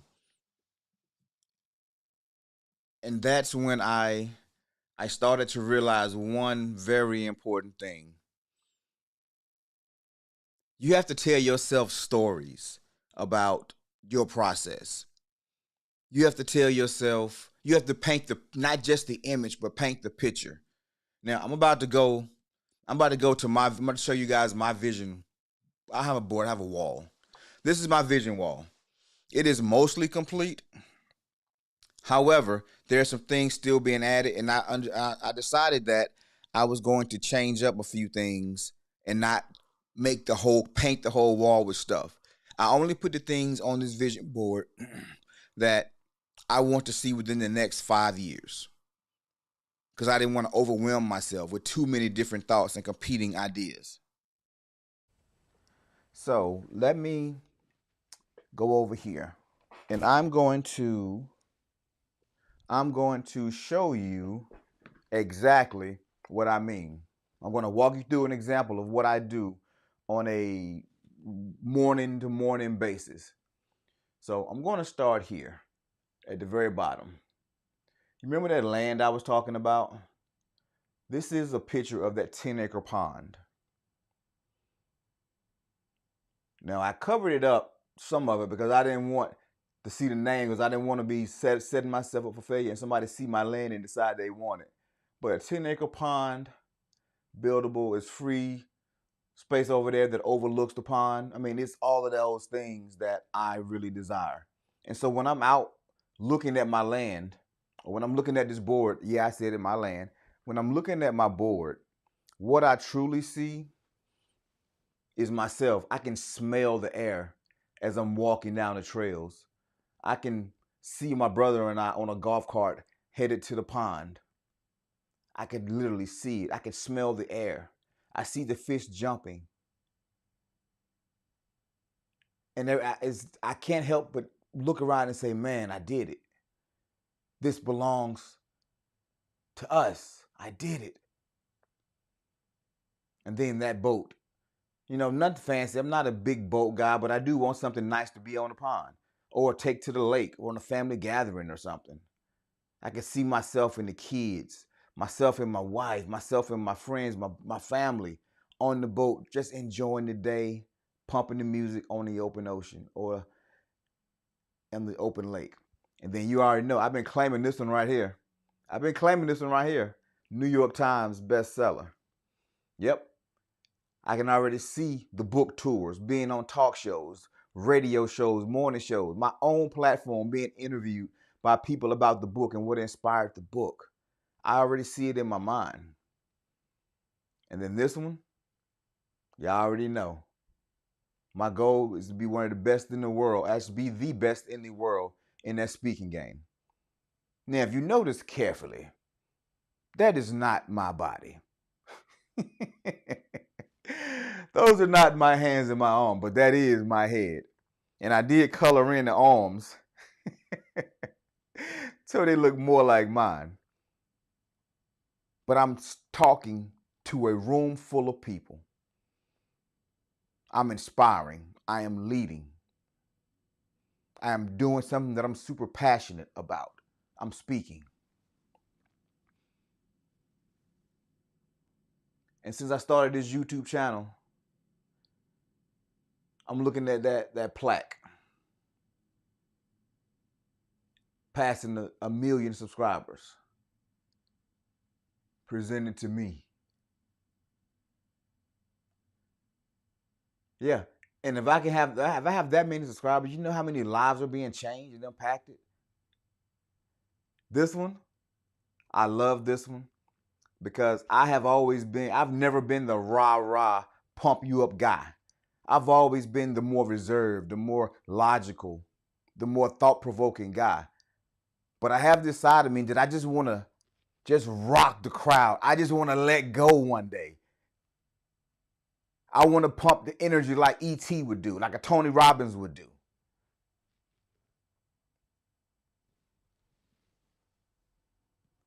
Now we're going to take it down a little bit more. That's right. Y'all see that number right there, right? Deposits and credits. 10 milli. 10 milli. That's what I want. Because that 10 milli gets everything on this list. Everything. And I'm able to set up a fund, a trust fund, to leave a legacy for my family. My wife is a part of a professional fishing or a competitive fishing team called the Ebony Anglers. And every time we at the beach, I saw this house. And I loved the house every time I saw it. The front of it, this is the roadside view. And this is what it looks like at night, you know, from the side, the back, and the private pier that goes out into the water. I used to see this house all the time and thought it was amazing. And then I'm looking, and it's now on sale, 1.6. 20. It's a 5-bedroom, 4.5 bath, but it's 20,000 square feet. What kind of parties could I have? What kind of things can I do for my family out there? And my original dream was the lake house. I can see myself now sitting out at my boat dock, smoking a cigar, just enjoying nature. Walking around my property, listening to the birds, watching other boaters go by, waving at the neighbors. I can already see it. Man, you own that? I sure do. And I've never been a big car guy. But there was something about this car right here. I first saw it maybe 8 years ago, and I've been stuck ever since. I've been stuck ever since. If those of you who don't know, that is the Bentley.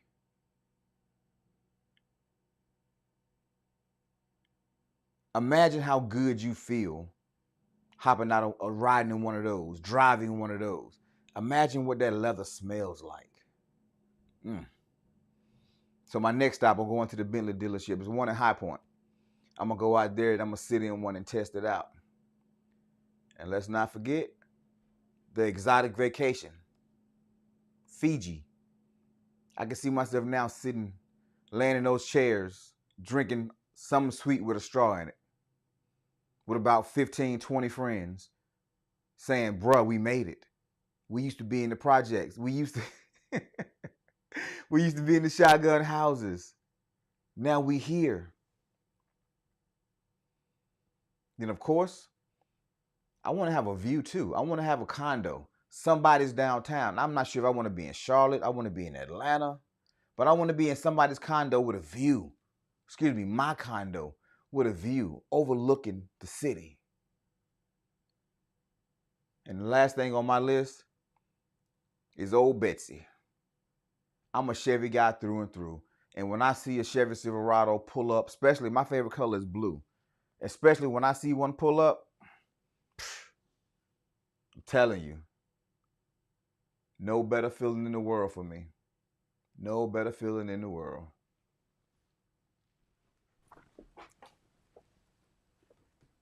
But yeah, that's my dream board. What y'all think? What y'all think about my dream board?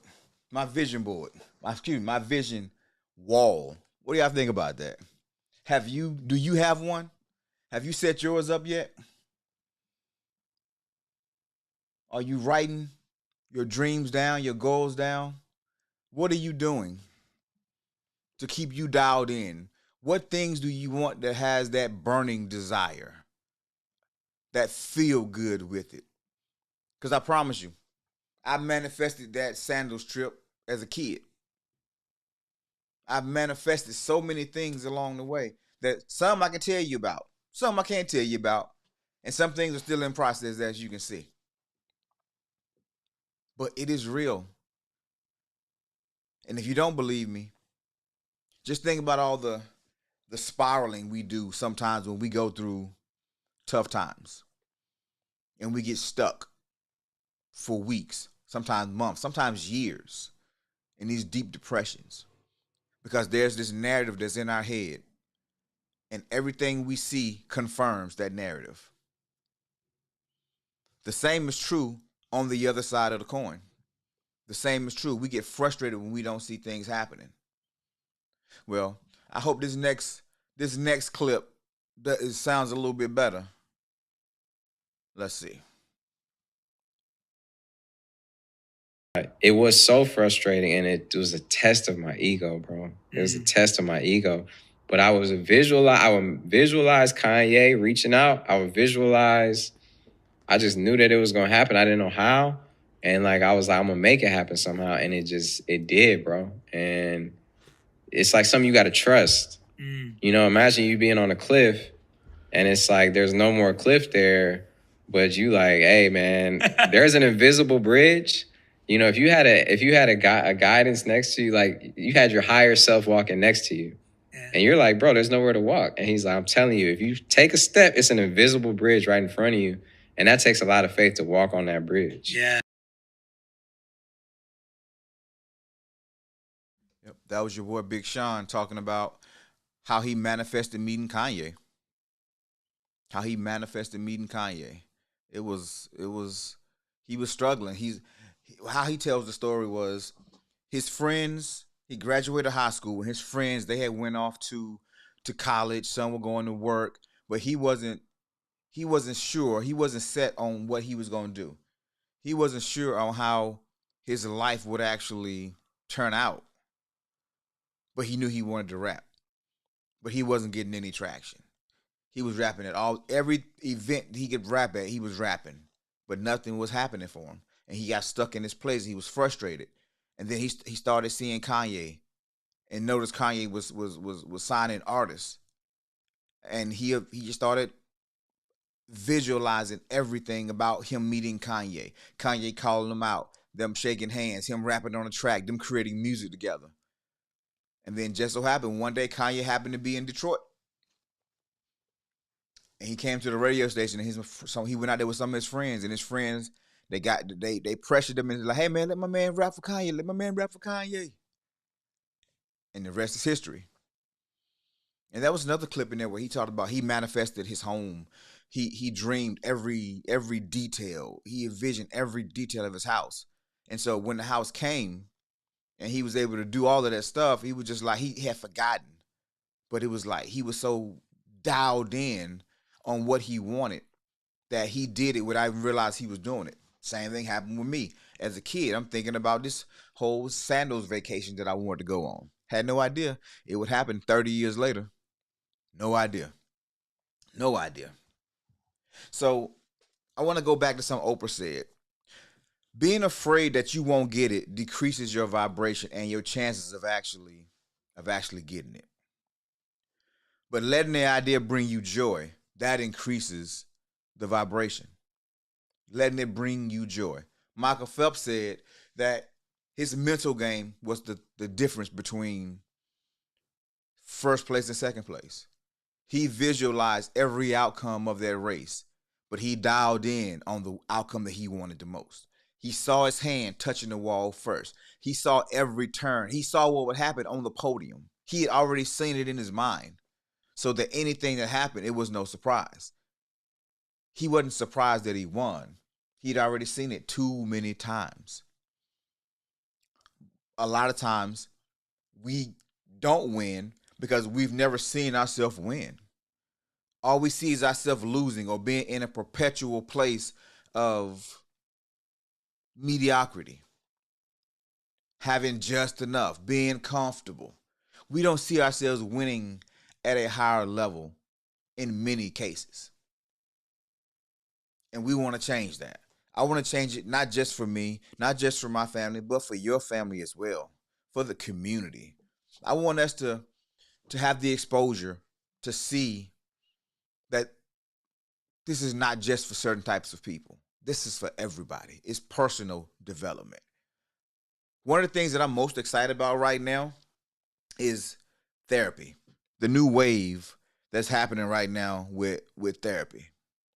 Therapy is changing our community in a lot of ways. And I say that because I'm in therapy, right? I go to therapy a couple of times, maybe twice a month.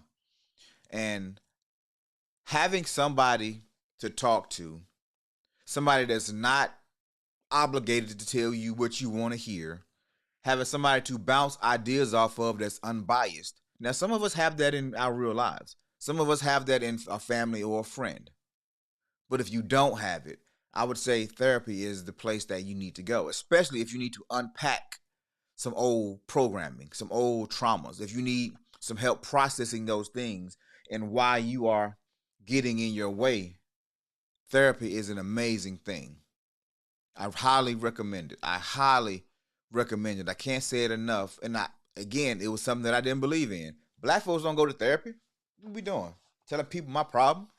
What happens in my head stays in my head. No, what happens in my house stays in my house. You know, most of us have heard that before.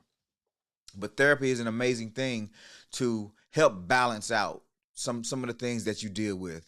Stress at work, relationships, personal and friend, work, but also those past traumas, those really bad breakups, those traumatic business losses, failures. Therapy is a great way to deal with that trauma. It's an amazing way. And I'll encourage you, if you haven't, please get into it. Please get into it. And so one of the final things that I want to talk about is the vision. It should be big. When you saw that 10 million on my board, I'm not sure I've made 10 million in my life. Because, where's my calculator? Let's do some quick math. Let's say, they say the average American makes about $50,000 a year. Now that's the average, because there's some who make way more than that. But there's a lot who make 25,000, 17,000. There's a lot. The poverty line is a real thing.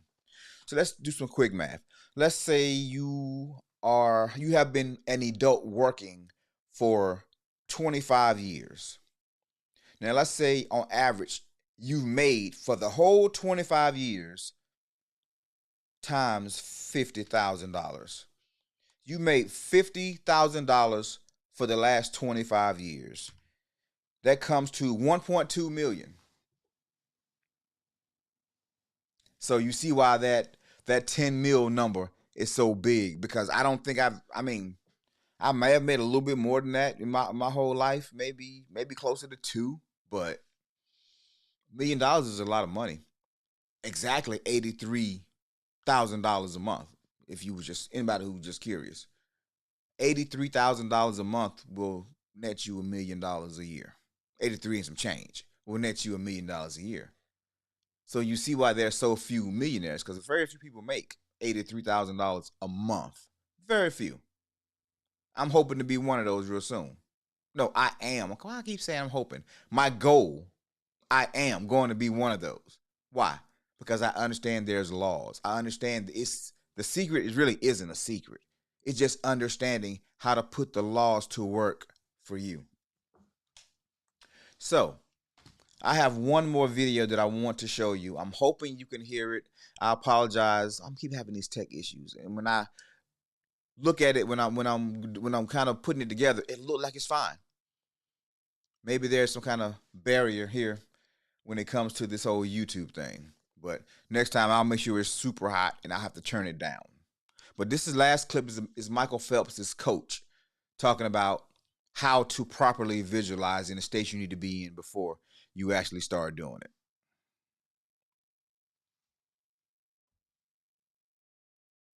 The key to visualization is, number one, it has to be very vivid. It has to be rehearsed many, many times.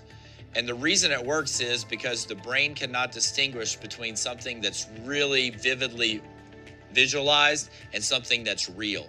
So by the time Michael steps up on the block to swim a race in a World Championships or Olympic Games, he's swum that race hundreds of times in his mind before he gets up there. So then when he gets up, all he has to do is shut everything down and it goes on autopilot. His body automatically knows what to do. The brain just switches into what he's visualized. And that's what's really powerful about visualization.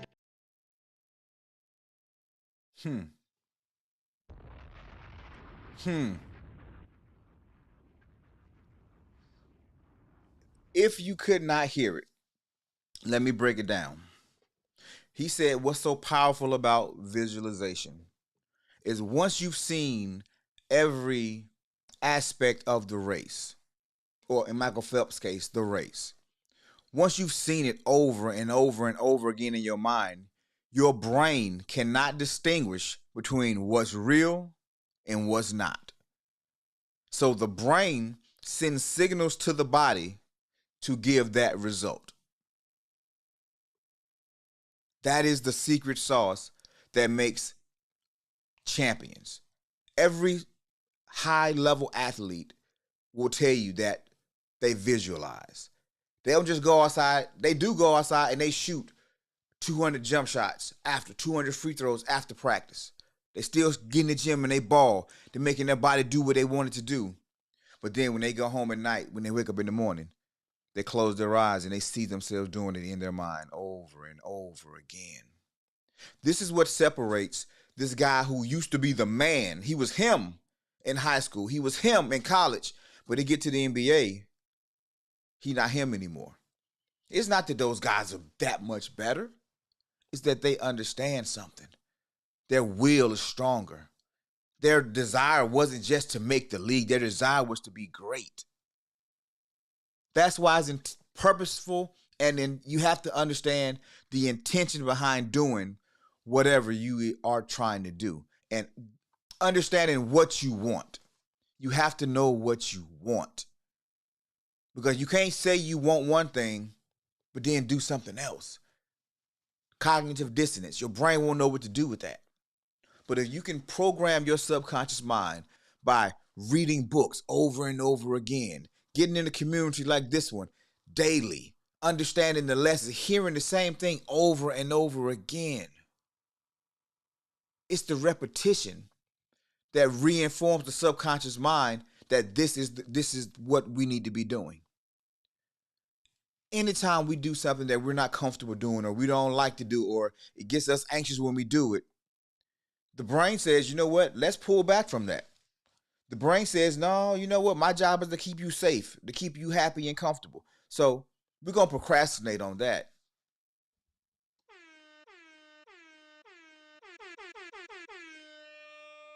How many procrastinators we got in the building? Yeah, that's why we procrastinate. Because we don't have a passion for what we're doing. We don't want to actually do it. So we drag our feet. It becomes miserable for us to actually do it. And so the brain helps us out. The brain now says that thing right there is a no-go. The thing that stressed you out is not the thing that you want to go do every day. I used to hate going to cut the grass. I didn't know I had bad allergies back then. I just know I didn't feel good after I cut grass. And we had an acre to cut with a push more. And I would hear how lazy I was. I would hear how I have my moments. I know that, yeah, we all have our moments. But it's not that we're lazy. It's that we're not interested in doing that thing. Because somewhere we programmed ourselves, or we were programmed that thing is not something that we like.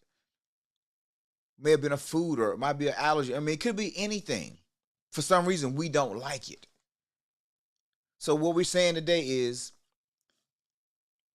be super dialed in on what you actually want and watch how you feel about what you want. Because it's not just having the want that's going to get it for you. It's the feeling you have, which is why you'll see people that keep attracting the same type of person. You'll have, or it might be you. You keep attracting the same job opportunities. I look in my closet, all I see is blue, black, and white.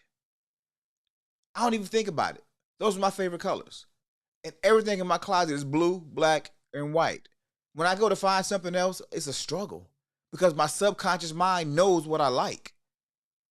And without me even thinking about it, I pick up stuff here and there and everywhere else. People know blue is my favorite color, so when they give me something, it's in blue bags, blue cards. My car is blue. I got on blue jeans, a black shirt. Our subconscious mind is being programmed every day.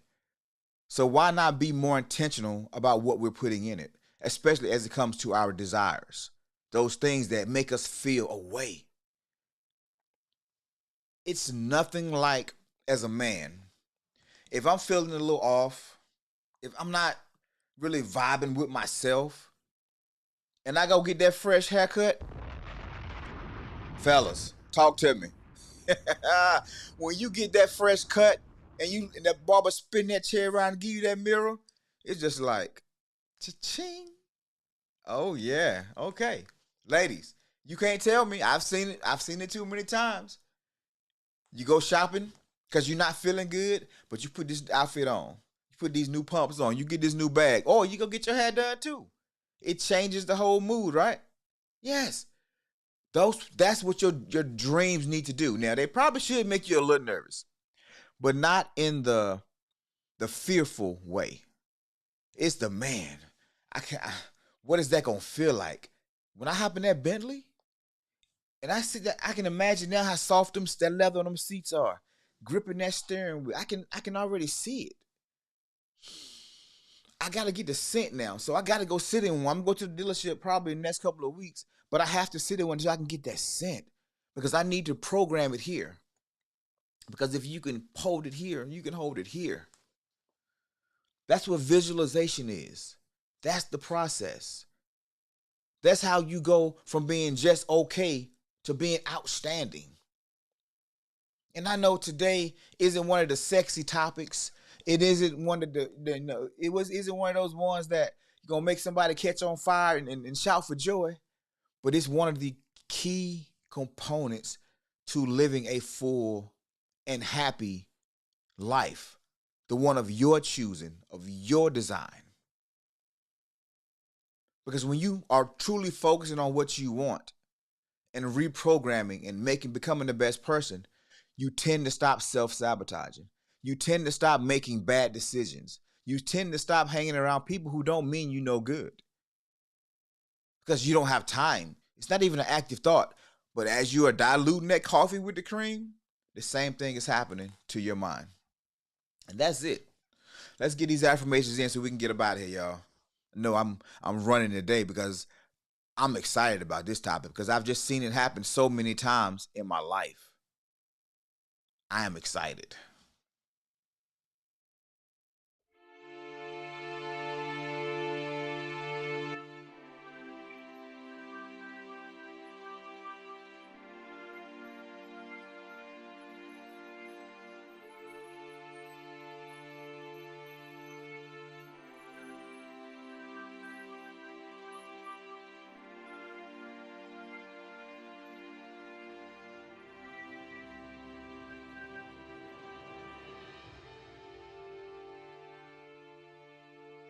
I am more than enough. I am capable. I am a conqueror. I am an overcomer. I'm happy and excited for the future that is unfolding right before my eyes. I am the one that will realize all of my dreams. I am happy and excited to have the #1 coaching and consulting company for men and family success. I'm excited to have multiple properties and homes. I'm excited to take trips to new places, meeting new people who have a different lifestyle than I do. I'm excited and I'm happy that my children are healthy and that they are following in the legacy. I am happy and I'm excited that today is the worst I'll ever be.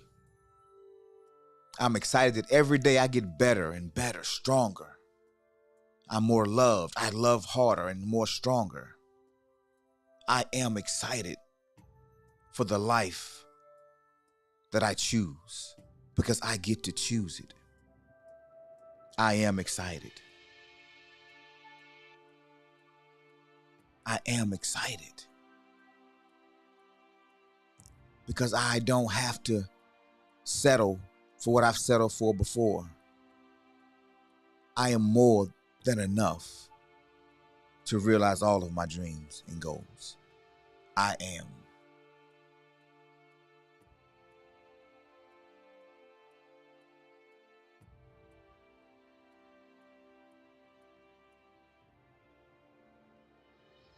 Yes, sir. Yes, sir. Yes, ma'am. We did it. We up out of here. Yo, that was different. I had a lot of moving parts and a lot of moving pieces. Did it resonate with you though? I'm curious. Did it resonate? Do you have a better understanding of what it means to visualize, what it means to create the dream on the board, to creating a dream on the wall, but actually not just putting pictures up for the sake of putting pictures up, actually feeling something about it, telling yourself the story that makes you smile, that makes you feel it more intently, already seeing your stuff in possession of it. That's faith. That's faith. Faith is creating the invisible really out of thin air. Whatever the mind can conceive, whatever you can believe for, you can have. But this is one of the most crucial steps to realizing dreams. Because in life, if you don't know where you want to go, in life, if you don't understand the route you're going to need to get there, and if you don't even believe you're capable of making it happen, then odds are you never will make it happen. So, I want this to take us out today. It's been a long show, probably the longest show that we've had. But I just want to stress, it was this way because it had to be.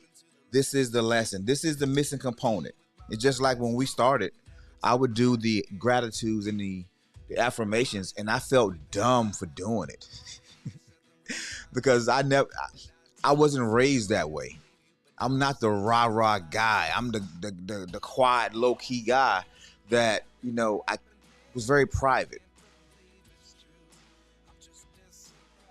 But something about teaching it, which was my fourth phase of this personal development space, something about teaching it is breaking chains off of me and is allowing me to be transparent, to be truthful, to give the best knowledge that I have of what actually worked for me. I am not a therapist. I am not educated in that way, but I'm a real person who's actively been doing personal development for the last 20 years. And I've seen where I've excelled. I've seen where I failed. And I'm just sharing with you. So shout out to that chick, yo. Craig G, as always, brother. Appreciate it. Brick by brick. Gary Johnson, yo. Thanks for rocking with your boy. I really appreciate what you do. Your consistency. And my promise is I'm going to keep bringing as much information as I can until y'all tell me to stop. I love the work that I do. And eventually, this is all I want to do. I just want to speak, coach, write a couple of books, fish on my land, hunt on my land, play with my kids. Me and my wife just sailing off into the sunset. That's the life that I want. Going between the condo, downtown, the beach house, where we host family gatherings. That 10 million number makes it all happen. But the craziest thing, in order to make that money, to make that type of income, I have to change the person that I am to qualify for that. And so yet again, I'll be making another transition, becoming better and better. And that scares me, I'll be honest with you. But it also excites me. Because I know what it feels like to be broke. I've seen that side. Now it's time to experience a new life, a new way. And then I can compare and I can tell you which one is better. I can tell you which one is better. But anyhow, look, it's Tuesday. It's 8 o'clock, 8:06 actually. Go have your best day. Live your best life today. Be excited about where you're going because all we get is today. The only thing we're promised right now is today. So, y'all be blessed. See you tomorrow.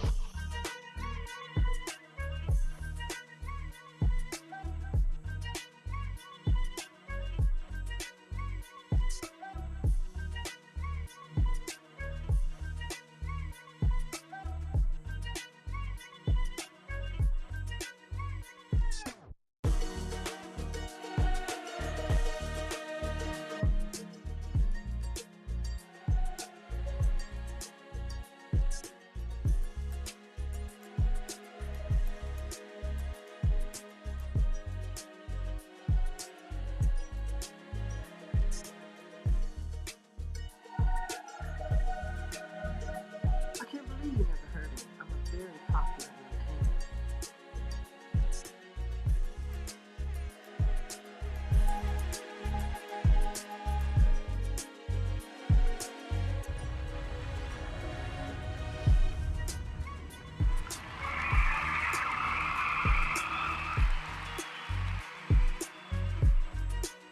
I can't believe you never heard of me. I'm a very popular entertainer.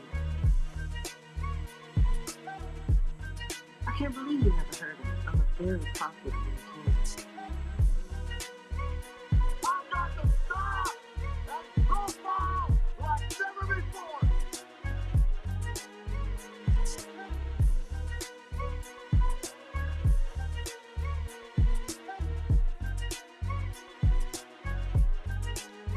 Yes, sir.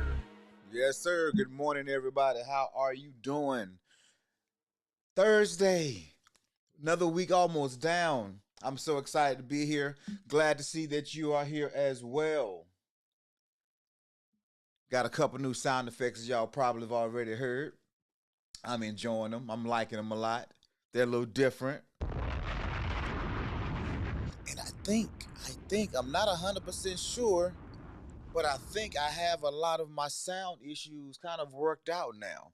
So now when I get ready to play another video or another excerpt or something, it comes through clean the way it's supposed to. So we, like I said, we're building it as we are flying it. Glad to be here. Good to see you today. And so over the last, man, 3 weeks now. Yeah, last 3 weeks. The show's been going strong for 3 weeks.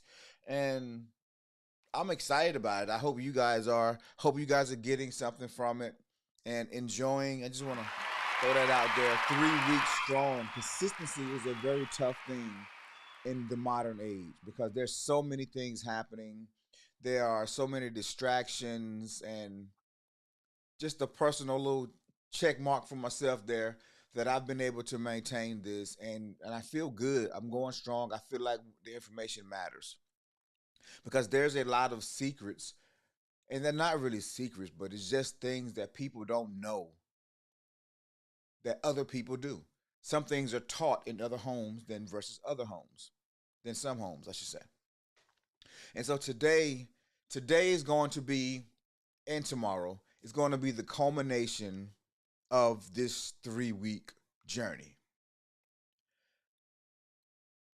I heard a guy say a long time ago that the educational system was a good concept, but it was also just a little bit flawed. And being that education is not something that you memorize a bunch of stuff and you take the test and you move on to the next thing. Education is supposed to end up in a changed behavior, not just information. And being in the information age, we are on information overload. We are living in information overload because there are so many, so many avenues and sources of material and information. If you watch your news channels, there's, hundreds of news channels all giving you the same information. And most of it is not positive, it's not good, nothing that's really feeding your spirit. And so there's no wonder we live in a world where there's constant fear, there's constant terror. But anyway, I'm jumping the gun. I am jumping the gun. For those of you who don't know me by now, my name is Jamon, and I am a personal development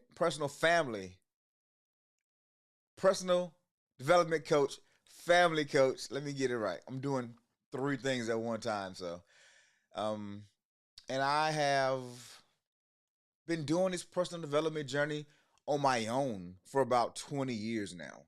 And I needed it because I came from environments where the only mode was survival. And when you in a survival only mode, it's dog eat dog. You acting off pure instinct. You're not thinking things through. And if you get into a bad slide, you tend to go down that hill much harder and much faster. So personal development has helped me to change my life and turn it around. And now I'm in the fourth phase, which I was telling you guys. I'm in the fourth phase of that turnaround. And that fourth phase is actually teaching. Is actually giving the knowledge, giving the experience, bringing the next group of people along on the journey. Because let's face it, some of the people that we talk about in this personal development world, they don't look like me. They they died before I was born. So it's hard to relate to somebody that was living their best life in 1900s, 1902, 1910. The language was different, words meant different things. So this is my journey and my chance to go and impact my community. So today, I decided not to do a question of the day today. But what I want to do is introduce to you the 13 laws of success or the 13 steps to riches. This book was written by a guy named Napoleon Hill back in 1937, which is why I said what I said to start the show. 1937, the language was different. Culturally, it meant different things. And so today I'm going to give you an introduction into it. And tomorrow I will be out. We have an event over the weekend, and I have an early production job in the morning. So I'm going to, after we end today's broadcast, I will be continuing along with the recording, and I will have it playing for you tomorrow. Actually, I might do a little something special for you tomorrow, just to have a replay. So if you missed some previous episodes, I may do maybe a 4 or 5 hour stream just to get the live feel in as well. And so the 13 steps to riches, or the 13 principles of success. He wrote this book back in 1937. And I'm going to show you a little bit of his story through a guy by the name of Bob Proctor. I really love Bob Proctor. He's passed on, I think just last year, but he has been studying the success game and the personal success game probably 50 plus years, 60 years, something like that. But I found Bob Proctor doing the movie The Secret. And E.T., Eric Thomas, he talks about Bob Proctor a lot in some of his talks. And so I was motivated to go find out who is this guy. And when I tell you, this guy was a genius in the fact that he understood the law so well that he was able to apply them, whether consciously or unconsciously. He understood them at a level that I aspire to be. And so without further ado, we're going to try this video thing one more time. Hopefully, we got it all figured out now. So let me know when it first come on, though. Give me a thumbs up. Matter of fact, let's check in. How's everybody doing today? Yes, sir. I'm sorry. I didn't check my comments. Awesome, Gary. Good to see you today. My brother, Health Talk. Good morning, sir. That chick, yo. Always here. I love it. I love it. Those of you who might be driving, who doing the work thing, don't feel like you need to respond right now. Safety is the main thing. Safety is the main thing, because I know it's first thing in the morning. So I'm going to go ahead and play a little excerpt. Like I said, let me know real quick if the audio sounds like it's supposed to sound. That's a picture of Andrew Carnegie. He is the man that coached or mentored Napoleon Hill. That's Napoleon Hill when he was a young reporter working for a magazine. The magazine decided that they were going to write articles on wealth. Hill got the opportunity to spend 3 hours interviewing Andrew Carnegie. I've often thought of this. I wonder how nervous he would be, how intimidated he would be. He was broke. And here he is sitting down with the wealthiest man in the world at the time. Andrew Carnegie was considered the first billionaire. And he spent 3 days with him. Now, unbeknownst to Napoleon Hill, Andrew Carnegie was looking for people. He was looking for a person. Carnegie said he thought it was an absolute crime that people like himself, like Henry Ford, Thomas Edison, Harvey Firestone, and all these people who had amassed great fortunes, he thought it was an absolute crime. They were going to their grave with all this knowledge locked up in their bones. He was looking for someone that would organize this information so that people like you and I could learn it. About halfway through, or towards the end of the interview, he thought maybe Hill was the guy he was looking for, because he hadn't found anybody yet. So at the end of the interview, he said, Napoleon, this interview isn't ending, it's just beginning. I want you to come home with me. And he took him home. They spent 3 days together. Pause. Yet at the end of the 3 days, he said, Napoleon, I'm going to ask you a question, and I just want a yes or no answer. He said, are you prepared to dedicate the rest of your life to an idea for which you will probably receive no material compensation for at least 20 years? What he didn't tell Hill, he had a stopwatch in his hand, and he only gave him 60 seconds to answer the question. In 25 seconds, Hill said, yes, I will. Now, he said, I want you to gather information. I will give you letters of introduction. Paul was very, very successful. He became intimate friends with Edison and Ford, like I'm just explaining, and I want you to put it together in an organized manner so that anyone can do what I've done. Now I'm going to tell you something. So far as I've been able to determine, Carnegie made maybe 50 millionaires.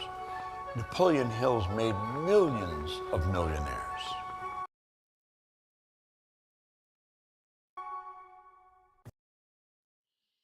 So, what do you think?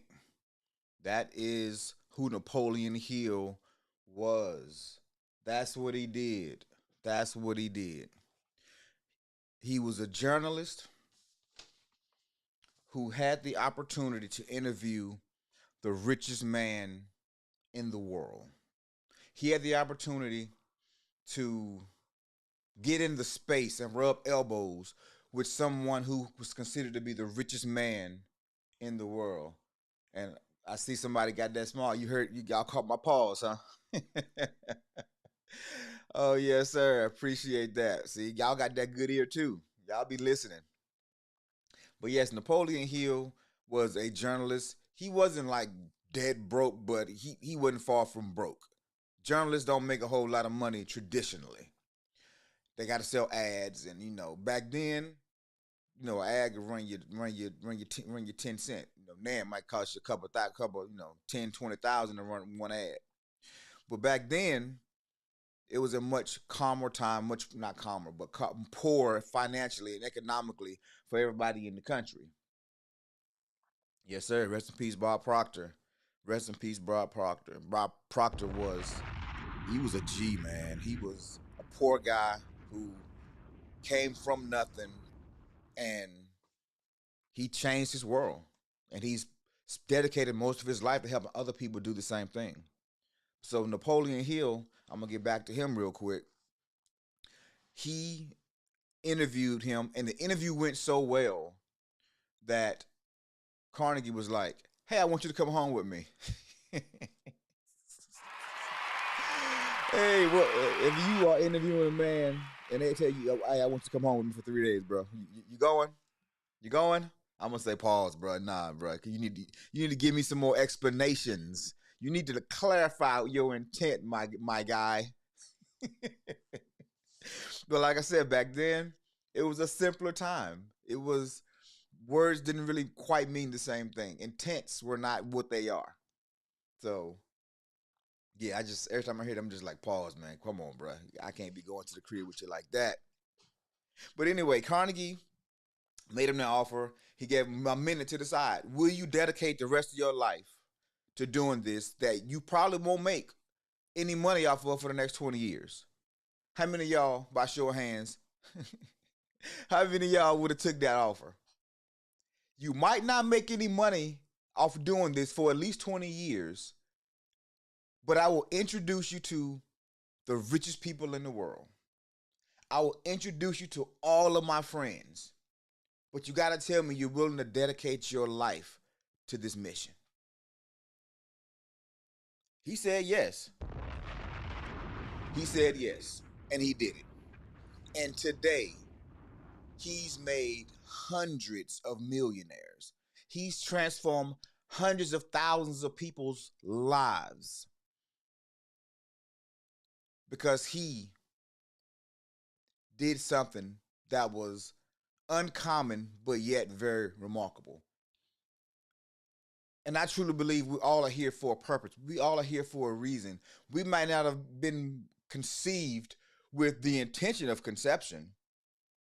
However, once we got here, we all came with a purpose, with a design, with a unique skill set, with unique abilities. Y'all already saw, the first couple shows we did, we talked about, that path to procreation. So the fact that you're here tells me that you are special, tells you that you are special. And there's something that is for you to do. And we're going to help you find that. So we talked about fear. Before we get into that fear, because we're about to dive right in. So let's go and get some these gratitudes in. And, while I'm thinking about it, ladies and gentlemen, because of where we're getting ready to go with the show, we are now going into. We went from the mindset, understanding why we do things that we do, and now we're shifting into how do we set goals, how do we dream, how do we visualize, and so now we are going to shift into the actual work. And so this is where somebody is going to, because honestly, 10%, right? I said we're talking about 10% rule. 10% of people actually achieve why they start doing the thing. 90% of the people, for whatever reasons, it's not their season, not their time. They hadn't quite figured it out just yet. But 10% of people are always ready to go. And so for the 10% that are ready to go, I created a, where is my journal? Where is my journal? Oh, here you go. Apologies for that.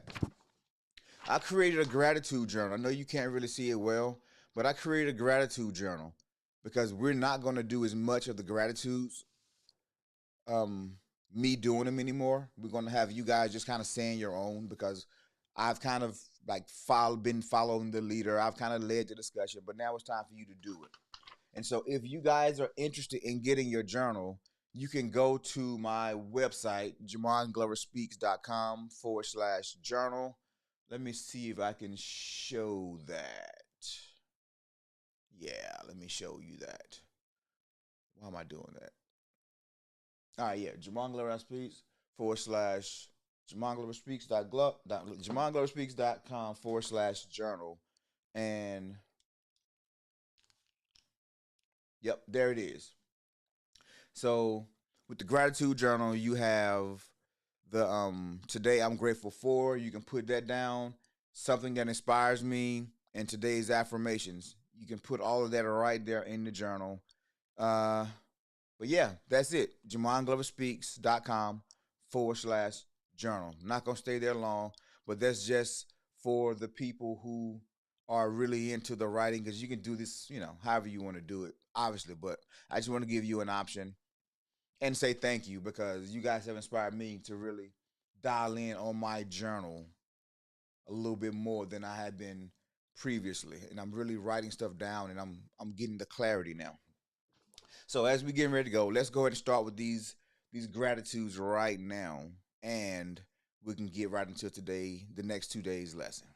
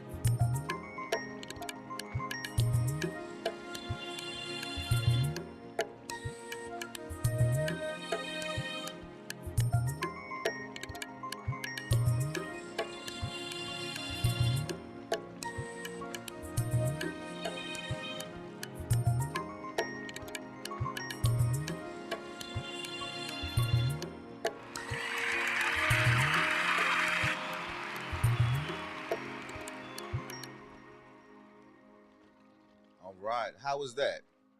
Me not doing it, but giving you a chance to have your own gratitude moment. Do you guys like that better, or do you like it when I go ahead with it, or I'm leading?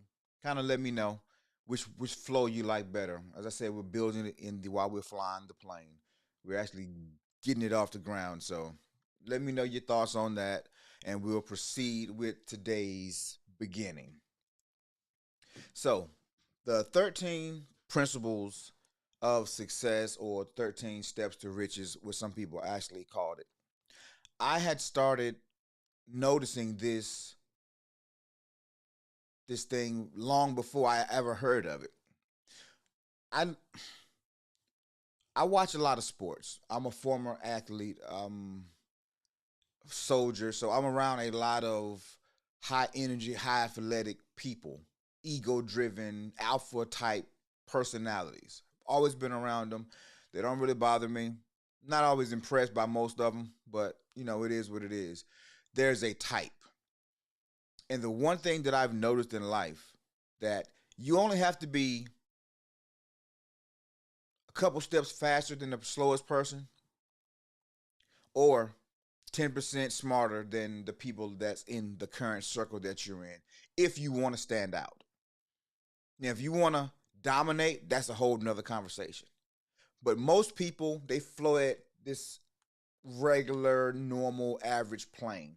And there's nothing wrong with the word average. It's just saying what most people's reality is. There's an average level of test takers. There's an average level of professionals. There's an average level of everything. There's an average, meaning this is where most people fall. And most people fall into the space where they do enough to survive. They do enough to not be called out. They do enough to live a comfortable life, a decent life. But if you want a little bit more, all you have to be is like 10% better. Put 10% more energy. Think 10% more. Go 10% longer. I mean, that 10% rule will separate you from most of your competition. And that's something that I learned being an athlete. Like when I watch high school sports, my children are in the high school phase. And as I'm watching them go through their high school journeys, outside of uniforms, I can see my son and somebody else's son that maybe go to another school. And on the surface, they look just the same. There's not much separation between the two kids. However, however, if my son worked 10% harder at practice, he ate 10% better. He studied his plays and his playbooks and watched film 10% longer. Odds are he is now mentally separating himself. And it might be only one play in the game that he saw it on film or he visualized it or something happened and now he sees it. He's going to recognize that moment slightly faster than my son would, or my son would recognize it slightly faster than the other guy would, because he put 10%, just 10% more work in. And so now he gets the W, he gets the score, he gets whatever that celebration is, he gets a chance to realize it first because he did just 10% more. And that's just something that I realized going early on in my life.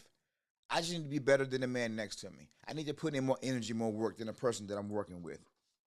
So we have an idea of now who Napoleon Hill is and what the journey was, what his mission was. And so we've been covering this, whether you have realized it or not. We've been covering this 13 principles because the first principle is desire. And what I would like to do is I want to kind of go along with you. Well, I want you to kind of go along with me on this. So I'm going to share my screen one more time. That's not the one I wanted, or is it the one that I wanted? Oh no, that shows everything. All right, let's bag up out of there. That's not the one I wanted. All right, let's see if we can try that again. Nope, nope. That's still not the one I want. That is still not the one I want. How's everybody doing? Why Why are you doing this to me? For those of you who didn't know, that was a recap, best of my previous episodes, because I had to go to work earlier today. So I had a job that I had to go to, and it wasn't allowing me to do my morning show. So the episode we were just looking at was the 13 steps to riches, or the 13 principles of success. We're going to pick that up on Monday morning, part 2. That particular video is already on my channel and is live. So if I cut you off, my deepest apologies. But I wanted to get in here and just give a big shout out to everybody who watched this channel today. I got a lot of comments, a lot of feedback for people who hadn't been able to catch the content, or see the content, catch the shows. And I'm just excited that you're excited, because when you get excited, you feel things, and when you feel things, you vibrate at a higher level. And for those of you who've been watching me currently, you might have noticed I fixed some audio challenges that happened during the live version of the shows in this 5-hour stream. Yes, I did my first 5-hour stream. I wasn't sure how it was going to work. It looked like it wasn't going to happen, but it worked out. So consistency and persistence definitely pays off. Well, ladies and gentlemen, it's about time that I do that get up out of here thing. Totally about time I do this get up out of here thing, because I got a lot of work to do. Tonight is senior night for my son. Senior year of high school. Shout out to you, Jordan Glover. I love you, my guy. Proud of you for everything that you've done. Now I got to go be father. Super proud father. And I'm happy about it. I'm not sure if anybody will ever make it through this 5 hours to see this. But just know, if you ever want to measure where you are in life, if you ever want to know your impact to society, just look at your children. Look at their character, their personality. Don't always look at their actions, because they're just figuring life out as well. But look at what you put in them. Look at what you showed them. And they should be walking parts of that out so you can get a good bird's eye view of the work that you really put in. And if you find it pleasing, congratulations. If you find it not so pleasing, well, there's still time. There's still time. Maybe not to give them that original programming, but turn them on to some personal development. Put them in a space where they can grow at their pace on their own. But first, you have to be on that journey too. You have to be doing the work so they can see what changed behavior looks like and want to aspire to be in that space. So I'm not going to hold you too much longer. Thank you for being here. I am excited for the journey, where we've been, and what's happening in all of our lives. So I'm going to get up out of here. You guys have a blessed weekend. Be safe in these streets. And always remember, no matter where you are in life, there you are. There you are. So be the best version of yourself. Peace.